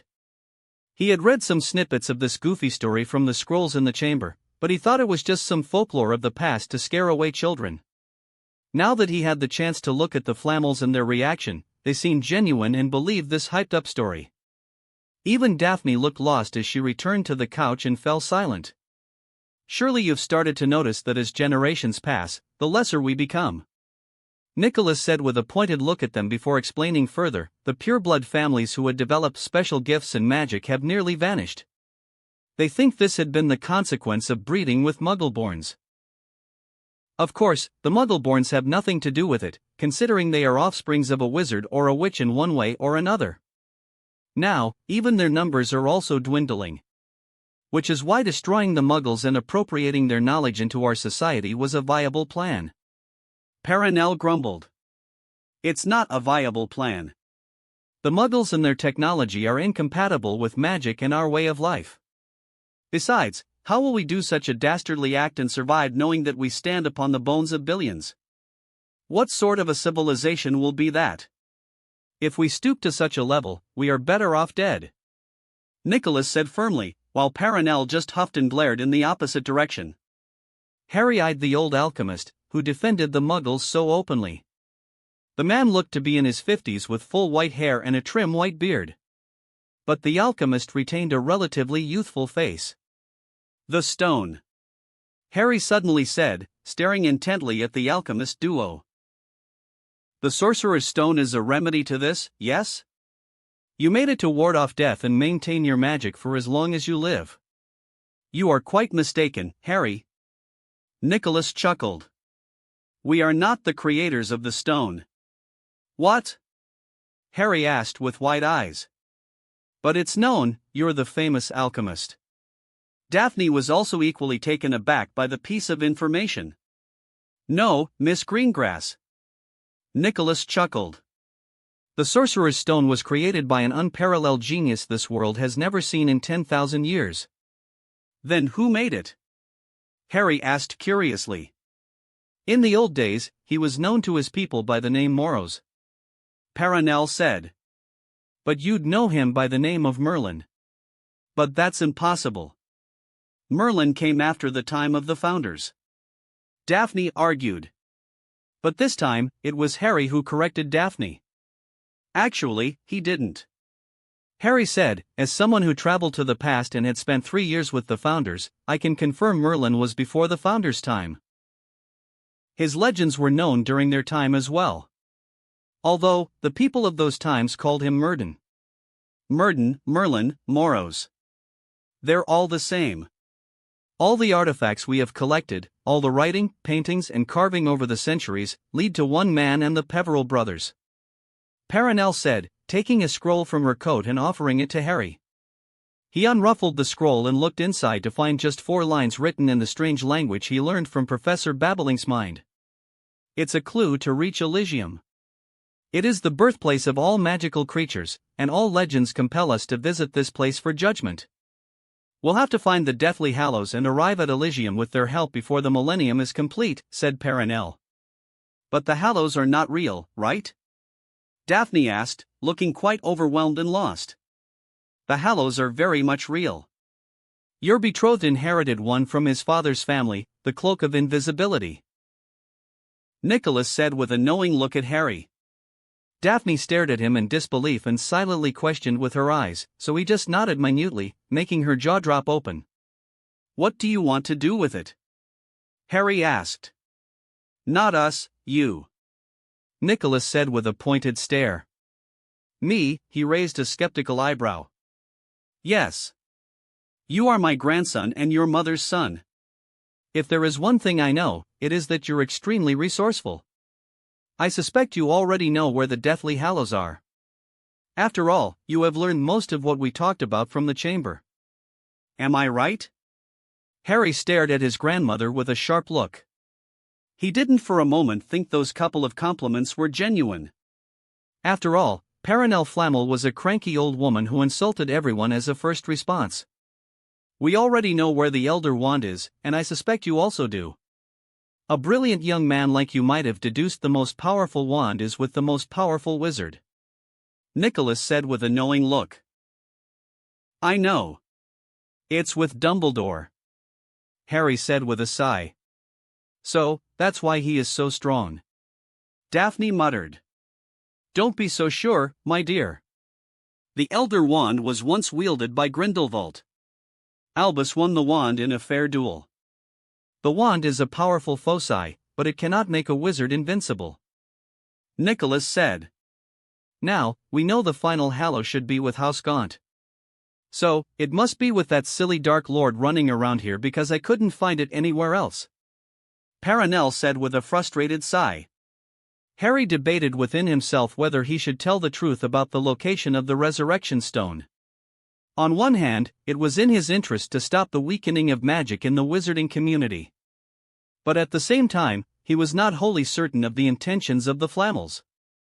They were immortals, and they could have expertly fabricated this whole story in an elaborate scheme to take possession of the Three Hallows.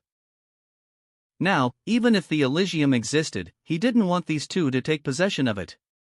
This means the Resurrection Stone was his leverage, and no sane person would ever concede the upper hand when there was so much at stake. I'll need everything you have collected so far to ascertain the truth by myself. Harry said after giving it some thought.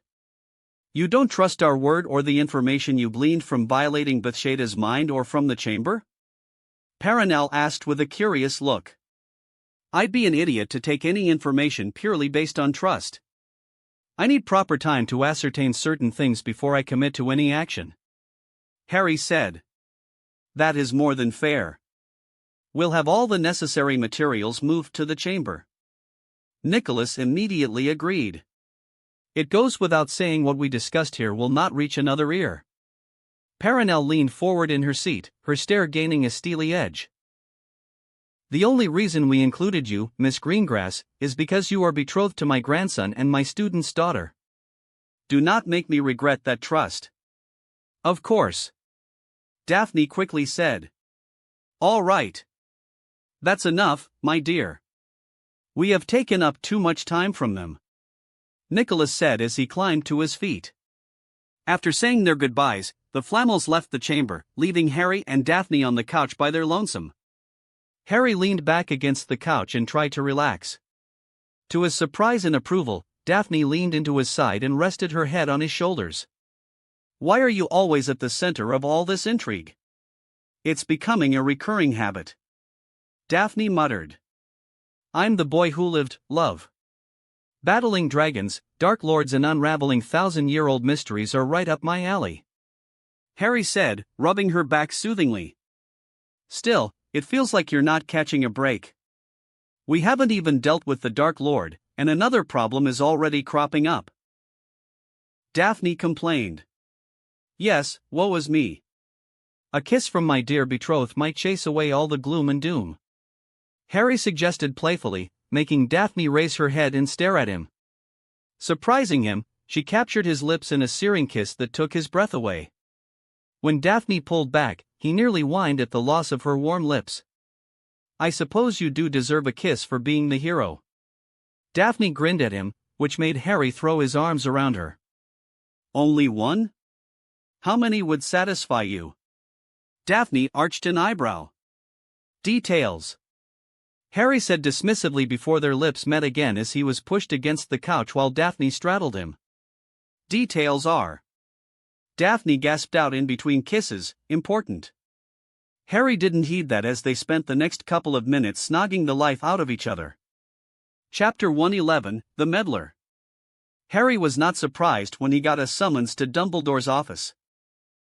He expected the headmaster to do it immediately after Malfoy was hauled off from Hogsmeade. He supposed the man was busy trying his luck to get Malfoy out of the D. Emily's clutches. But the front-page Daily Prophet article about the arrest of Draco Malfoy with the standard Death Eater brand proudly displayed on his forearm put all the confusion to rest. The Ministry had immediately cashed in on capturing the hired wand of the Dark Lord charged with assassinating Albus Dumbledore. He particularly liked the fact that Malfoy was charged with attempted murder, being a member of a listed rebel organization, casting an unforgivable curse, possession of an object enchanted with dark magic, purposefully endangering underage wizards and breaching the statute of secrecy. The last charge was a common charge applied to all Death Eaters regardless of any of their individual actions. The organization as a whole was responsible for exposing the wizarding world to the Muggles because of their actions. Harry doubted Draco Malfoy would get the Dementor's kiss, but he doubted the Ponce would get a reprieve from Azkaban. Of course, Minister Bones was no longer trying to hold Death Eaters in Azkaban, considering the fickle nature of Dementors. If Harry was satisfied with the results of Draco Malfoy's capture and subsequent incarceration, Ron was over the moon upon hearing the news. Once Ron read the Daily Prophet in the Great Hall, the redhead jumped over the Gryffindor table, shouted out his support for the Aurors, and fist-pumped for good measure. Ron's reaction, while dramatic, attracted quite a few shouts and whistles of approval from the student body. Draco Malfoy, over the course of 5 years, had painstakingly carved a reputation of a schoolyard bully. That reputation had soared to new heights since the Dark Lord's return, and the mini Death Eater got the prefect badge. Ever since that idiot got a taste of power, he had been lording it over everyone, heightening the dislike of the Malloy brand across the 4 houses. It was pretty natural for those who exercised policing power to get disliked. So, most prefects tend to get a lot of blowback because they use the power against those they dislike or even enforce their authority enough to piss off everyone. Adding Snape's standard dose of daily abuse and Malfoy's ego into the mix, anyone at the end of Malfoy's shenanigans was teeming with outright hatred. It was one of the reasons why he never took points from anyone or assigned detentions. It was an easy way to get disliked, especially by the students who thought house points and house cup were worth a damn. Ron's over-the-top celebration did not go unnoticed. Professor McGonagall put Ron on a month of detention, but that never put any damper on the wide, satisfied grin on the redhead's face throughout the day. The classes went on almost smoothly even though the rumor mill of Hogwarts was churning a lot of theories about Draco Malfoy's current condition and incarceration. Most students believed Malfoy would get the Dementor's kiss, missing the fact that most of the Dementors had rebelled and left Azkaban. Some thought Malfoy would be subject to torture to find Death Eaters and the Dark Lord's lair. But out of the many such rumors, Harry loved the one Luna unwittingly started. According to the latest edition of the Quibbler, Draco Malfoy would be sent to work in the mines of Gringotts under a secret pact between the Ministry and the Goblin Nation. Though many students were aware of the Quibbler's reputation, they forgot that in favor of their shared dislike of Draco Malfoy. According to Luna, the Quibbler had become highly sought out by the students, and she had to write to her father to send more of the print to Hogwarts. Harry had his print of the Quibbler safely tucked away in his trunk. He hoped to keep it in a frame and preserve the article for the sheer comedic value. He had taken Luna's autograph and hoped to get her father's autograph in due time. Luna even managed to extract a promise from him to give an interview about Draco Malfoy. He was just debating himself about the pros and cons of such an enterprise when Professor McGonagall swooped in with a summons from Dumbledore. That was how he found himself stepping into Dumbledore's office. Dumbledore was in his seat with a grave look plastered on his face. Harry's eyes searched for the Phoenix, but Fawkes was nowhere to be found. The Phoenix tended to leave the headmaster's offices whenever there was a severe contentious issue to discuss that could devolve into a fight. He didn't think Fawkes was a coward but more of a drama queen. He suspected Fawkes liked to make dramatic entrances at an emotionally volatile moment to diffuse it with a distraction or even a Phoenix song. He couldn't be sure, but he'd bet on it. In some ways, it was an effective rapport Dumbledore and Fawkes were having. "Harry, please take a seat." "Thank you." "I take it this is not another one of your lessons, Professor," Harry commented as he gracefully sat on the chair across from Dumbledore. "I'm afraid you're right." "Lemon drops?" Dumbledore offered, pointing to a bowl of sweets on the man's table. "No, thank you." "Harry, I'm very disappointed in you." Dumbledore started with a grave tone, looking mighty disappointed. "Okay." Harry nodded genially. It was not as if he cared one whit what anyone thought of him. Their opinions meant nothing to him, least of all Dumbledore. So, Harry merely raised an eyebrow and looked expectantly at Dumbledore while folding his hands against his chest. Do you not have to say anything? Of course. I feel quite happy to have done a splendid job in service of the British wizarding community to ensure a dangerous criminal has been pulled off the street. Harry said with an easy shrug. A criminal? Draco Malfoy was a fellow student in this school. Dumbledore looked like someone punched him in the nuts as he said that. Oh, right. I forgot there is a law that claims any wizard or witch can use the Imperious Curse on a sentient being and get away with it so long as they're a Hogwarts student. Harry drawled as he stared at Dumbledore unimpressed. I did not say that, Harry. Dumbledore said disappointedly. Then please, by all means. Say what should be done with someone who uses the unforgivable curse on a barmaid who serves butterbeer and engages in small talk with her daily customers. Harry pinned Dumbledore with a hard stare. As usual, there was silence and more attempts at guilt-tripping from Dumbledore. Why didn't you come to me, Harry? I could've. Are you an Auror? Harry cut off the headmaster. That is not important. Oh, I think it is. You believe only you know what is best, and everyone must follow your wishes, right? No, Harry. I only want. Then sit back and relax and for once let the law enforcement do their job instead of imposing your will on the world headmaster. It's time for you to remember that you are Albus Dumbledore, headmaster of Hogwarts. That's it and nothing more. Harry said, talking over Dumbledore once again. I know my limits, Harry. Dumbledore frowned. I really don't think you do, headmaster. Harry shook his head. You get constantly reminded by the tragedies that happen around you that you're not infallible, and yet you insist on meddling in affairs that have nothing to do with you. Are you any different, Harry? You were only too happy to interfere in matters that didn't concern you. Dumbledore said. Harry felt a sliver of rage crop into his mind as he temporarily lost his hold on his mental faculties. But he managed to beat down that rage with cold, hard logic that, in the end, Dumbledore didn't matter. The man was inconsequential for the future. I'm not going to be a part of giving second chances to Death Eaters when they are running around doing the bidding of Voldemort without any remorse and with the intent to kill and maim people around them. Harry said firmly. Do you not see anything redeemable in Draco Malfoy? Do you not find it in your heart to give a chance to a fellow student to make the right choice? Dumbledore asked in a desperate yet soft tone. No, not when I'm fighting a war to destroy Voldemort and all his supporters. Harry answered without any hesitation. Dumbledore now looked like someone crushed the man's soul. I'm so sorry, Harry. I have burdened you with such a tall task of battling Voldemort, which has robbed your childhood and made you into who you are. Dumbledore's blue eyes shined with tears.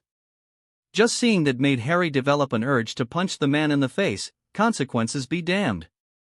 May I be excused? I have better things to do than waste my time in pointless banter. Harry said as he felt the tolerance level dropping with the more time he spent in the presence of Dumbledore. How dare you, boy? In my time, no student would dare to talk back to the headmaster of Hogwarts in such a disrespectful manner. One of the portraits of the past headmasters peeked up with a scowl on his portly face. In that case, you must have lived in an era where the headmaster of Hogwarts was not a meddlesome old man who minded the running of Hogwarts instead of micromanaging the lives of everyone around him. Harry retaliated sharply. Why you? The old man in the portrait growled. Harry paid no mind to the opinions of dead men.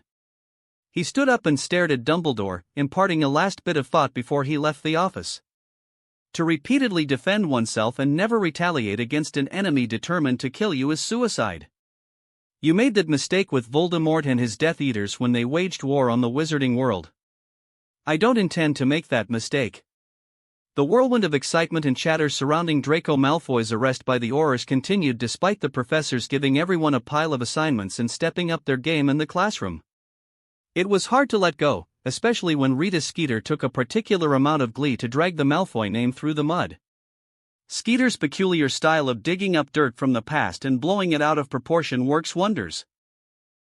By the time she was done with Draco Malfoy, everyone had the perception of a disturbed teenager who was unredeemable and stuck in the ways of his murderous father and grandfather. Of course, the final nail in the coffin came from the quibbler. Luna had gone around the school interviewing students from different houses and years to make a long-running feature out of the schoolyard bully that was Draco Malfoy. The only people who were disappointed or sad in Hogwarts about Draco Malfoy's fate were Dumbledore and Snape. Both men were reserved in the following week, and Dumbledore was usually absent most of the days from Hogwarts. Even Slytherin House was not bothered by Malfoy's absence because they immediately replaced the guy with William Harper as their seeker. According to the rumor mill, the Slytherin captain replaced Malfoy the very next day while loudly complaining about Malfoy's refusal to participate in practice sessions. While the classes and the usual Hogwarts drama were going on, Harry was also engaged in sifting through all the finds the Flammels dumped on him.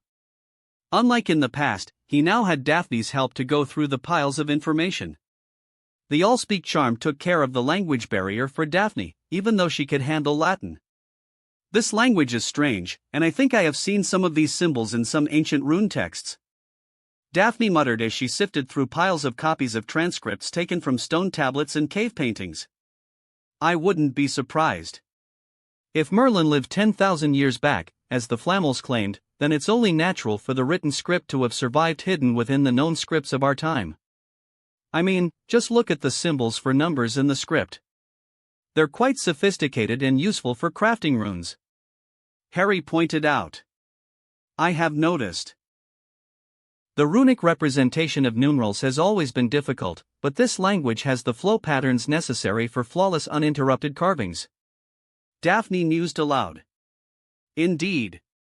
These numerical symbols have better synergy with alphabets, which is unheard of in old runic languages.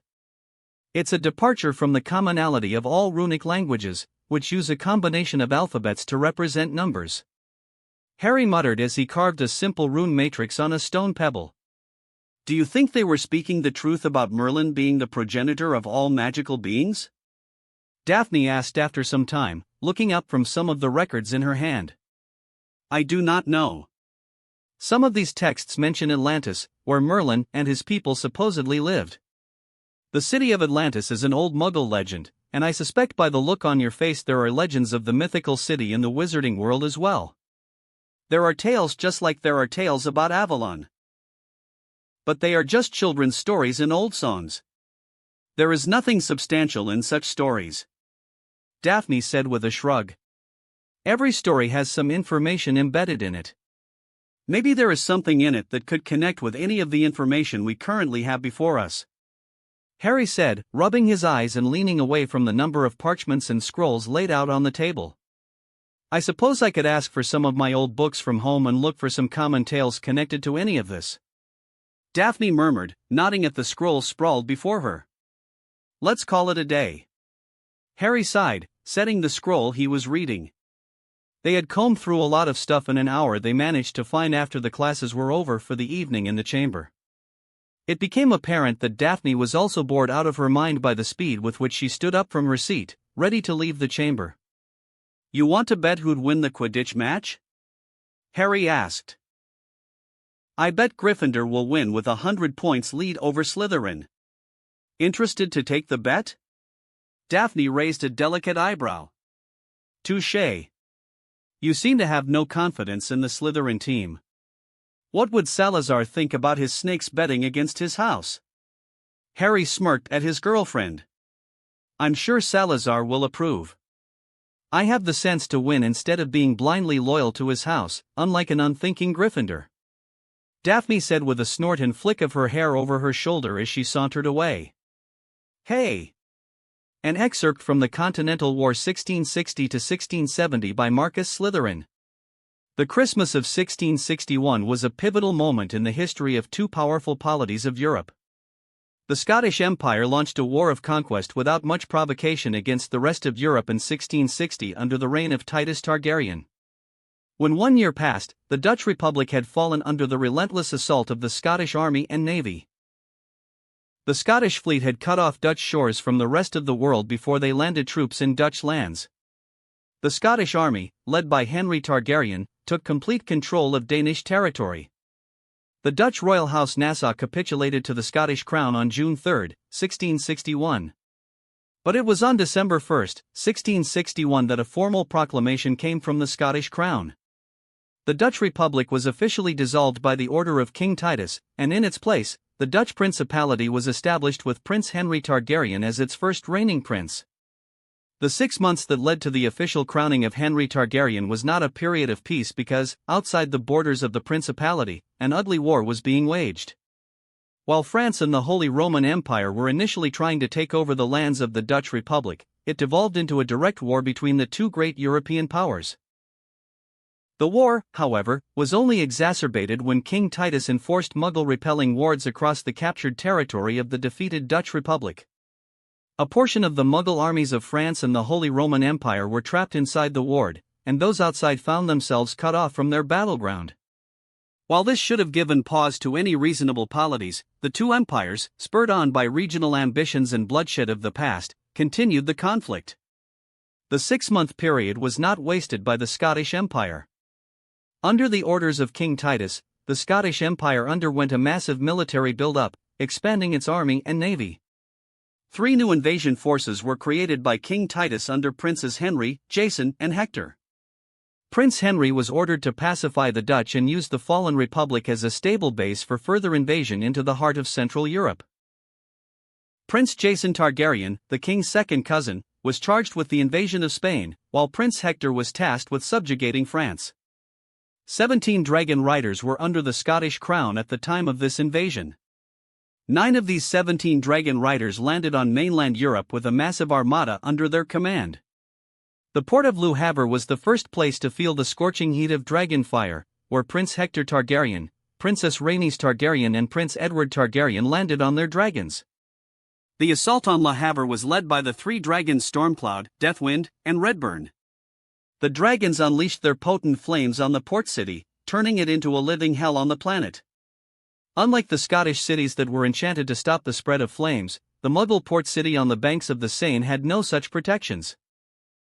The dragonfire of the 3 dragons burned so hot the river boiled for an entire day, and the flames consumed the entire port within the hour of the attack.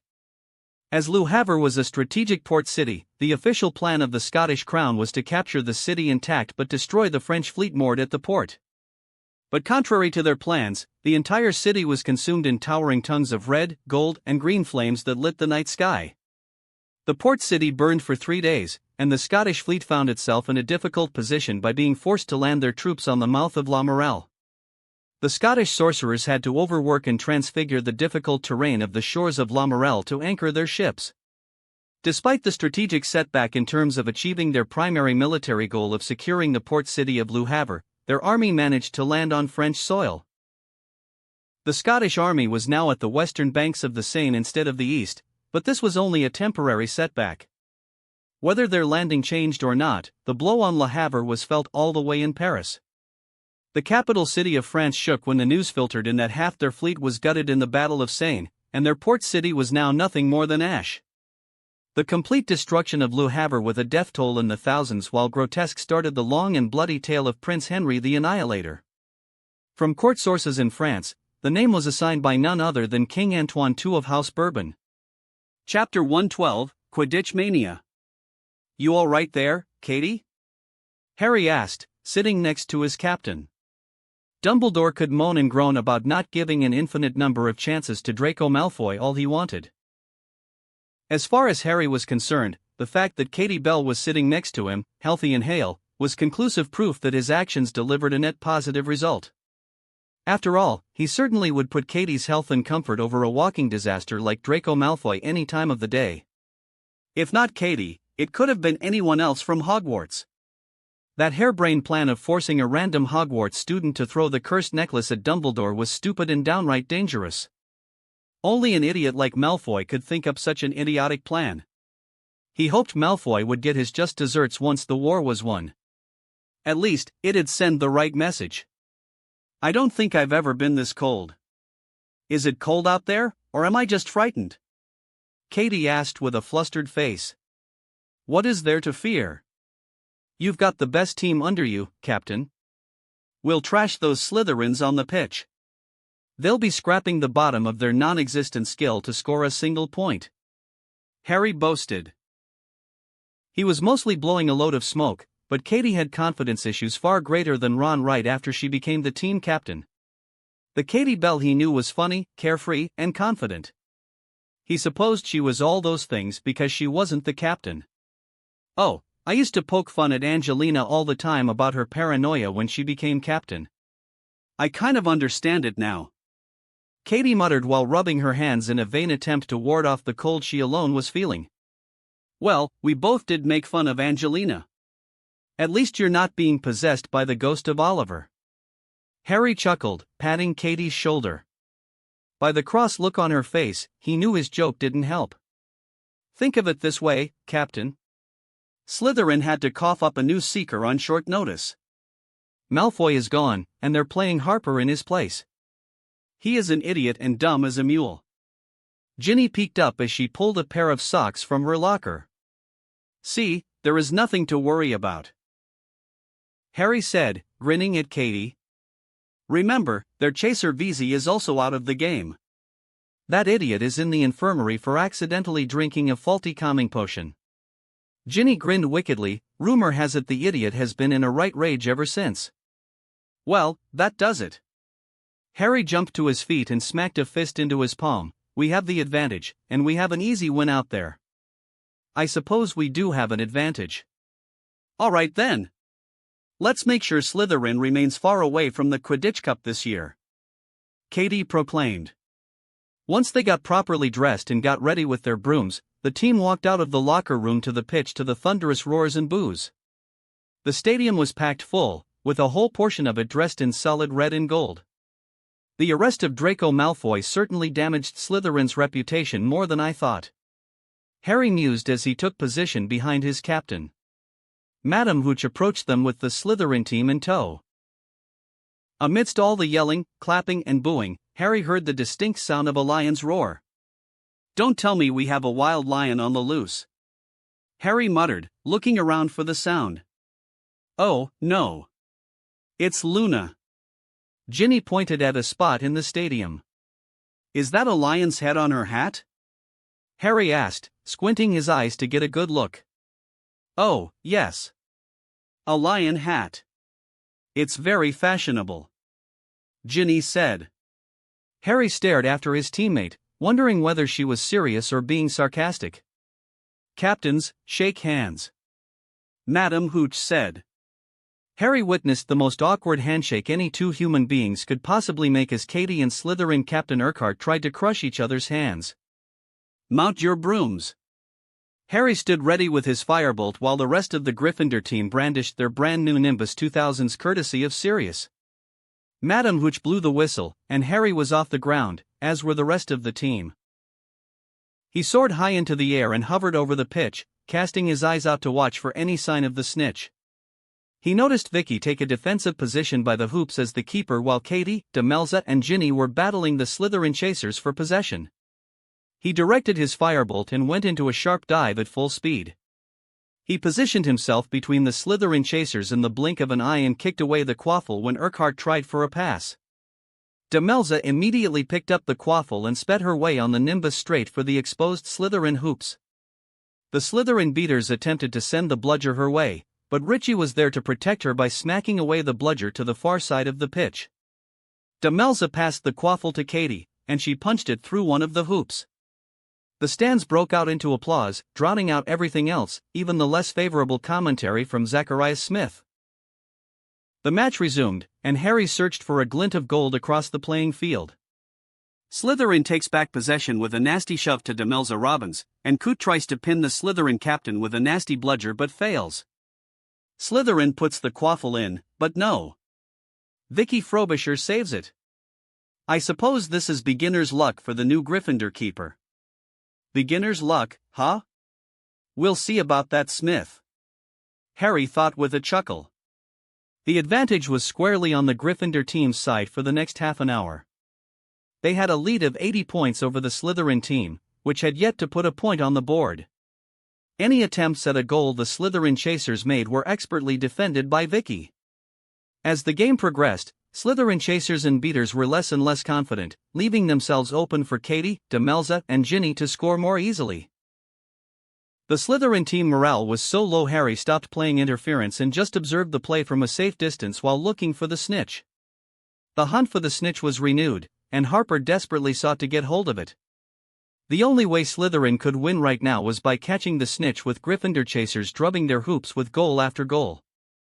10 minutes passed, and Gryffindor scored more points, which put their score at 110. That's when Harry noticed a glint of gold safely hovering over the grass on the ground. He immediately raced towards the snitch at full speed.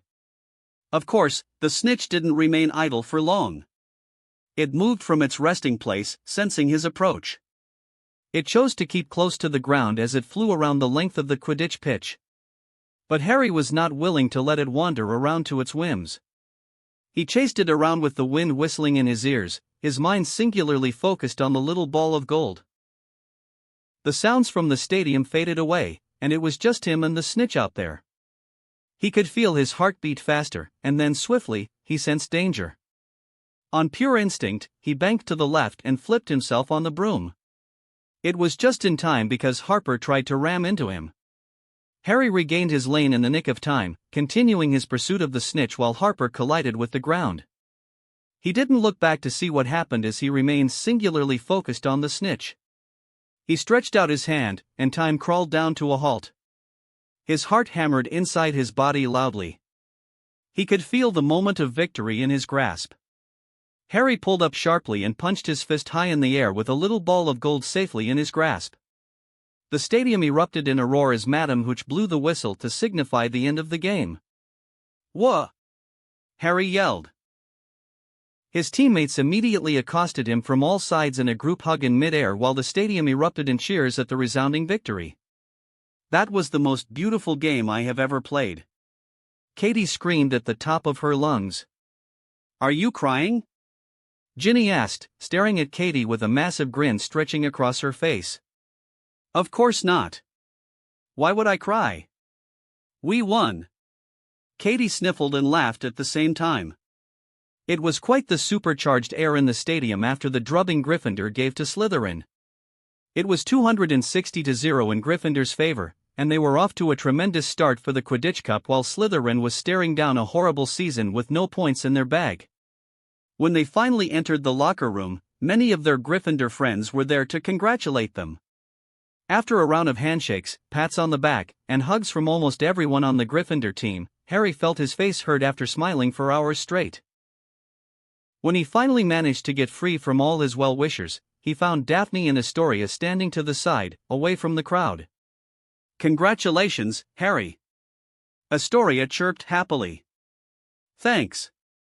Harry grinned. "I thought you'd be sad at the drumming Slytherin took today, but you seem pleased." "Of course, she's pleased. She won quite a few galleons betting against Slytherin," said Daphne.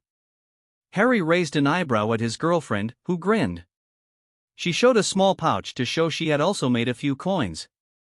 "Nice." Harry grinned. "Thank you. You made it possible for me to buy a couple of dung bombs," Astoria said happily and pressed a kiss on his cheek. "Warrington will rue the day he messed with my potions essay." "Warrington?" Harry frowned. "I thought Cassius graduated last year." "He did. He left a younger brother, Oliver, to torment us all," Astoria said dramatically, but that was followed by a savage grin. "Oh, he'll be so pissed tonight." "Aha." Harry was a little disturbed to see the evil grin on the usually chirpy Astoria. "Anyway, it was a nice game." "Toodles," Astoria said before she slinked away. "Chocolate?" Daphne offered a handful of chocolate. He plucked a chocolate from her and enjoyed its honey mixed with chocolate flavor. "Thanks. Only chocolate? Don't you think your boyfriend deserves a kiss for winning the match?" Harry asked with a wink while moving closer to Daphne. "He'd have if I cared a whit about Quidditch," Daphne said disinterestedly while scrunching her nose, "and if he wasn't so sweaty and smelly." "Oh, come on." Harry made to hug her, but Daphne skipped away with a tinkling laugh. "Go take a shower. You smell like a wet cat," Daphne yelled before she turned the corner and disappeared from his view. Harry shook his head at her antics. "Come on, Harry. Party in the common room. Dean yelled, pumping his fists in the air. Harry also joined in the festivities once in the common room, which was heartily supplied with butterbeer and sweets he had arranged beforehand with the help of Dobby and Winky. After a long break, Dumbledore summoned him for another one of the man's stupid and entirely wasteful special lessons, followed by a lecture on working together for the sake of the greater good and whatnot. Supposedly, Dumbledore was now overlooking his actions for the sake of ending the war. Harry was up to the inch of his limits, tolerating Dumbledore's higher-than-thou attitude and the man's preconceived notions of what constitutes good behavior.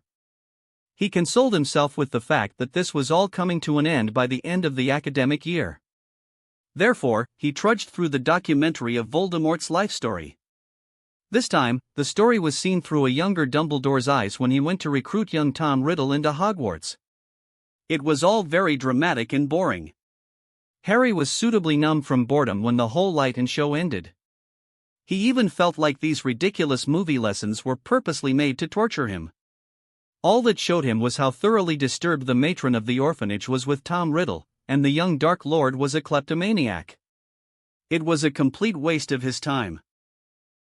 The days after the movie night with Dumbledore were hectic, to say the least. There was another Quidditch match between Ravenclaw and Hufflepuff.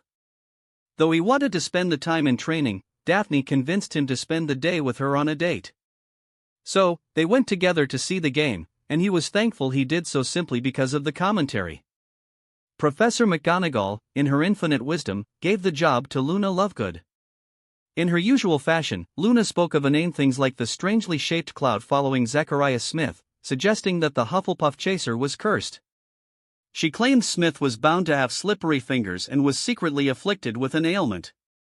While no one initially believed her claims, throughout the match, Smith found himself unable to hold on to the quaffle.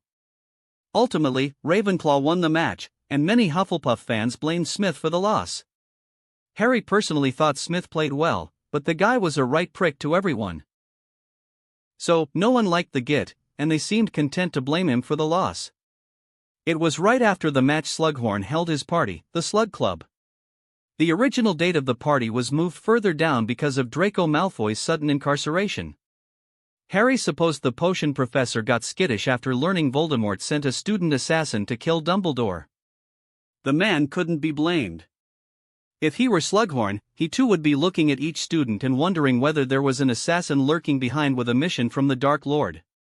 He bet Slughorn tried to escape from Hogwarts or at least wanted to leave, but somehow Dumbledore talked the man out of it. Despite his dislike of the headmaster, he had to admit the man had a peculiar skill to bullshit his way out of any situation. Either way, Slughorn was staying, and the party was rescheduled for a later date. However, Daphne refused to be his date for the Slug Club. Samhain was fast approaching, and Daphne was supposedly preparing for some obscure ritual this time, which required her complete attention. Harry was doubtful of that claim, though. He suspected his girlfriend had given in to pressure from a cunning friend who conveniently became his guest for the day. "Hey, Harry," Tracy said jovially. "Hey. You look good," Harry said, appreciating her shiny cream dress. "You clean up nice as well." Tracy smiled while offering her hand. "Shall we?" Harry took her hand and walked together with Tracy towards the slug party. "So, I'm curious to know. What did you give up for making Daphne allow this?" "I don't know what you mean." Tracy looked up innocently at him. "Aha. Daphne is too busy with a super-secret ritual that I don't know about or can't find in the Hogwarts library." "Then you happened to be free, and Daphne felt guilty about making me go alone, so she generously asked her trusted friend to accompany me as my date for the party." Harry deadpanned. "I'm not brain-dead to believe all that nonsense. A wee bird told me the Holyhead Harpies are guests of honor in this party." "I mean to get an autograph from them all," said Tracy. "You must have given something substantial in return for Daphne to let you come in her stead." Harry looked intently at his date. "Something like that," Tracy murmured. Harry didn't push for more because they arrived at the entrance of the party venue, and Professor Slughorn ushered them in quite jovially. He spent the next few hours as Slughorn's most precious showpiece.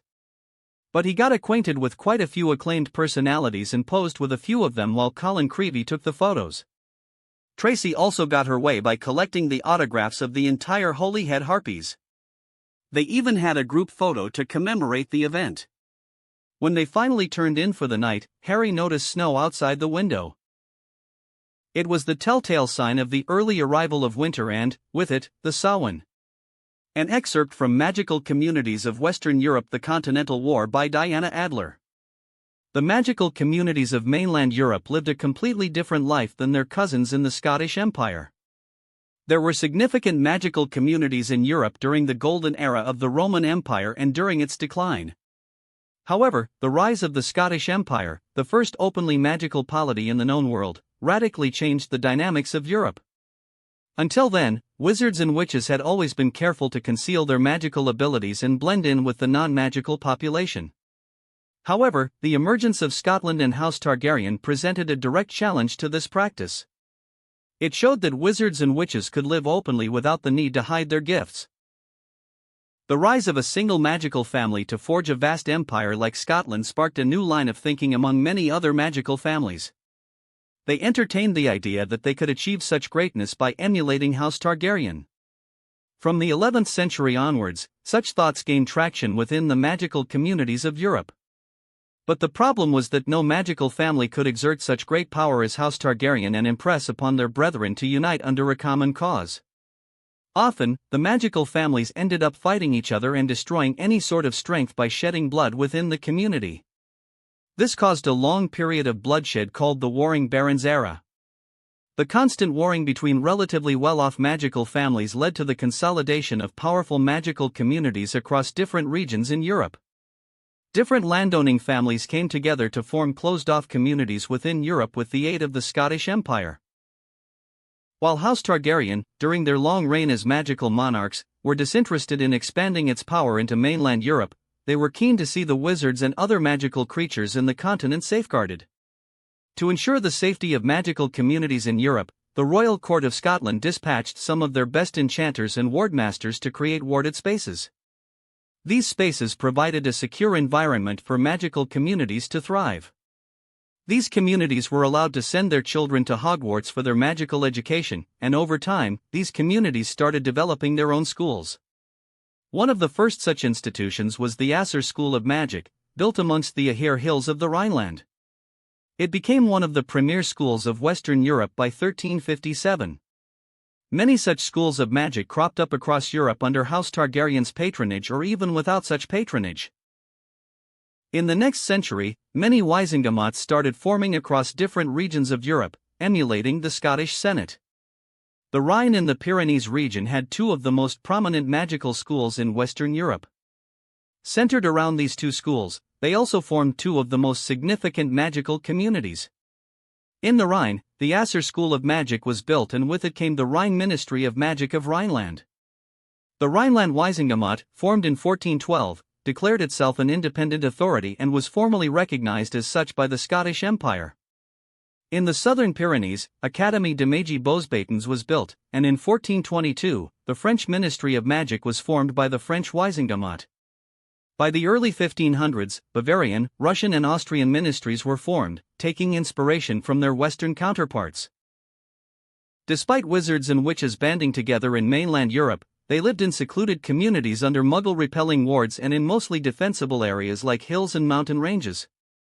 However, the relatively sheltered life of these communities changed when King Titus Targaryen launched the Continental War. It was the pivotal moment in the history of magical Europe that changed the destiny of wizards and witches across the land.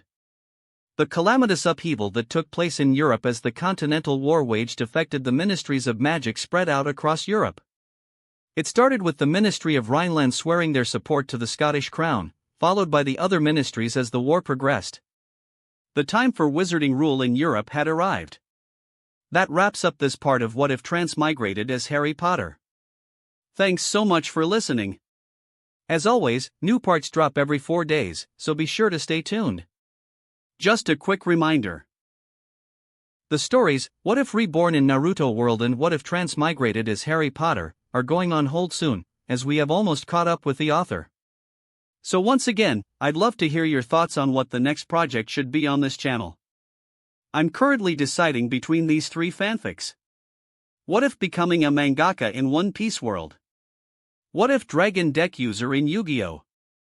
Zexal? What if Transmigrated as a Kanto gym leader? I will be setting up a poll for this, so please vote in the poll and let me know which 2 stories you'd like to see next on the channel.